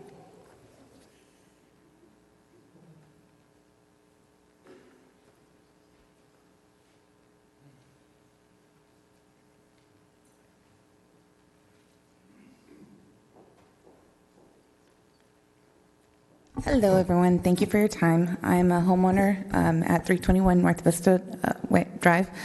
And again, my name is Christina. And according to what I've seen already in this magazine that you guys sent out, it looks like you guys have already made up your mind about this, but I hope that is not the case. I have some letters that my neighbors have written, and also during the last meeting on November 2nd, we provided 88 letters exactly like this, stating exactly this. This is from a Charles Keller, that he signed this also, and this is one that wasn't presented at that time. I'm also going to read a couple other letters. This one says, I, Charles, live at 337A North Melrose, and am opposed to the city plans to remove the street parking. It will greatly affect my standard of living, property value, and also cause a huge parking problem for myself, family, and friends. I am witness and can testify that the parking at Melrose Park is extremely limited, and the street parking is essential for all those who live here. The plans and goals aren't worth the harm they would create if implemented. So a lot of people didn't attend also because they weren't able to. They have work or family scheduling, and so we did have another 88 signatures of this kind. Another letter I would like to read is of another neighbor. Her name is Mrs. Cook. To the City of Vista, as homeowners of 309 North Melrose, number E, we oppose the expansion of Melrose Drive into a 6-lane highway. By expanding the road, we can expect greater air and sound pollution, parking issues that affect residents and visitors alike. The influx of vehicles would increase the danger of high school students, pedestrians, and bicyclists. The center divide would inhibit us from making left turns into and out of our driveways, restricting access to the 78 freeway and even our homes. The divider would also increase the response time of emergency responders and their ability to reach people in need. So in conclusion, Ms. Lima Cook and I, Paul, Mr. Dolleton, oppose the expansion of North Melrose Drive into a 6-lane highway for the inconveniences and dangers it poses to us as residents, homeowners, and the people of Vista. So I just wanted to read those other letters signed by other residents. There's another one that is a little bit longer, but her point that I'd like to point out was, this is from Jamie Swanson. One of her points was that the only way to remedy this would be tear down the condo complex and just rebuild it and provide the correct, create it to where we have enough parking, but we don't. And, I'd just like to create a picture in your minds. Would you want to live here if this was a case for you? Would you want to live in a community that you cannot have your daughter, son, friends come visit at all because there's no parking? I mean, that's the reality we face. So please take that into serious consideration. Thank you. Did Marcia Funk, did she not hear? I didn't see her come up, so I guess I'll pass that by. Okay, Terry Collins.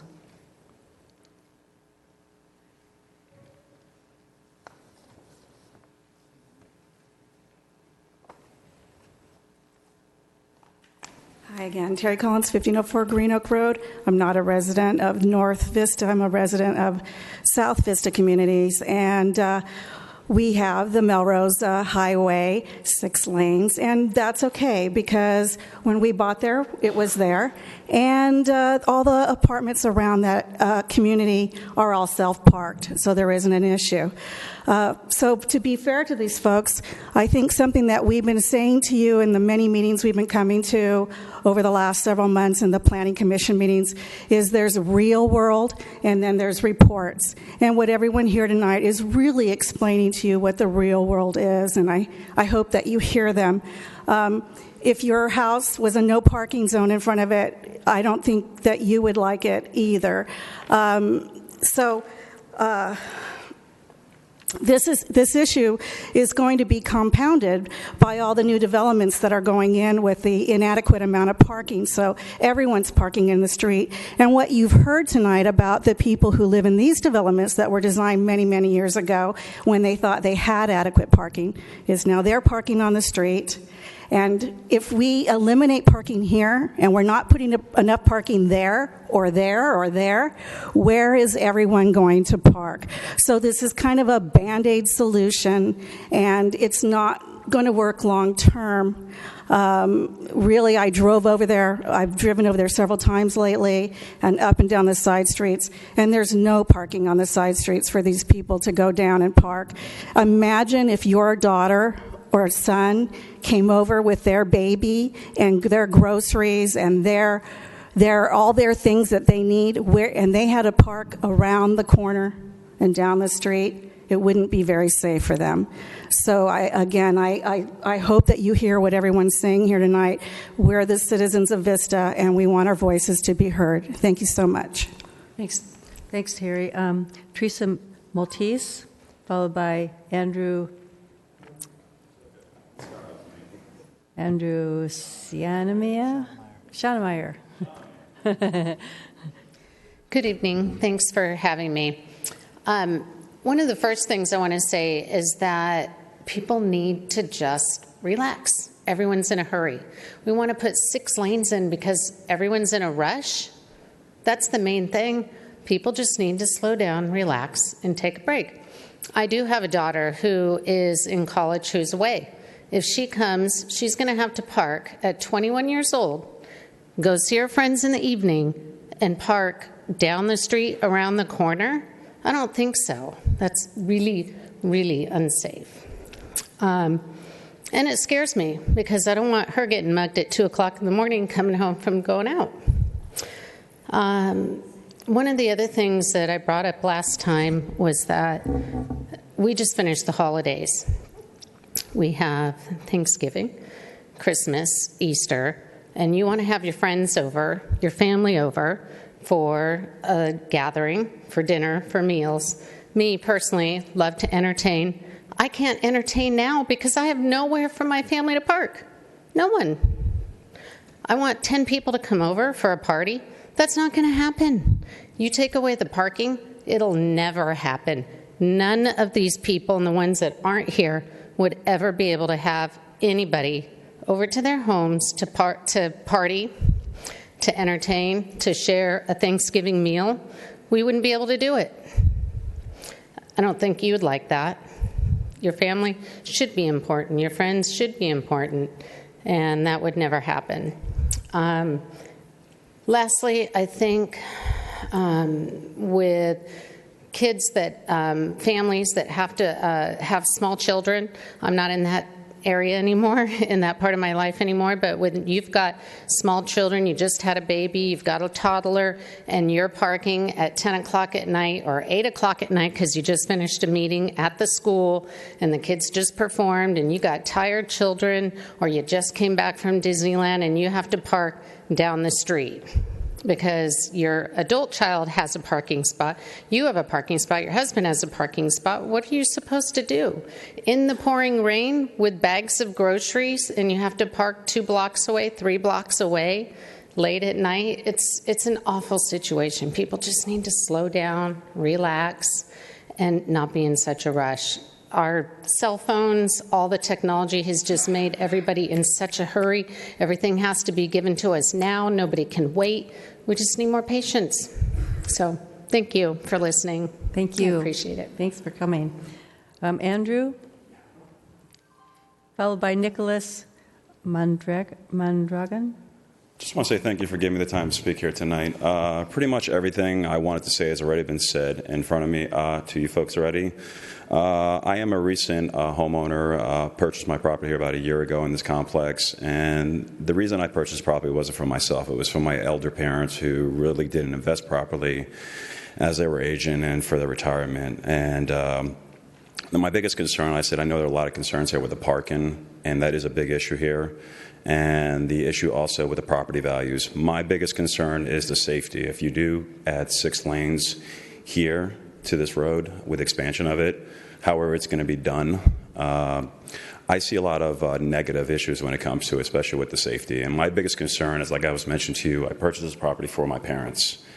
I am a 47-year-old man who already has issues making a left turn onto Melrose to get to the highway because I deal with work in downtown, the Gaston Quarter, and restaurant and bar business, and I have to deal with the traffic. However, my biggest problem is that my aging parents, my father does suffer from Alzheimer's, Parkinson's, dementia, and all those illnesses, and my mom has to take him to the hospital. My apologies, has to take him to see a lot of appointments. And I see a lot of danger for her being in her early 70s, trying to take my dad back and forth to appointments. And I don't really see the benefit on adding 6 lanes into this road expansion. It's going to benefit everyone that lives outside of the area, but not the people that live inside the area. So please keep that in mind, and hopefully you won't pass this. All right, thank you. Thank you. Nicholas?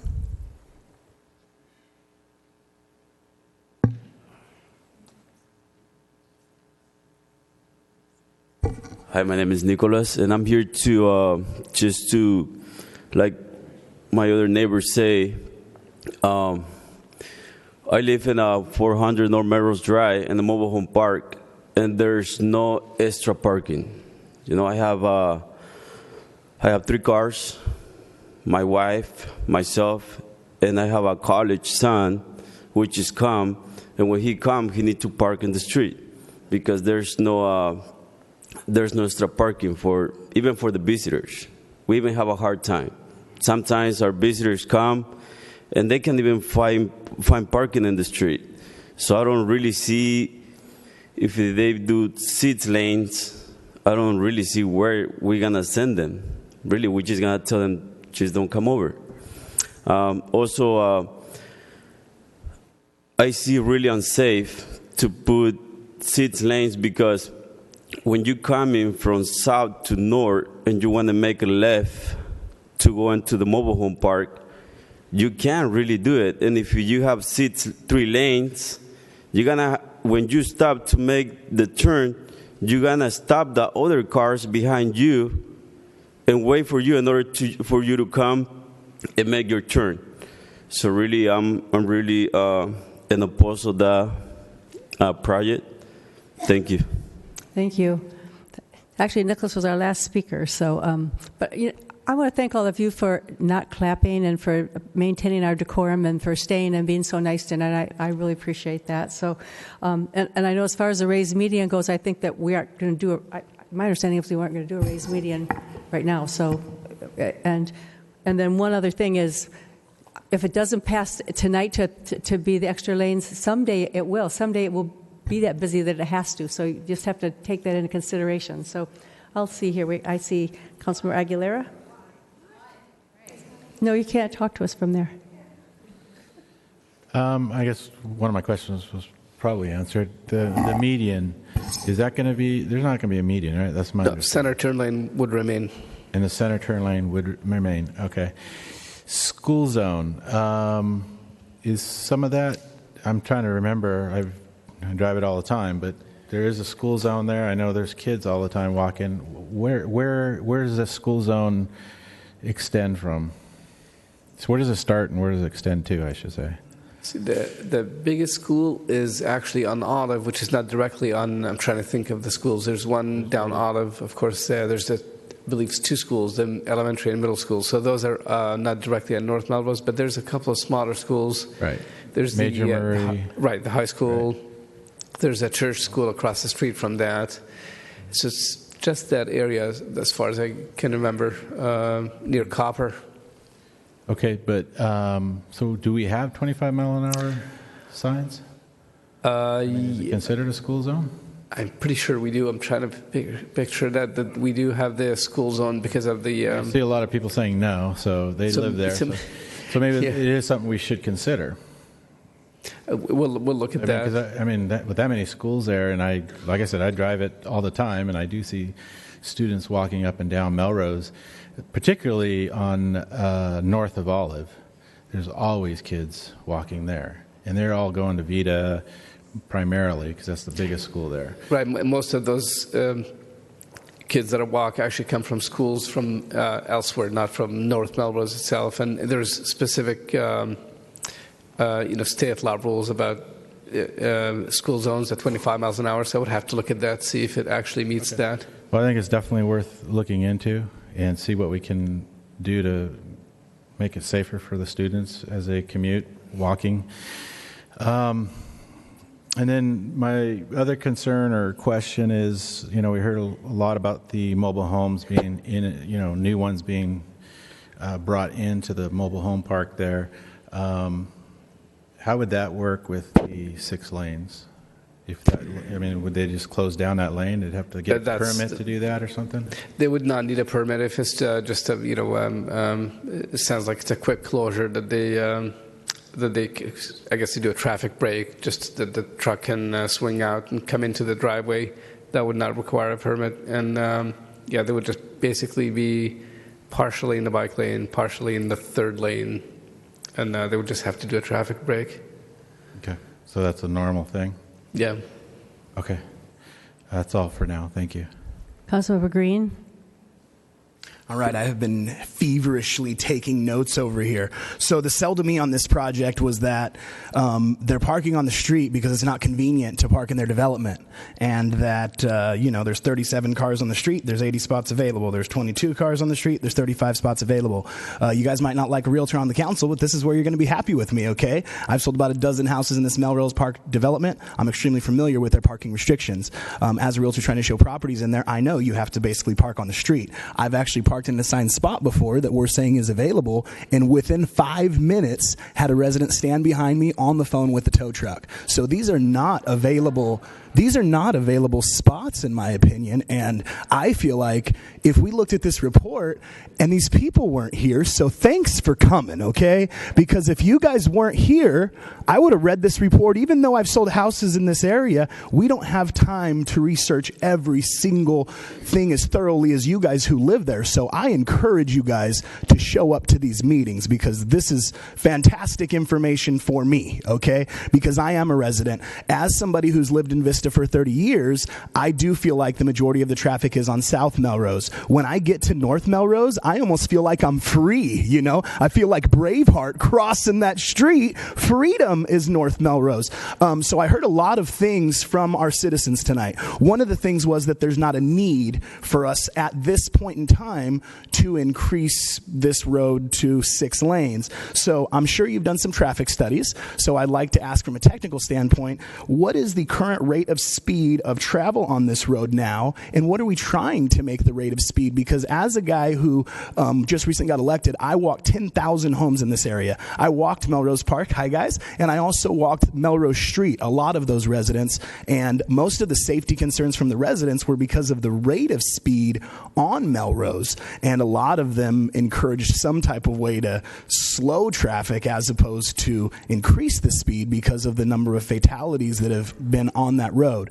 The other thing is I'm very involved in these districts. I have 4 kids in these districts. I know Vita schools there. I know Olive schools there, and I see kids walking down Olive across across Melrose all the time, and walking down Melrose to those apartments off of Copper, the apartments off of Diamond, the apartments off of Ascot, the apartments off of Silver. So the way that it was presented to me as a councilman is that there's, 35 cars on the street and there's 117 available spots. Whoever did this traffic study, did they note that those spots said that they were reserved with a specific number on those spots? Because it sounds to me like the available spots that we were assuming were available aren't really available. And if those aren't available, what are you going to do? So we'll start there, and then I'm sure I'm going to have more questions. So go ahead. So just to speak about the parking counts, those are just aggregate counts. This does not take into consideration if it's assigned or unassigned. This just shows in aggregate east side, meaning the Melrose Park condominiums. That's 90 open spaces. That's what was counted inside the property on that one occasion, and that's how that goes, just the aggregate number of open spaces. How the parking managed inside, of course, that's not what we got into. But it just shows what the supply is, basically. It's demand supply is what these numbers show. Did you guys speak with the homeowners association at either of the complexes about why their parking is assigned that way and why there's available parking? If there's any way they can change it to help accommodate the residents or anything like that? Or was there no collaboration with that? We felt that's sort of that's not something we would I guess get into as far as private property, but it's sort of implied, I think, from these numbers. Yeah, like when you show me these numbers and say that's an available spot, as you know, if there's a red curb in front of a spot, it's not available. If it says it's reserved for city council out here, that's not an available spot for you. You know what I mean? So I feel like the report that was given to me in particular, and I'm kind of, I don't want to say I'm upset about it, but I do feel like it specifically says these are available off-street parking spots, and I feel like those really are not available off-street parking spots. And the other question I didn't hear is, what are you trying to do with increasing the speed? Is there seriously a need, and how often is that need in effect? Yeah, so just going back to the parking counts, it should probably say open parking spaces. But again, this is just to give the idea of what available parking, well, I shouldn't say available, but what parking spaces are not used at the time that these counts were taken. And we've took them obviously various times a day, various days of the week, including a Sunday early morning where we think a lot of the people will be home. So this is just to give an idea of what we saw out there. As far as the speeds, congestion is occurring southbound on Melrose in the morning for a couple of hours at least. Traffic backs up. If you picture West Vista way, it goes as far back as past Ascot at times, and then at every other intersection like Olive North, those are really busy intersections, also congested. It causes southbound traffic to back up in the morning. It's the other way in the evening, and it's more hours in the evening going northbound with the congestion. And what we plan to do is that if this is approved, that we would do travel time studies, what we call travel time studies, which actually measures the speed and the time it takes to get from point A to point B, so that we can do a comparison of before and after. Okay, and the only other concern that I want to make sure that my entire council knows is completely a valid concern is the no guest thing, man. Like, there really is no available parking. There's no available parking. This says it's available, it's not available. And as a guy who, has 4 kids, 11 brothers and sisters, I'd like somebody to come visit me. And I appreciate you guys showing up. I learned this new word. It's called unabashedly, and it means, Terry Figueroa, Union Tribune, shout out to you. I am unabashedly opposed to even discussing changing this into 6 lanes at this point in time. No clapping, please. Okay, Deputy Mayor Franklin. I'm interested to hear the mathematics of how we assess that we're at the point where we need to do this.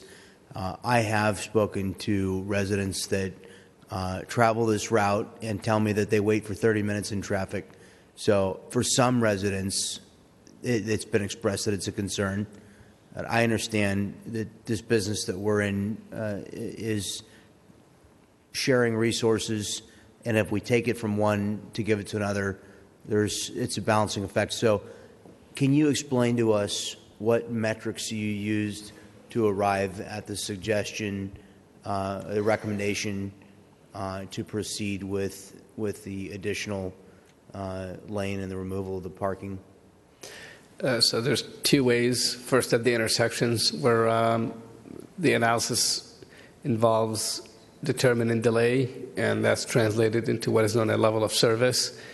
So a level of service at the major intersections, being West Vista Way, North Olive, that is approaching failure, if not already failing, in the morning and evening peaks. So that's already reaching unacceptable levels. The other way is just looking at the aggregate volume in a 24-hour period along the stretch, which is... I apologize to interrupt, but just to dive into that, where one of the residents here took a picture of one of the intersections and showed where the light turns green and there's no available space to go on to the next side of the intersection. Is that a problem that you honestly believe adding the lane will remedy that problem? Yes, big part of the problem actually is that the synchronization that we do, which we did quite a bit of it on North Melrose and South Melrose. Actually, we just looked at the time and just in the last couple of months again. It's just not a matter of the progression of the green indications on the signals. Just capacity is being exceeded. That's why you see the congestion. So the more you can push through an intersection, basically, obviously the faster the traffic will flow. So what happens is the residual from every signal timing cycle that stays at the intersection just increases the queue incrementally every cycle, and that's what happens. And capacity basically is the answer to get the traffic through. Mm-hmm. So you can't say with certainty what the level of service would be if we make this change, but you feel that we're basically at an F now. E or F. Usually E is considered unacceptable. That's where we require developers to mitigate. E or lower, which is E and F. So it's either E or F, like West Vista Way's F, for example. So, and as I said, we would do travel time studies, which is actual vehicle runs up and down the street that measure the travel time. We would do that before and after to show what the difference would be.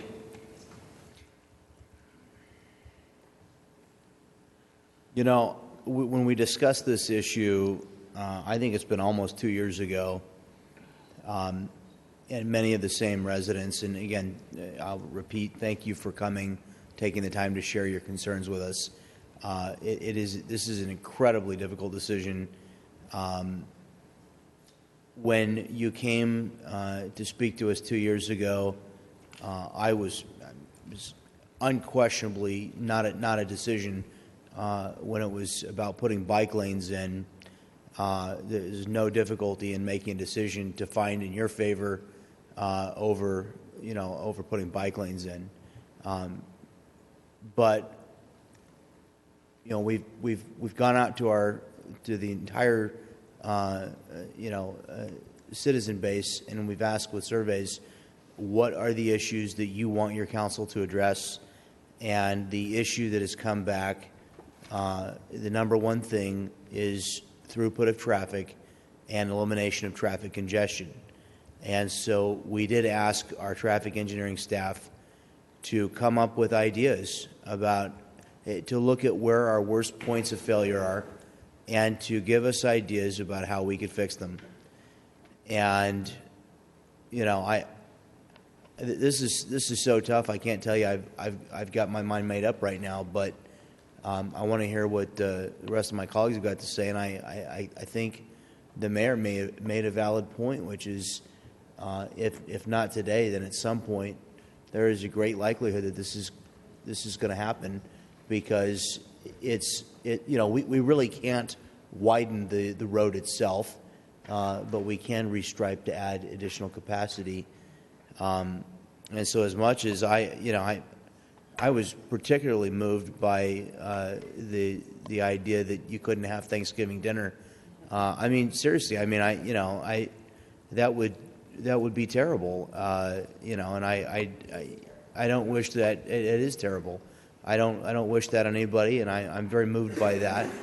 But at the same time, looking at taking an extra 15 minutes in both directions, or an extra 20 minutes in both directions, from thousands and thousands of families, there is a balancing act here, and so it's not that there's no consideration on the other side. That is, that there's not a pressing issue to be addressed. So with that, I'm gonna want to hear what my colleagues have to say. Councilmember Rigby. Thank you, Madam Mayor. This is a difficult decision. As was mentioned, one of the things that we talk about a lot is traffic. Traffic is just getting worse on every street in town, it seems like. And it is one of our council goals that we identified in our last workshop to work on in the city. And Melrose, North Melrose, South Melrose is a lot of traffic, more so on South Melrose than North Melrose, and I see that, and I get that.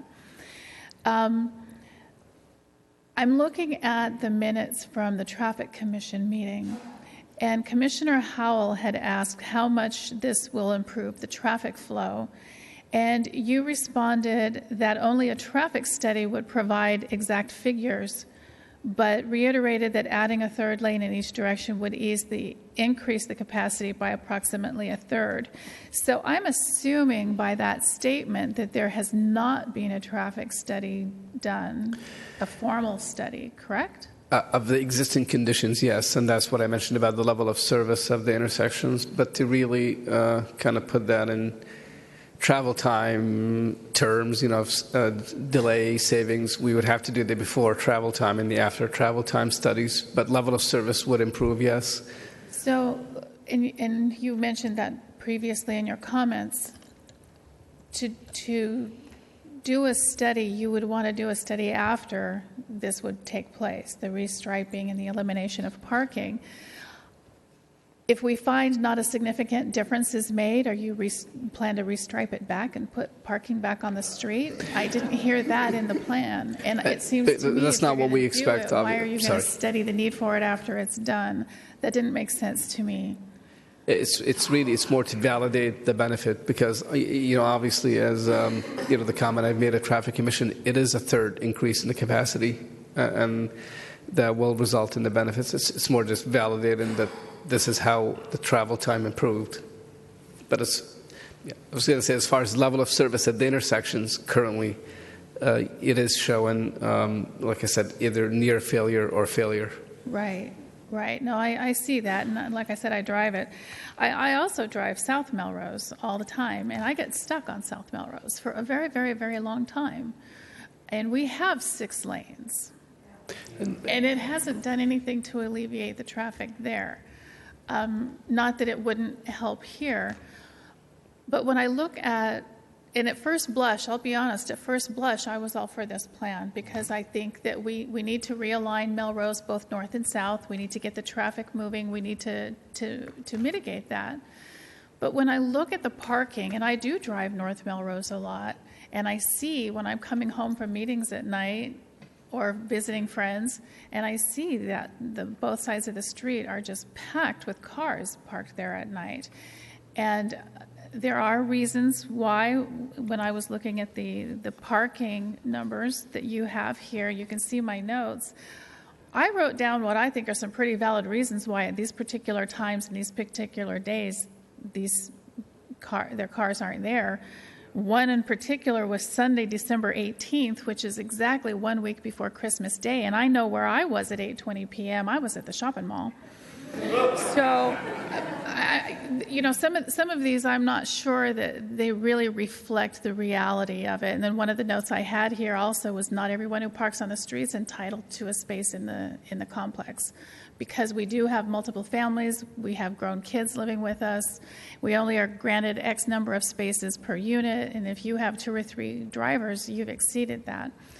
And the side streets, as was mentioned, they're already impacted by people parking on the side streets. So I looked at this a little bit deeper, and I really am concerned for the community as to where are they going to park. And I know that it's we talked about also the median is not on the table tonight, but you look at the general plan and you look at one of the papers in the agenda report, and it intimates that it is on the table for the future. So we have to think about whether or not we really are going to do that in the future. But I see this as a very difficult decision because we have an obligation to both sides here, to our residents and getting them moving through the city, and then to our residents who need a place to park, who need a place for their families to park and to visit. It really is not an easy decision to make. And even if we talk about doing this in the future, we still are faced with the same dilemma. Where are people going to park? Where are your families going to park when they come to visit?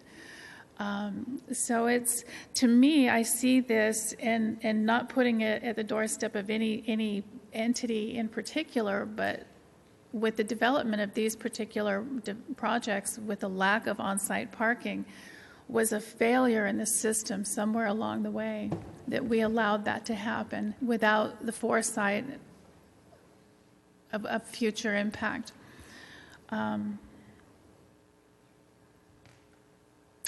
That's all I have to say. Thank you. Councilmember Green. All right, so I heard you say that we asked our traffic engineer to come up with ideas, all right, on how we can ease traffic flow. I know traffic flow is a huge deal, man.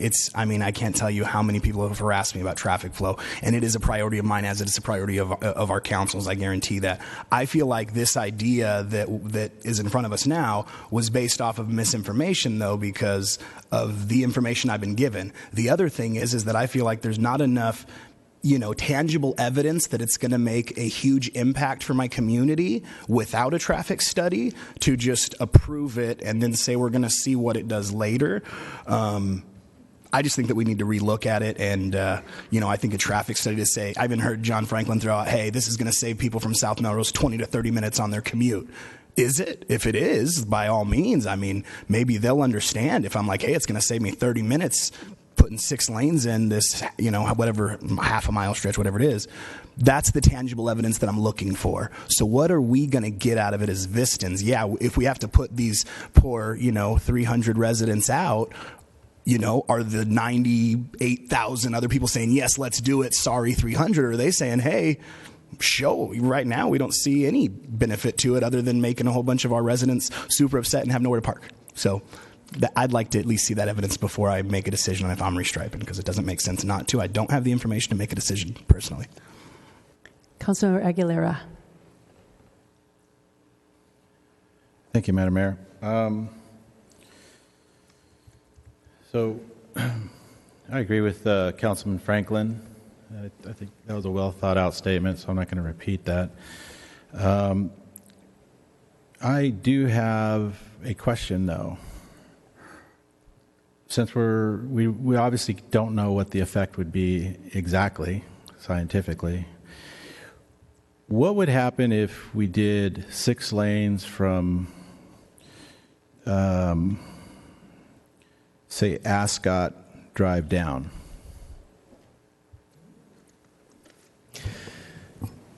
We have a current proposal, actually, not a proposal, I should say, a project that was approved to do a 3rd lane southbound from Ascot to West Vista Way. Mm-hmm. That's in the works, actually, that no parking was already approved by council to remove. Right. We have an active project to do that. Northbound to Ascot probably would not do anything because the only signal along the way is copper. Right, and that's one of the lower volume, probably side streets. But I think one of the things that you mentioned is getting volume out of intersections. Correct. We're looking at making improvements right there in front of Coco's, I believe, right? That West Vista Way is one of the critical intersections, definitely. Okay. So if we can, and I heard somebody come and speak earlier and say that the real problem is Hacienda and all that, and I think West Vista Way is more critical. Just so you know, I hear this every night. My wife travels this every night, so. I'm thinking, though, if you can get cars out of that area, the 78, Hacienda, Vista Way, if we can get cars out of there, a volume of cars, I know they're going to get backed up eventually. But if we can get them out of there as quickly as possible, that we're going to be moving a volume of cars. I mean, if we're going even from 2 lanes to 3 going south in the mornings, there's going to be it's not going to be a third, it's going to be a 50% increase in volume there just for that stretch. And we're going to be able to move them to the freeway. Same thing coming north in the afternoons. If we, even if the 3 come down to 2, right? At least that volume of cars is out of Vista Way, Melrose, Hacienda. Get them out of that area. It's going to be more cars, and it will back up. But we're going to be backing up for a shorter distance, I think. I should have said that part of the plan also is northbound, West Vista, north be South Melrose, I guess, just south of West Vista Way, where we have the 2 lanes and the right turn lane. So we do plan to stripe that as a through lane and pick it up on the other side for only a couple hundred feet and drop it. So that's current plan. That will help West Vista Way, no doubt. It'll push more traffic northbound. That's going to go to 2 lanes. And like you mentioned, it's going to bottleneck at some point. So it would be a help for that specific intersection, though. And it would help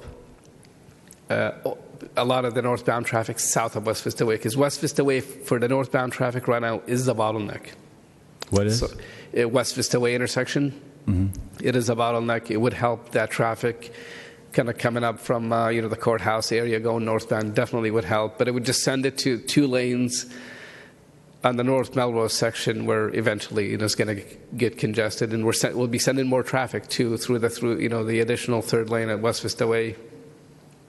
Councilman, in an effort to, from a staff perspective, we think 3 lanes in both directions is ideal. Right. But in an effort to try to solve the problem in other areas on Melrose, are you suggesting to transition to 2 lanes at Ascot and then opening it back up to 3 lanes after Olive?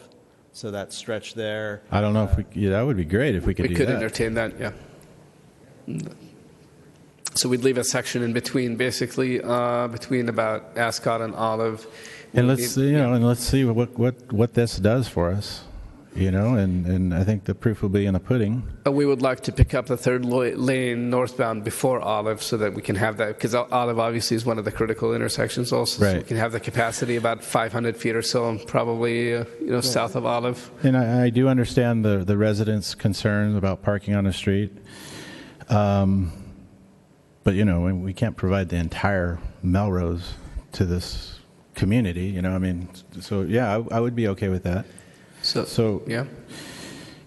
If we started at Ascot and at least took it to the most northern part of Melrose Park and then open up that extra lane for traffic, would that be helpful? Yeah, so maybe I would say about 500 feet on either side of Ascot and Olive so that we have some distance for transitioning. Right. This has to be a transition point. Yeah, so we'd need about 500 feet north of Ascot and then 500 feet south of, 500 feet north of Copper and then 500 feet south of Olive.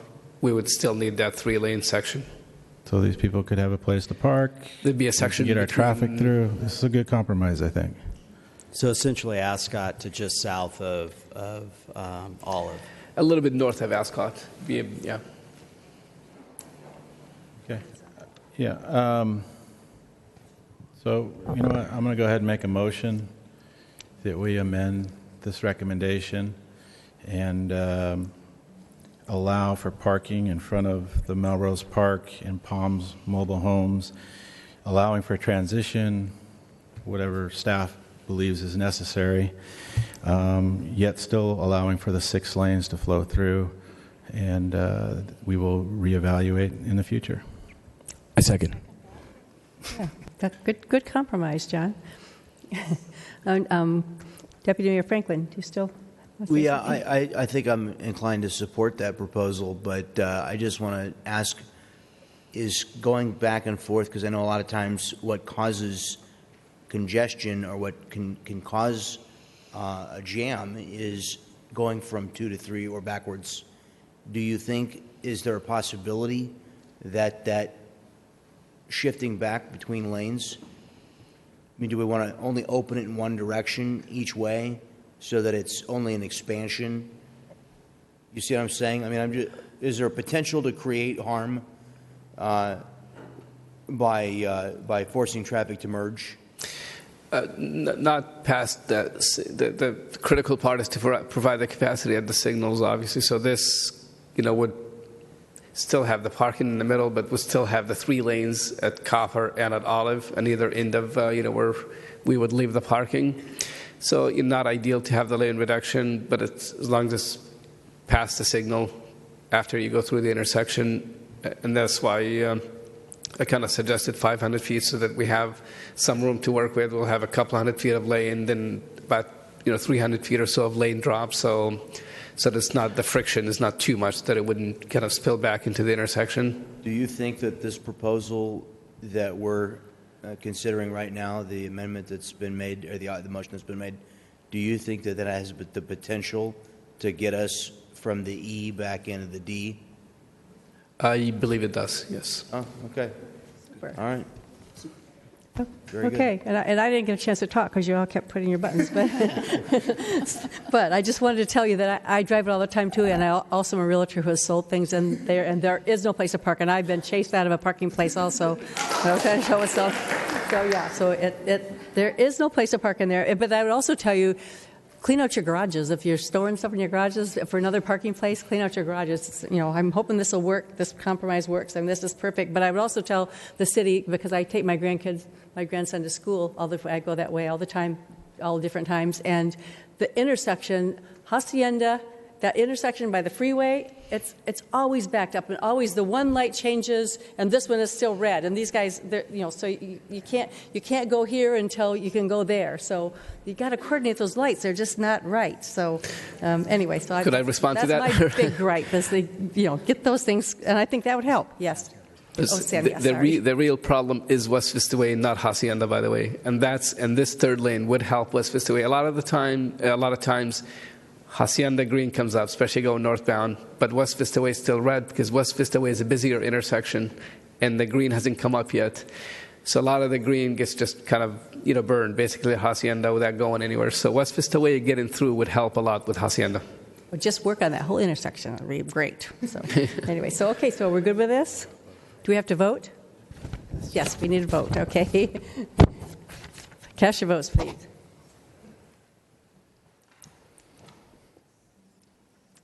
Motion passes unanimously. So, yay. Thanks, you guys, for staying, and thank you. And we're going to take a little 5-minute break here before we do our last thing. Do we want to have this conversation, or do we want to just give this?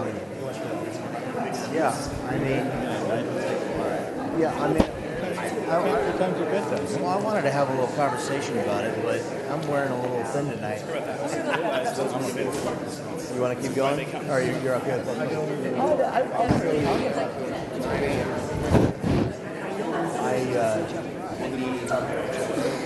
I buy more spots or something, because if so.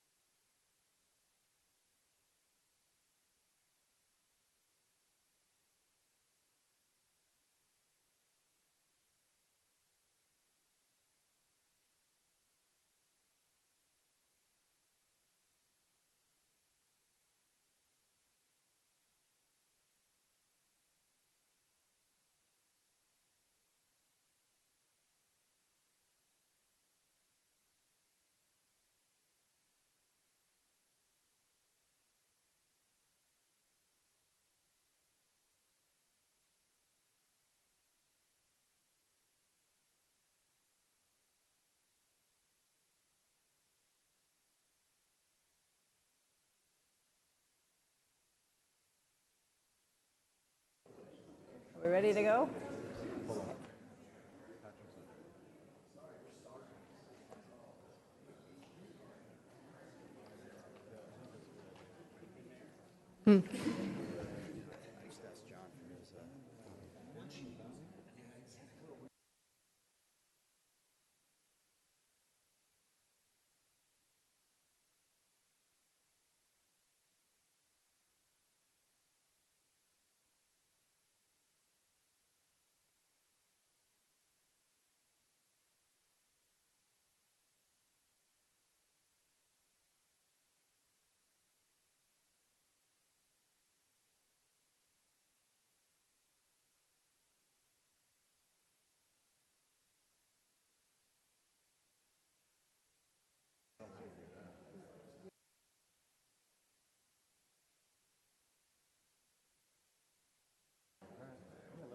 Okay.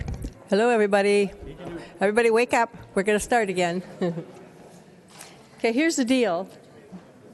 This next one is probably going to take a good hour and a half, maybe, that we think. And so if you want, so we have a lot of speakers, and you all stuck it out. So if you want to come and speak, you can come and speak. But we're thinking about putting this off to our next meeting in 2 weeks has 5 consent items and nothing else. So we could put this off and have a good discussion there, or we can listen to you today. We could still listen to you today if you want to talk today, and then in another couple of weeks come back and take our discussion. Somebody help. No, Mayor. I think you either have the discussion or you. Oh, he says we either have the discussion or we don't. I think that's why we wanted to spend some time on the issues, because we really wanted to discuss what it was where we wanted to go as in a direction, and getting to this late hour, we feel that this is an extremely important issue. We really wanted to spend some time on, and I was the one that suggested moving because I was afraid it was going to get stepped on and not be given enough time. So, but we want to be in deference to those of you who have waited the whole night. We didn't want somebody who'd waited did not have an opportunity. So if you want to come speak. We also could we have a I want to hear from Mr. Conley, do a presentation, then we can hear speakers from the public. Presentation, then we'll hear from Mr. Conley, and then we'll have speakers. Is there, in fact, a presentation? There's really not, is there? Oh, yeah, we have a presentation. Okay. All right.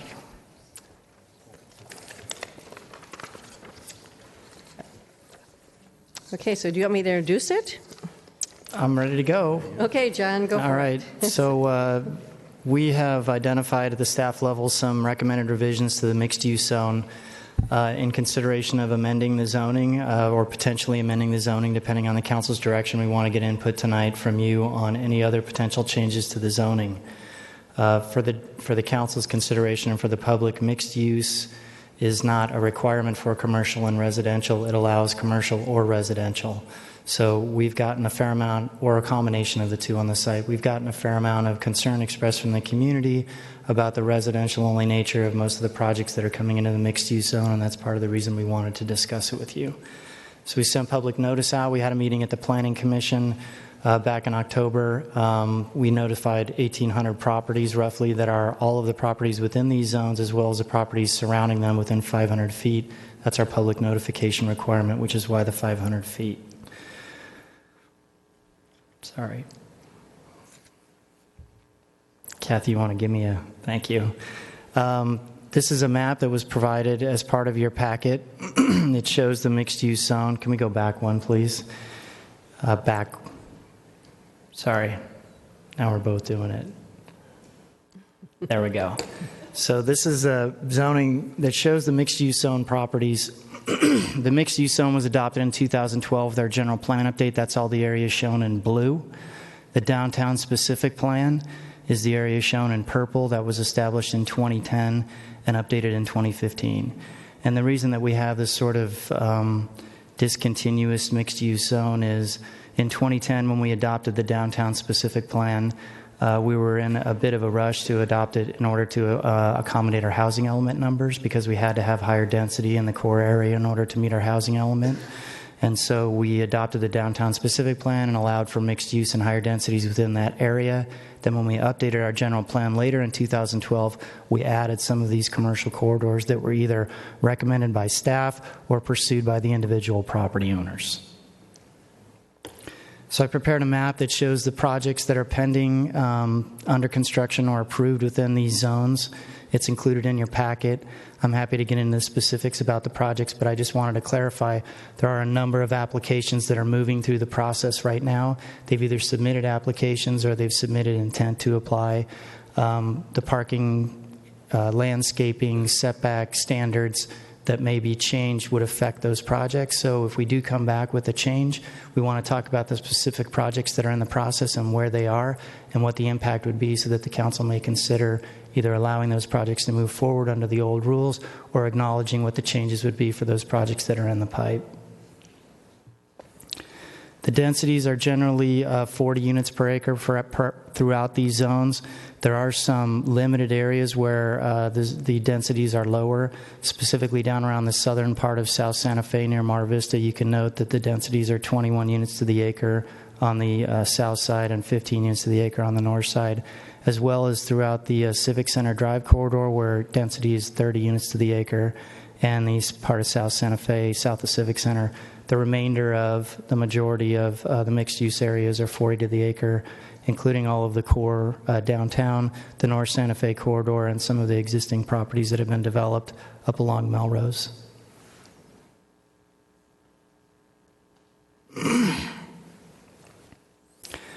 The building heights are also shown in an exhibit to give the council an understanding of where the heights are allowed. For the most part, 60 feet or 4 stories is allowed throughout the downtown plan and along North Santa Fe corridors and the outlying mixed-use areas.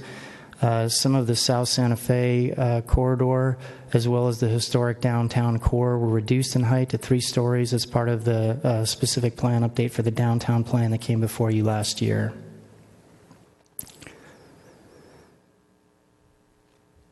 The staff is recommending specific changes to the building height allowances within the mixed-use zone in 2 areas that are shown here. One is the Civic Center corridor, which is an older residential area that was modified to commercial when the street was pushed through, when Escondido, what is now Civic Center Drive, was pushed through this area. These homes were all rezoned to commercial use. Some have converted to commercial use, but there's still a fair amount of residential. We are seeing some development potential on some of the smaller lots where people would like to build multifamily or mixed use. The allowance right now is for 4 stories in that corridor, and because of the topography and the layout of the land, 4 stories just is not going to be compatible with what's around it. So we're recommending reducing that to 3 stories. Same with the area of southern South Santa Fe down near Mar Vista. A 4-story allowance is currently on the books. We believe, based on the current surrounding residential neighborhoods, that a 3-story height limit will be more appropriate. The parking is probably the critical factor. We just went through a parking update to our code. There's been a number of conversations and concerns expressed about the number of parking spaces that are assigned to the mixed-use zone and the downtown specific plan.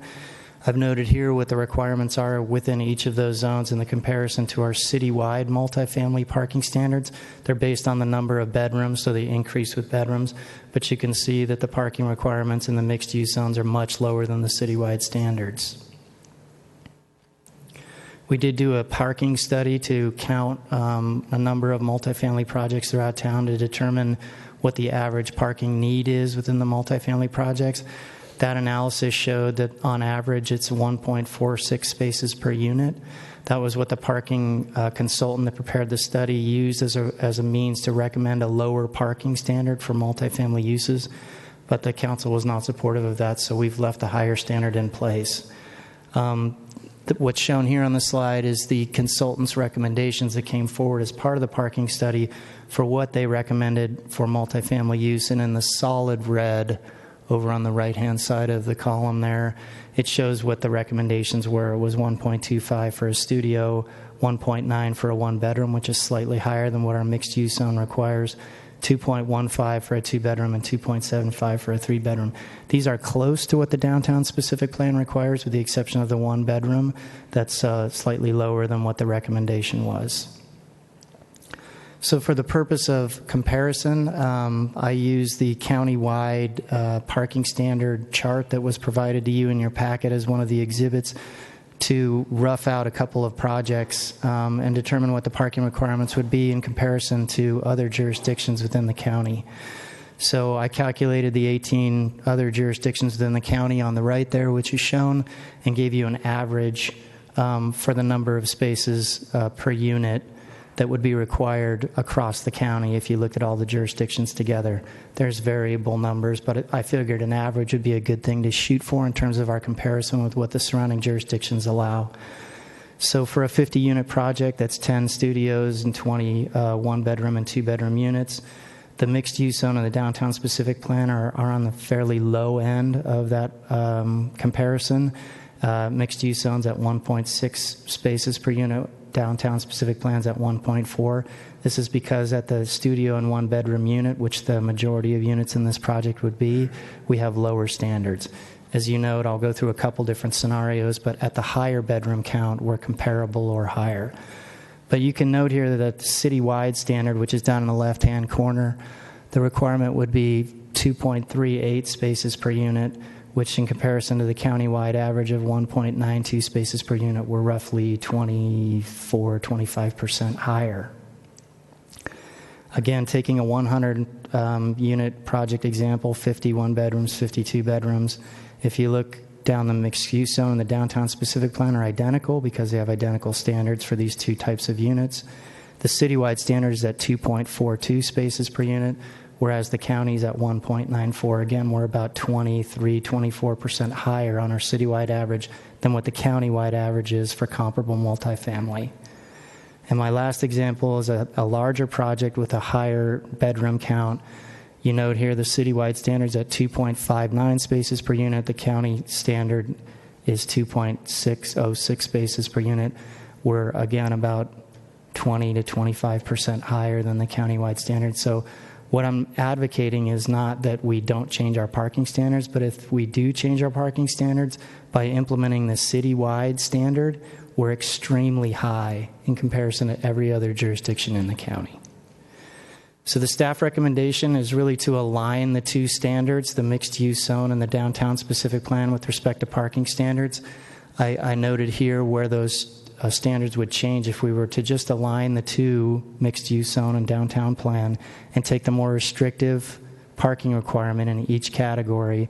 You'd have to adjust both, but they'd be roughly 1.25, 1.5, 2.25, 2.75. These are comparable for what we see within the region for multifamily uses on a citywide basis, not in the core area.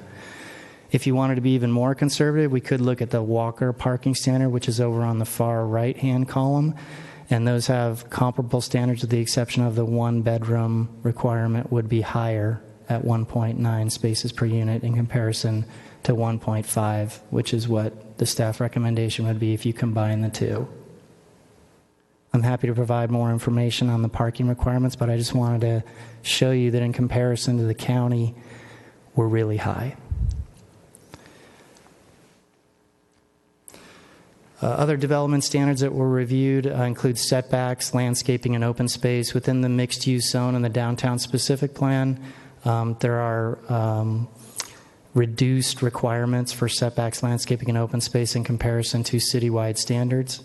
We're happy to review all those requirements. We included them in the staff report. The Planning Commission did recommend adjusting those, which I'll talk about, but we're just interested in getting feedback from the council on those particular issues, and the staff can come back with specific recommendations once we have some direction. Again, we're recommending changes to the building height in the mixed-use zone, as we talked about on Civic Center and South Santa Fe. We're recommending aligning the parking standards between the two zones and adopting more restrictive standards, and further seeking direction from the council regarding additional changes. The Planning Commission reviewed this issue on October 18th. They recommended to amend the parking requirements in the mixed-use zone to match the citywide multifamily parking standards, which are the higher threshold for all projects that are residential only. That would include defining what mixed use is, i.e. a certain percentage of commercial would have to be included in a project and not be required to meet that standard. They recommended amending the setbacks in the mixed-use zone for residential-only projects, again, to meet the citywide standard. The same for landscaping to meet the citywide standard. With respect to setbacks, you're going from basically a 0 front line setback to 15 feet from the 20 feet from the front property line, 0 on the side to 15, and 0 in the back to 15. So you're increasing the setbacks around the site, pushing development back from the street. With respect to landscaping, the requirements in the mixed-use zone are currently that 10% of the site be landscaped. Citywide, it's 15%, so it would increase the landscaping open space requirements. The Commission also recommended that we increase the recreational amenity requirements for multifamily projects, which we talked about when we updated the design guidelines last year. Right now, we have a requirement for a project of 25 units or more to have 1 amenity, 50 units to have 2 amenities, and 100 units to have 3 amenities. The Planning Commission recommended that we reduce those numbers to 10 units for 1 amenity, 25 units for 2, and 50 units for 3. That's what was presented to the council back when we reviewed the design guidelines last year, and the council chose to leave the current requirements in place. So I just wanted to cover the individual areas. I figure this is kind of more of a spatial review than the overall zone.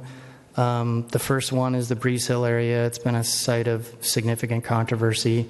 There are 2 multifamily residential projects, one that's been approved and one that's been built there, but there are still a number of commercial uses along Melrose Drive at the corner there that are established retail commercial uses. If the City Council was interested in eliminating the potential for the conversion of that commercial space into residential space in the future, your best option would be to rezone those properties that are along Melrose that are not colored here back to commercial use. Would just require that protect the commercial use and wouldn't allow conversion to those uses to additional residential units. In the area along Beaubier and North Melrose, you can see there's 2 developed projects there. There's 1 vacant lot there that's adjacent to the vacant commercial pad in Oceanside. They are both owned by the same ownership. They are looking at doing a commercial retail center on the Oceanside piece. And so if the city was not interested in seeing residential on that property, again, the best option would be to consider rezoning that property back to commercial to match what's on the Oceanside side of the city boundary.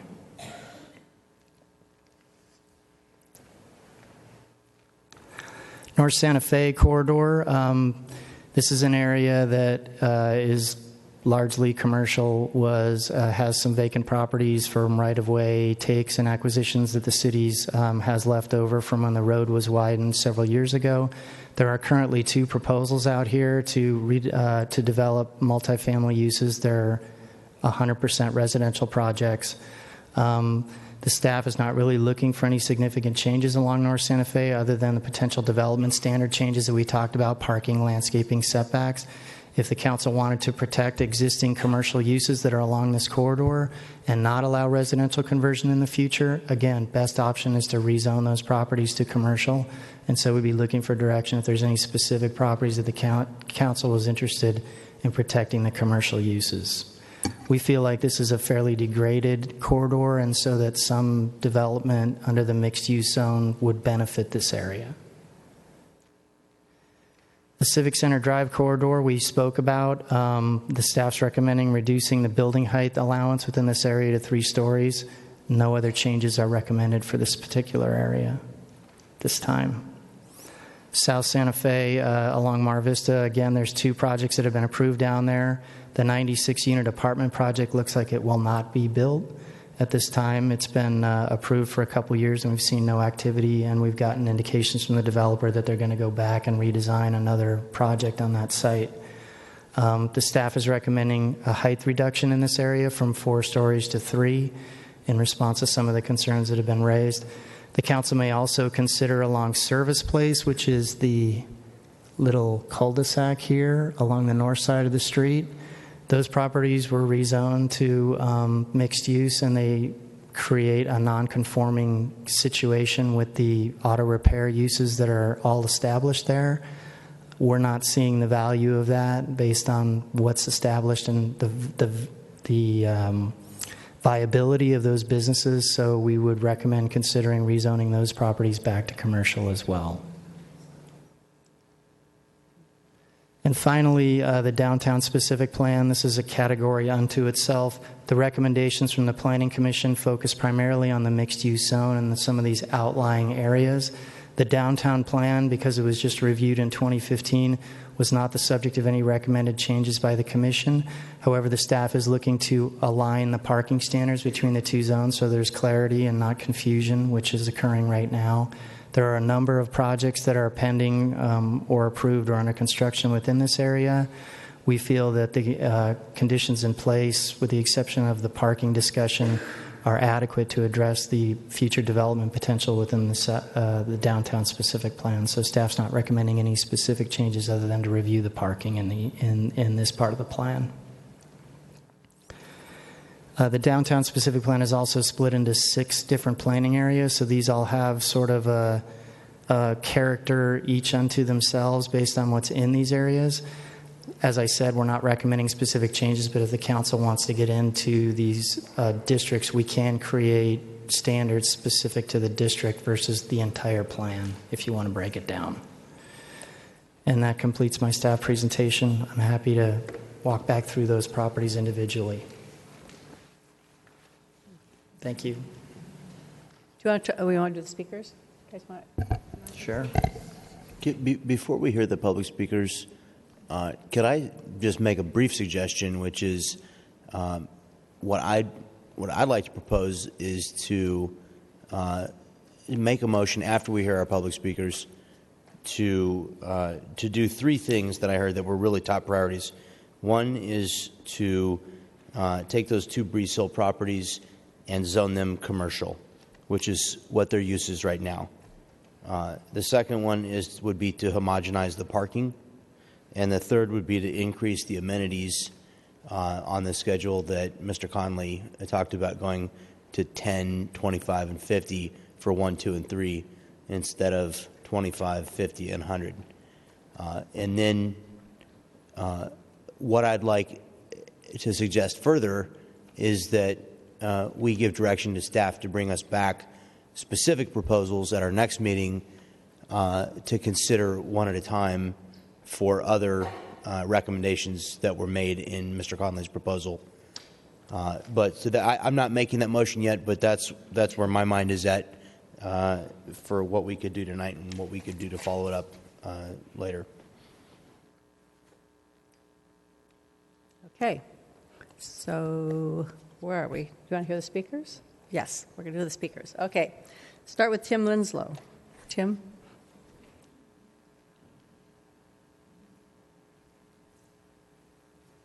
Good evening and thank you. We are living in 2016, and went back and I looked at this article from the World Health publication. I'll just read it to you. Around 2020, 3 years from now, the complete auto industry will start to be disrupted. You don't want to own any cars anymore. You will call a car by a phone. It'll be at your door. You'll show up at your location and it'll drive you to your destination. You will not need to park it. You only have to pay for the driving distance, and you can be productive during that time. Our kids will never get a driver's license and will never own a car. So this is in 3 years. It'll change the cities because we will need 90 to 95% fewer cars. We just spent 5 hours hearing about how bad cars are, and we're going in the wrong direction on this planning as far as putting in more cars. In 3 years from now, hopefully things will change. I came back from Portugal. I had to stop in L.A. This is last week. I had to fly a screwed-up vacation, but I had to go from LAX to San Diego, and I decided to Uber. My kids say, "Dad, let's Uber. I'm tired of flying." $138 to go from LAX to San Diego State. I just looked up here when I was sitting. $302 per person. That's $1,200 versus $138. That's an 89% reduction in cost for me to go from LAX to San Diego, and I did it twice as fast. I didn't have to wait for a flight. But I went through and I looked at these, what John put together as far as what's out there, and I went through and I started deducting removed completed projects. There's the completed projects. And then I removed projects under construction. Removed projects under construction. And then approved projects. I took those off the list. And then I took off the Walmart because you can probably redo whatever you want to do there. And then I took off everything of a half acre or less. I mean, a half acre is not going to move the needle in anybody's neighborhood. Let's take those off the list. And then I said, you have city properties. You can do whatever you want with your own properties, so let's take those off the list. So now we're down to the 6 projects that we really have to talk about under the current people that are in the planning or in the process. And those projects there's some significant projects, but those shouldn't be penalized for projects that have already been through the process and halfway down the road.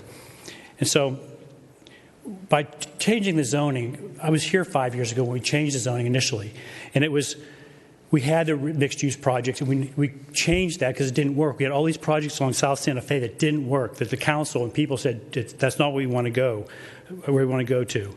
The city council, the city of San Diego has already adopted this affordable housing project to go to 50% of affordable housing project. That's a possibility that happened here. That's not what we want to see in our community, is going to this 50% affordable, which you're forcing people to do if you change the zoning, if you change the mixed use and you change the parking. That's going to force developers to do something we don't want the community to be involved with.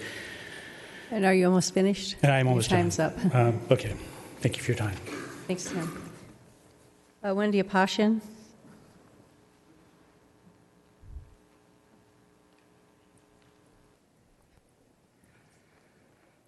Hi, I'm Wendy Saposhian, and I've lived at 1324 Cypress Drive for 33 years.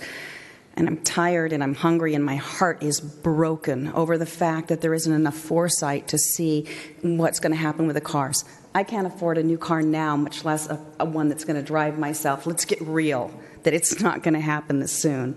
I'm really encouraged by the better-looking downtown, the upscale dining.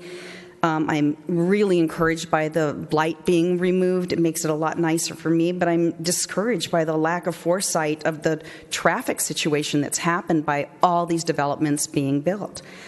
I'm disturbed that with the perception that the Vista city officials are preyed upon by clever developers that manipulate so they can build high-density housing around our beautiful city, creating dangerous traffic and design nightmares, safety nightmares, parking nightmares. And I don't understand why we can't have 3 designations: commercial, mixed use, and residential. We constantly seem to be concerned with more affordable rentals taking priority, but I think there needs to be more affordable business rentals too. I noticed that there's buildings that are left empty down below in the new building here. The rents are extremely high. I called and inquired about an open space downtown before the holidays to see if I could get a high-end pop-up design store in there for a short-term lease. I was told the owner's not interested at all, and the space was and still is empty. That's tax dollars lost. And meanwhile, developers sit on these empty spaces without a care because the affordable housing has paid for all the money that their financial needs are needed. And by allowing overgrowth of a singular type, you have lost sight of what the city of Vista represents to a lot of people that live here. This isn't progress. If we can't get through traffic, if we can't park on the streets, if we can't have people come to our homes, there's a serious problem there. I understand the need for affordable housing, but I also believe that not everybody gets to walk or bike to work. The high-profile style building to the curb is offensive to the beauty of the city and cannot be the only style that's accepted. If there's not a business down below, there needs to be serious setbacks. These buildings remove all the open space and nothing but a roof overhead is provided. Clearly, the more dense apartment complex, the more dollars for the developer. If we're going to continue to build apartments and condominiums in this beautiful city, let's give the residents amenities such as pools, tennis courts, fitness centers, swaths of grass and shade trees, community fire pits. After watching the initial one today, man, build that on my side of the freeway. Why do they get to have open space and fire pits and barbecues, and meanwhile you put a tot lot into one of the developments over by us? That isn't a quality of life, and that's not a quality of life that I know that none of you want that for the people that live here. So in conclusion, quality is not quantity, and we need to embrace that.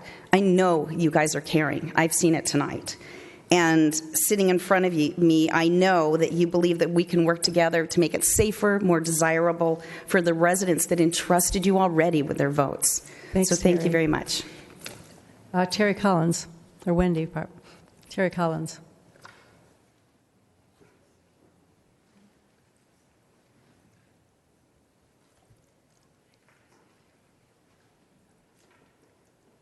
Hi, Terry Collins. I read in the report that we were only proposing 10% commercial in mixed use, and I was looking at other cities. Theirs is higher, so I wanted to know why we wouldn't want a higher use of commercial. We say mixed use, eliminate cars because people are going to be working below.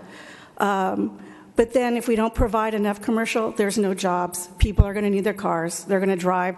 I wish I had the luxury of spending $125 to have Uber take me, but I just drive my little Mini Cooper from LA to San Diego, and that cost me just a gallon of gas. A few gallons of gas. So we live in a city with a very high poverty level, and we don't have that luxury. We're not going to have self-driving cars here in 3 years. I understand the theory. I listen to the news every day, and I understand what Tesla's trying to do, but this is Vista.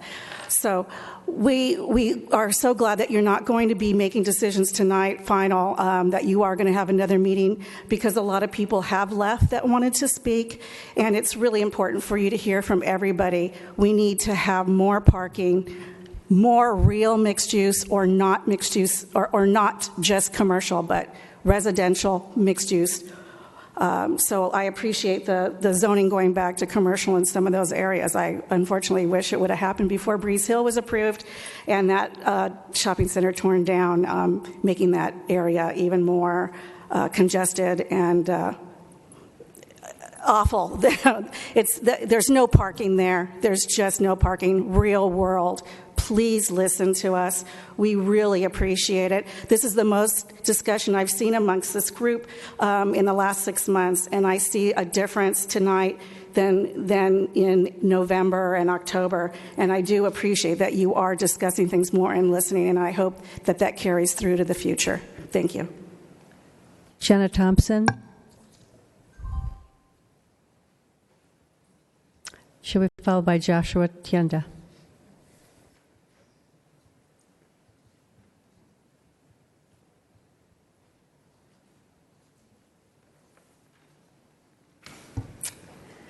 Good evening, council members and mayor. Thank you for your time. My name is Jenna Thompson. I'm speaking tonight on behalf of Orion Pacific, a local developer under contract to buy the vacant lot on North Santa Fe Avenue near the Stater Brothers and the CVS. I'm here this evening to express Orion Pacific's concerns related to the potential zoning changes and parking.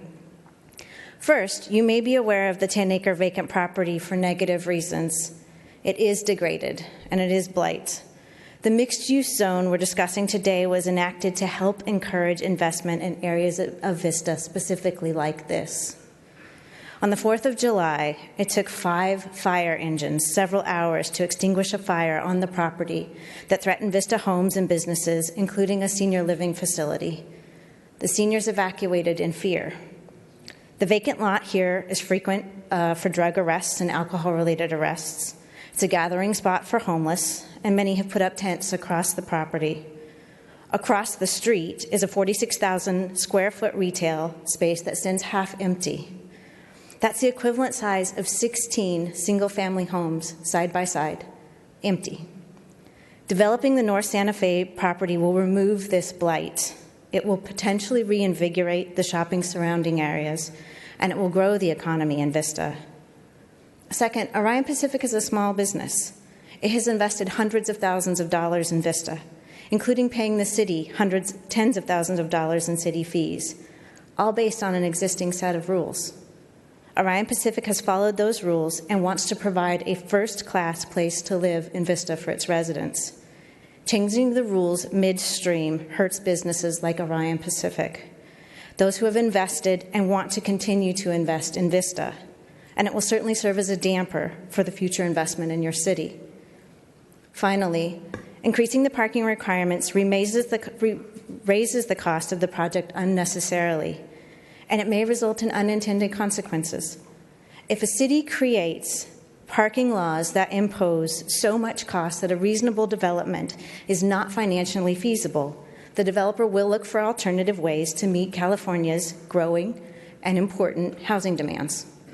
For example, state law provides that if at least 10% of the residential project is set aside for low-income housing, then the developer can increase the density of the project and replace the city's parking regulations with a much lower state-mandated requirement. This state law would allow Orion Pacific to increase the project density to more than 500 units. 50 of those would be affordable. The zoning change, if implemented, could force the developer's hand to use the state law to increase the project density, but not the parking.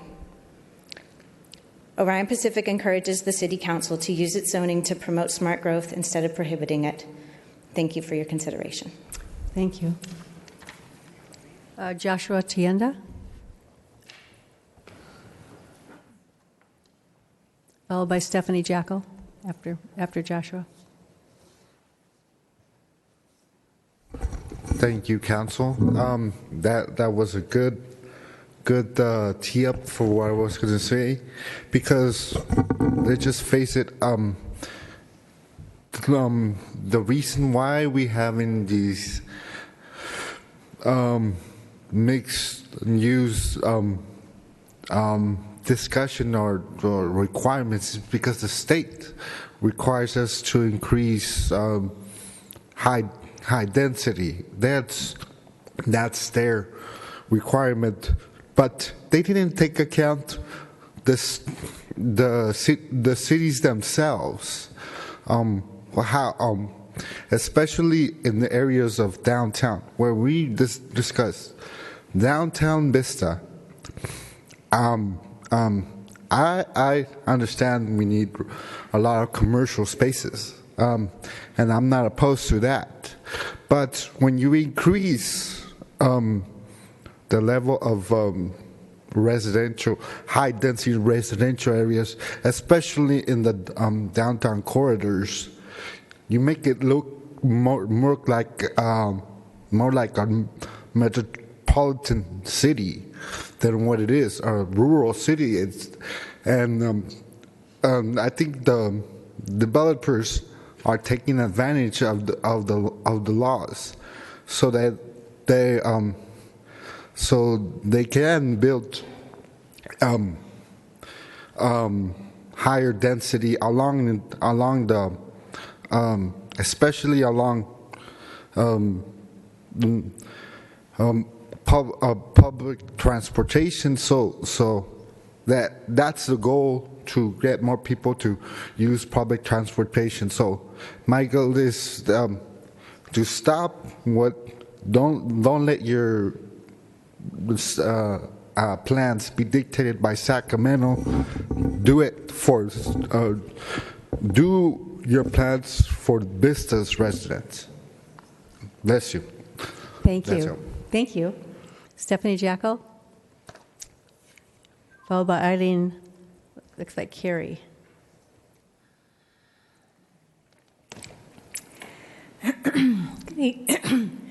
Excuse me, I'm Stephanie Jackal, 1500 Green Oak Road.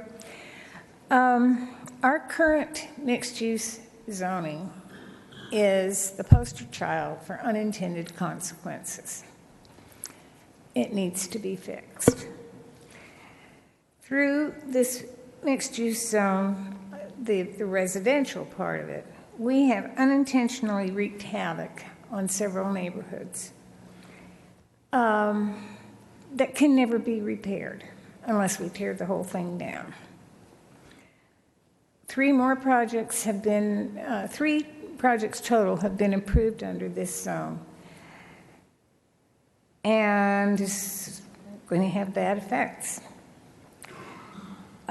City staff tells us that developers are racing to get their projects in, but the Melrose 47 project that you approved tonight shows that good projects can be done.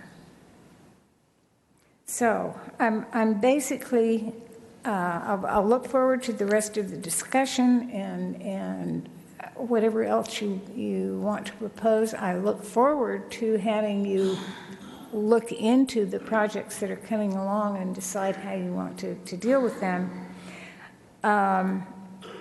But I agree, we're not going to be in the future car thing in Vista right away. We've got to provide sufficient on-site parking for people, or we're going to continue to destroy neighborhoods. So I look forward to what you're going to do. Thank you, Stephanie. Eileen, is it Carrie? Eileen?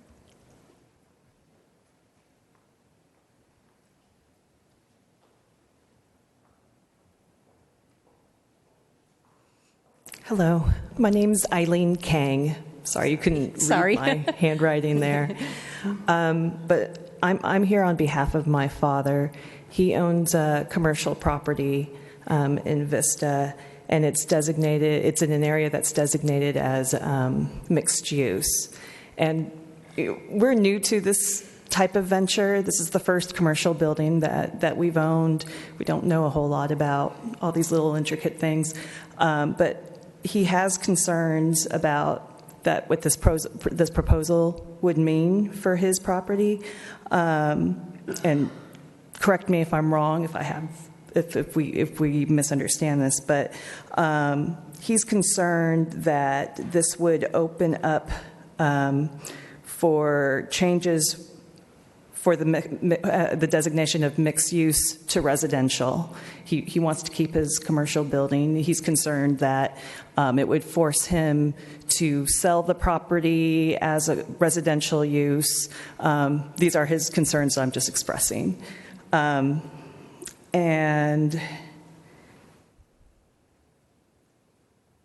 I think that's primarily the concern. So thank you for your time. Thank you. Lev Gershman, followed by Nancy Gosnell. Good evening, council members, staff. My name is Lev Gershman, Tideline Partners. We're a downtown business, real estate and development firm.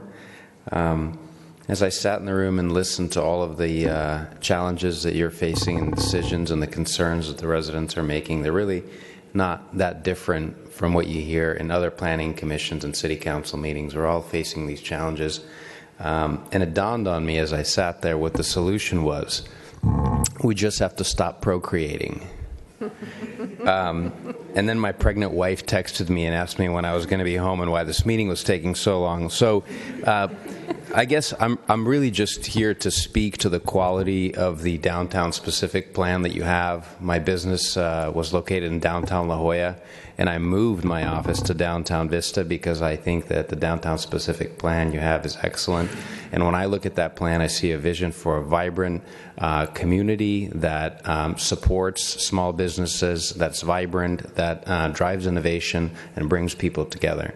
So as you think about these changes, whether it's changing the parking requirements, consider that adding hurdles to private development that's not subsidized development only turns away developers, especially smaller developers, and it passes the additional cost to the end user.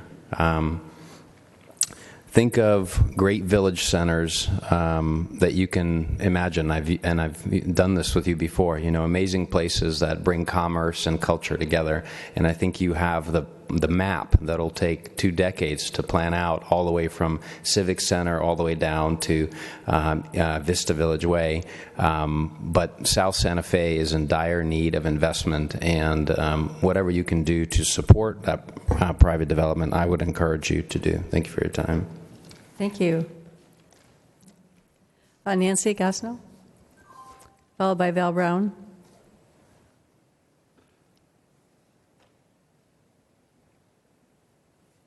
You guys have a difficult job.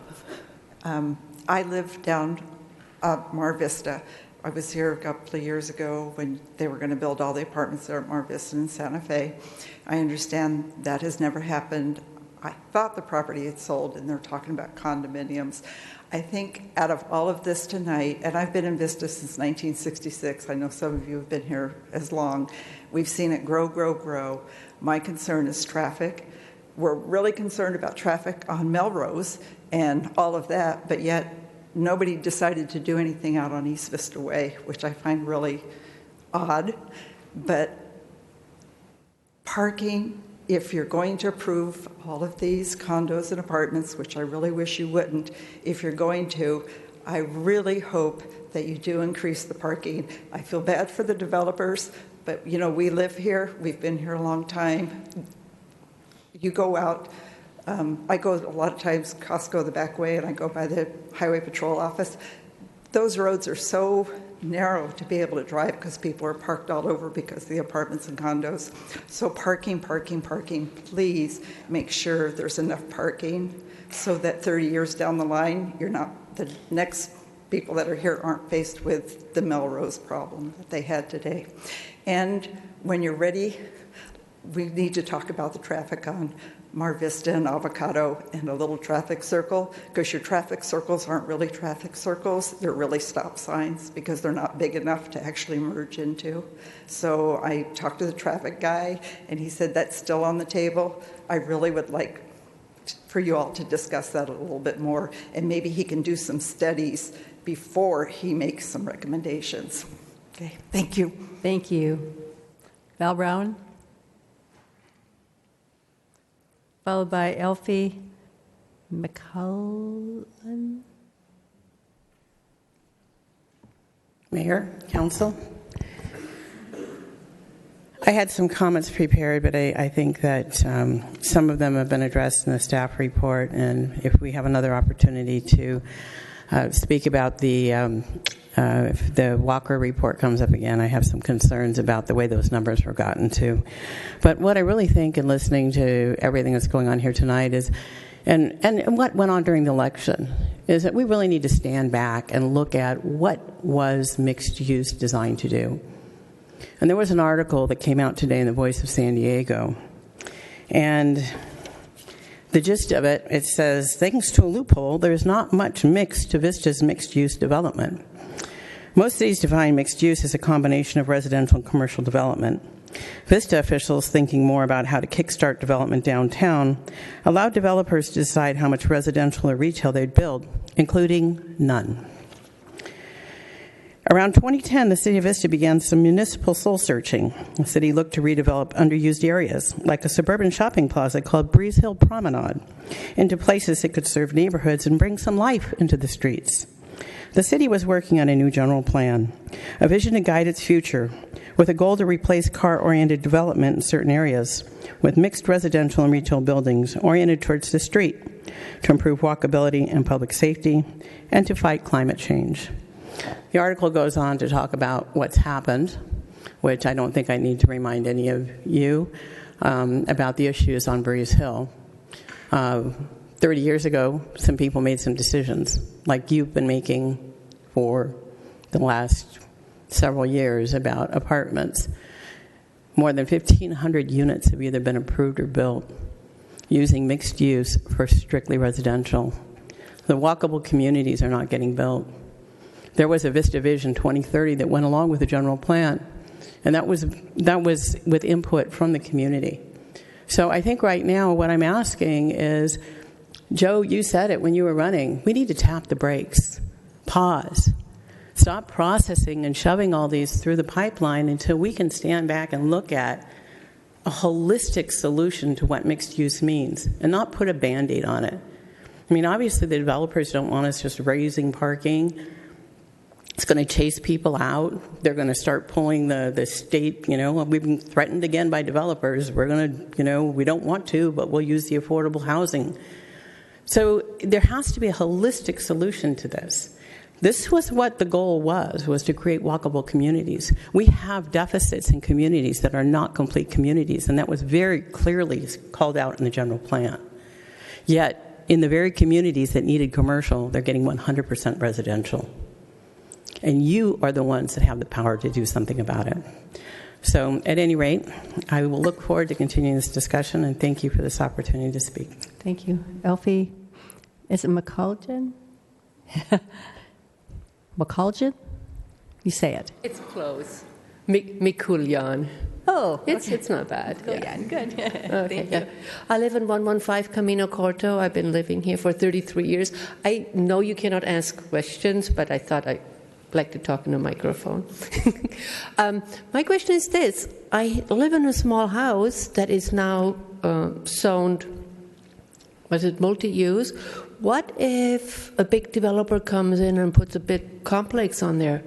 Where will I go? What will happen to my house? Will they demolish it and kick me out? Or what happens to the people who live there in that area? I live right by the transit center. So maybe next time you can address, or we're going to go to the city council to say, will that be eminent domain, or will they just have to buy me out to developers? You wouldn't know that, right? Joe was laughing. If you live in a if you live in a single family home, Yeah. somebody would have to purchase it before they were going to Okay. go ahead and do development. Oh, I see. Yeah. Okay, so that would be, but A property owner could choose to sell, and if they were in the right zone, redevelop it. But if you it's still up to me to say yes or no, or correct, to have that big building put in without parking. So, yeah. Just like the speaker before said, just think of holistic. Don't let our beautiful city just be smothered with huge buildings and no parking, and we have the same problems that we had in Melrose Drive, and later on we go, oops, we made a mistake. We should have considered things then. Thank you for your time. Thank you. And that is our last speaker. So, do you want anybody? Councilmember Aguilera.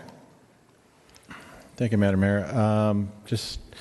I think this is obviously a very important subject, not only to the council, but to the citizens of Vista and the developers as well, especially those that have properties being developed right now.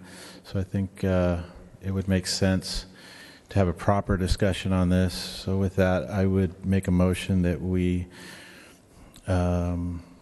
continue this at our next meeting.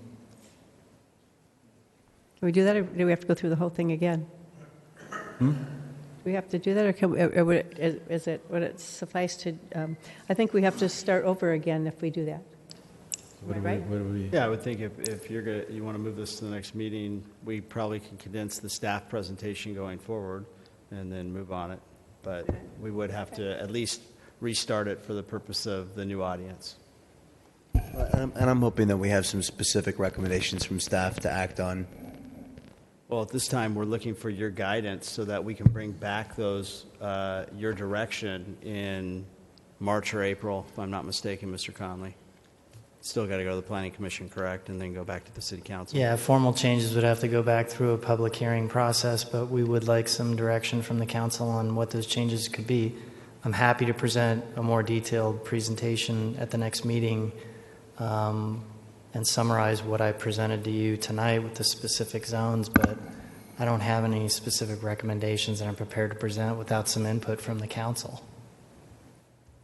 How about a list of potential changes based on where you can easily surmise our minds are at, that we can look at and say yes, no, yes, no? Could we do that? Could we come up with 20 different things that are, seem reasonable to the staff that we could take a look at and the community could comment on, we could comment on? We could come up with a list of items that we think yeah, that's fine. are reasonable. And we'll tell you whether we think they're reasonable or not. Sure. Yeah. We can't read your mind, though. Well, but that's the great thing about this concept is you wouldn't have to. You'd give the ideas and we'd tell you if we like them or not. We'll see. Yeah. Well, I think one of the proposals that was made tonight was the keeping Comerica, that property, commercial. I think, if we could put that on the list. Yeah, I got the easy ones. That's an easy one. Yeah. I'll try to present what I can with respect to where I think the council's going, but unless I get some more input tonight, I'm pretty limited in what I'm bringing back. Okay, so I guess my concern is, we're just going to start throwing ideas out, and that's the problem. So it's not going to be well thought out. It's almost like we're turning our homework in almost late, and we're just scribbling a bunch of stuff down. Let me just get to where I think you are. Okay. You have some major concerns about the extent of multifamily development that's going in the mixed-use zone. Not so much the downtown specific plan, but the mixed-use zone is a critical factor.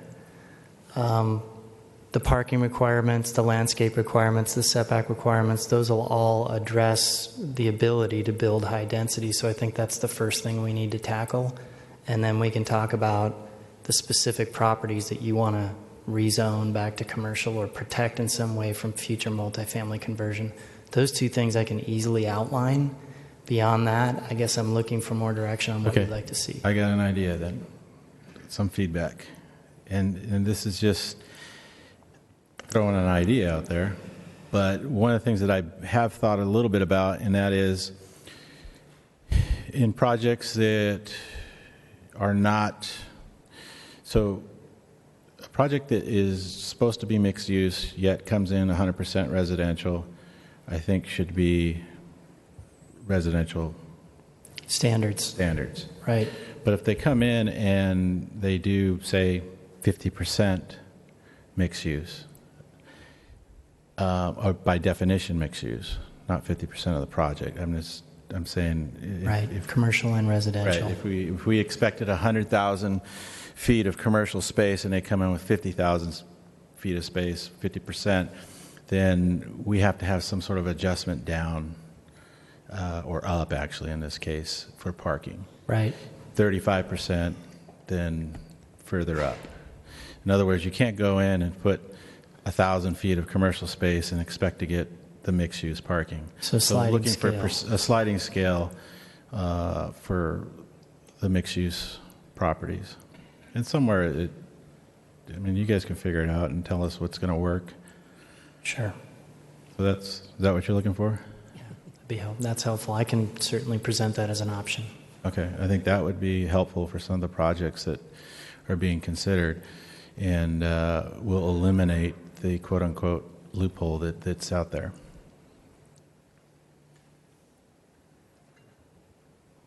Councilmember Rigby. Thank you, Madam Mayor. As you know, I've been pushing for this discussion for a very long time, so thank you for having it. And I want to thank you all for being here tonight and staying at this late hour to have this discussion with us, and for your comments. And it was already talked about rezoning some of these areas from mixed use back to commercial to protect the neighborhood so that we don't have any more of Breeze Hill, Avalon kind of thing. So that's absolutely imperative. And then also, again, taking the mixed use residential only out and putting in, if it's truly residential, it has to go by residential standards.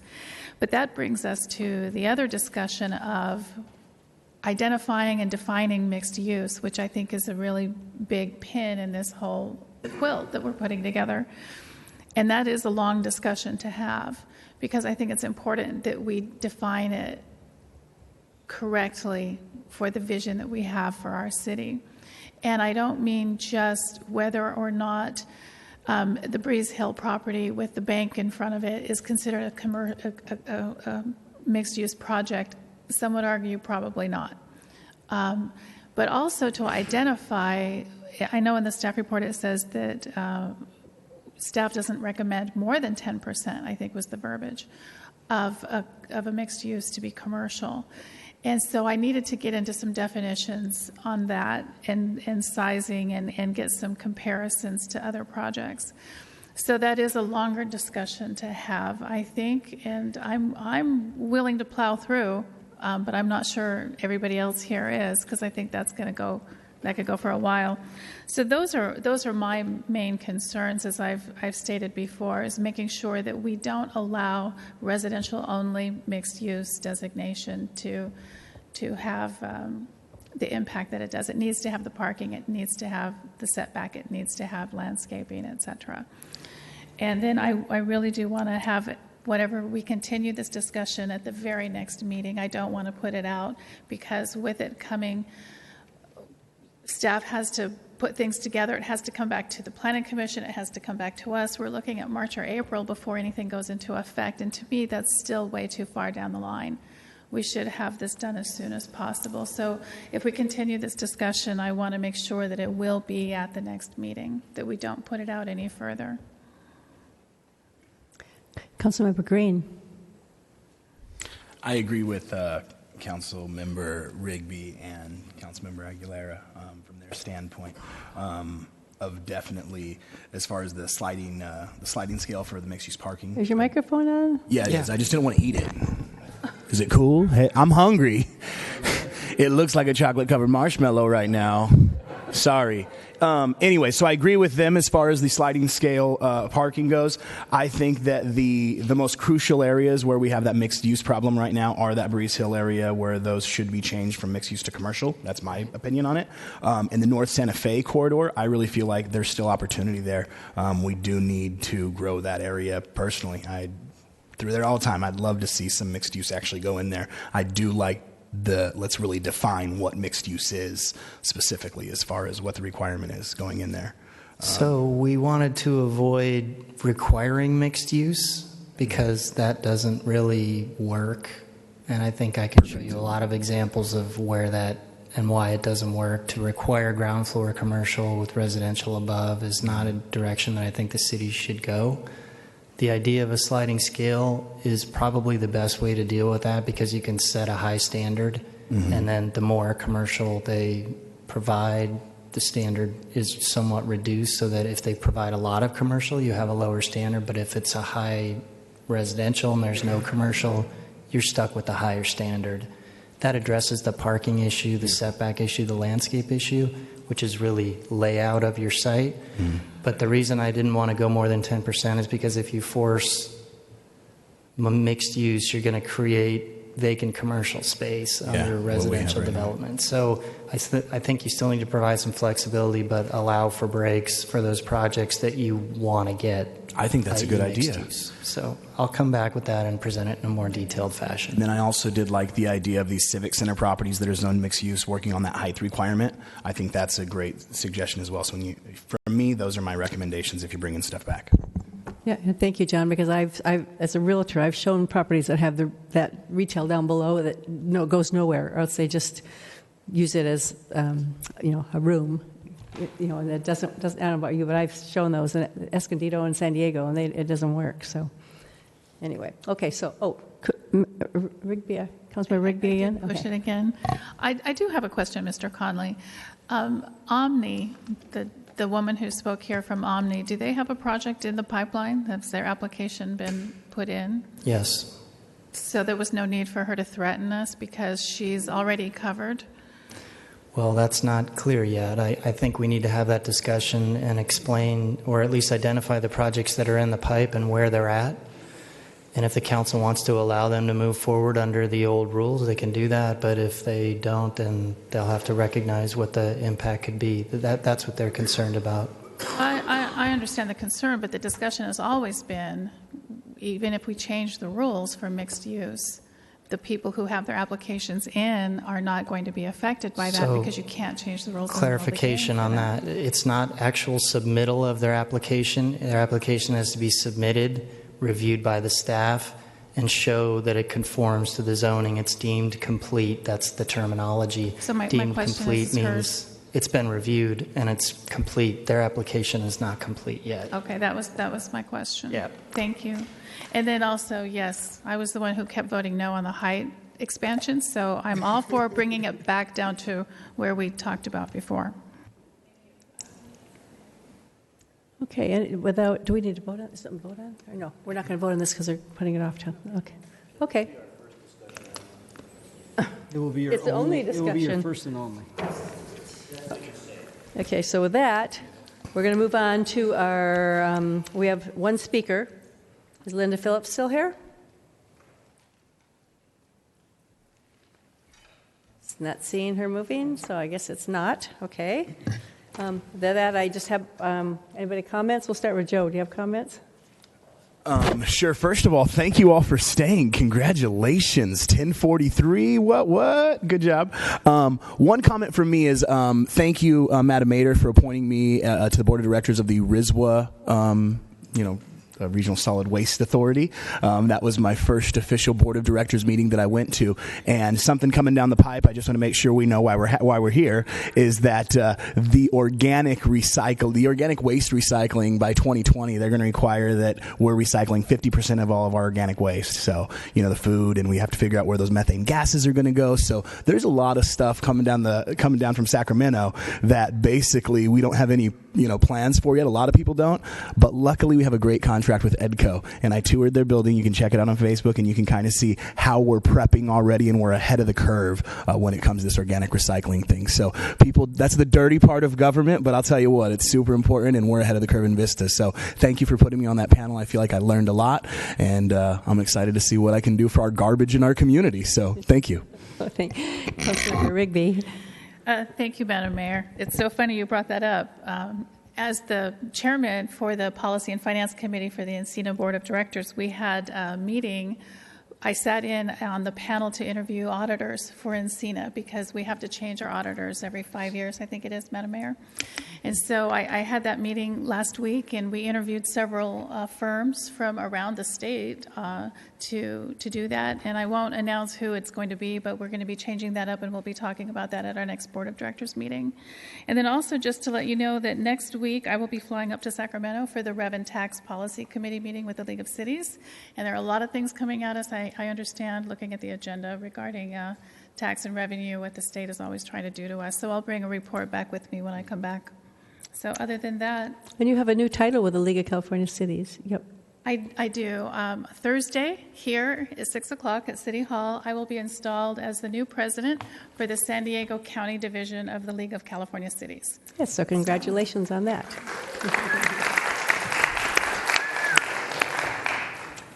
Yes. No comment? Your turn? Okay. John, no? Nothing? Okay. I just have, I have comments. Probably nobody's going to be interested in, but I'll do them anyway here. Backfence Society and the Women's Club of Vista are holding their first Only Losers Litter walk Sunday, January 15th at 11. Everybody's welcome and can register online at just a tongue twister, onlyloserslitter.com. The walk begins at the Vista Transit Center and ends at 1:30 in the Sonic parking lot. And a free workshop to guide families through college prep and the college selection process is being held this Saturday, January 14th, from 11 to 12 at the Vista Library. And you can check online events, our online events calendar at thecityofvista.com for more information on that. The Moonlight Cabaret Series begins this month with Molly Ringwald in concert on January 21st, which some of us know who they are, but my grandkids have never heard of who she is. Who's Molly Ringwald? But some of us my age remember her. Information on the rest of that series and tickets are available at moonlightstage.com. And then would you or your family like to get more active this new year? I'm sure we all have our resolutions. Sign up for the city's recreations, youth, adult sports programs at vistarecreation.org. And so that is the end of my announcements, and turn it over to our city manager. Just one, Martin Luther King holiday is on Monday, so city offices and the library will be closed. However, the trash service will remain the same. Okay. City attorney? Nothing this evening, Mayor. Thank you. City clerk? No. We're good? Okay. We're adjourned. Hold on. What time is it? 10:47.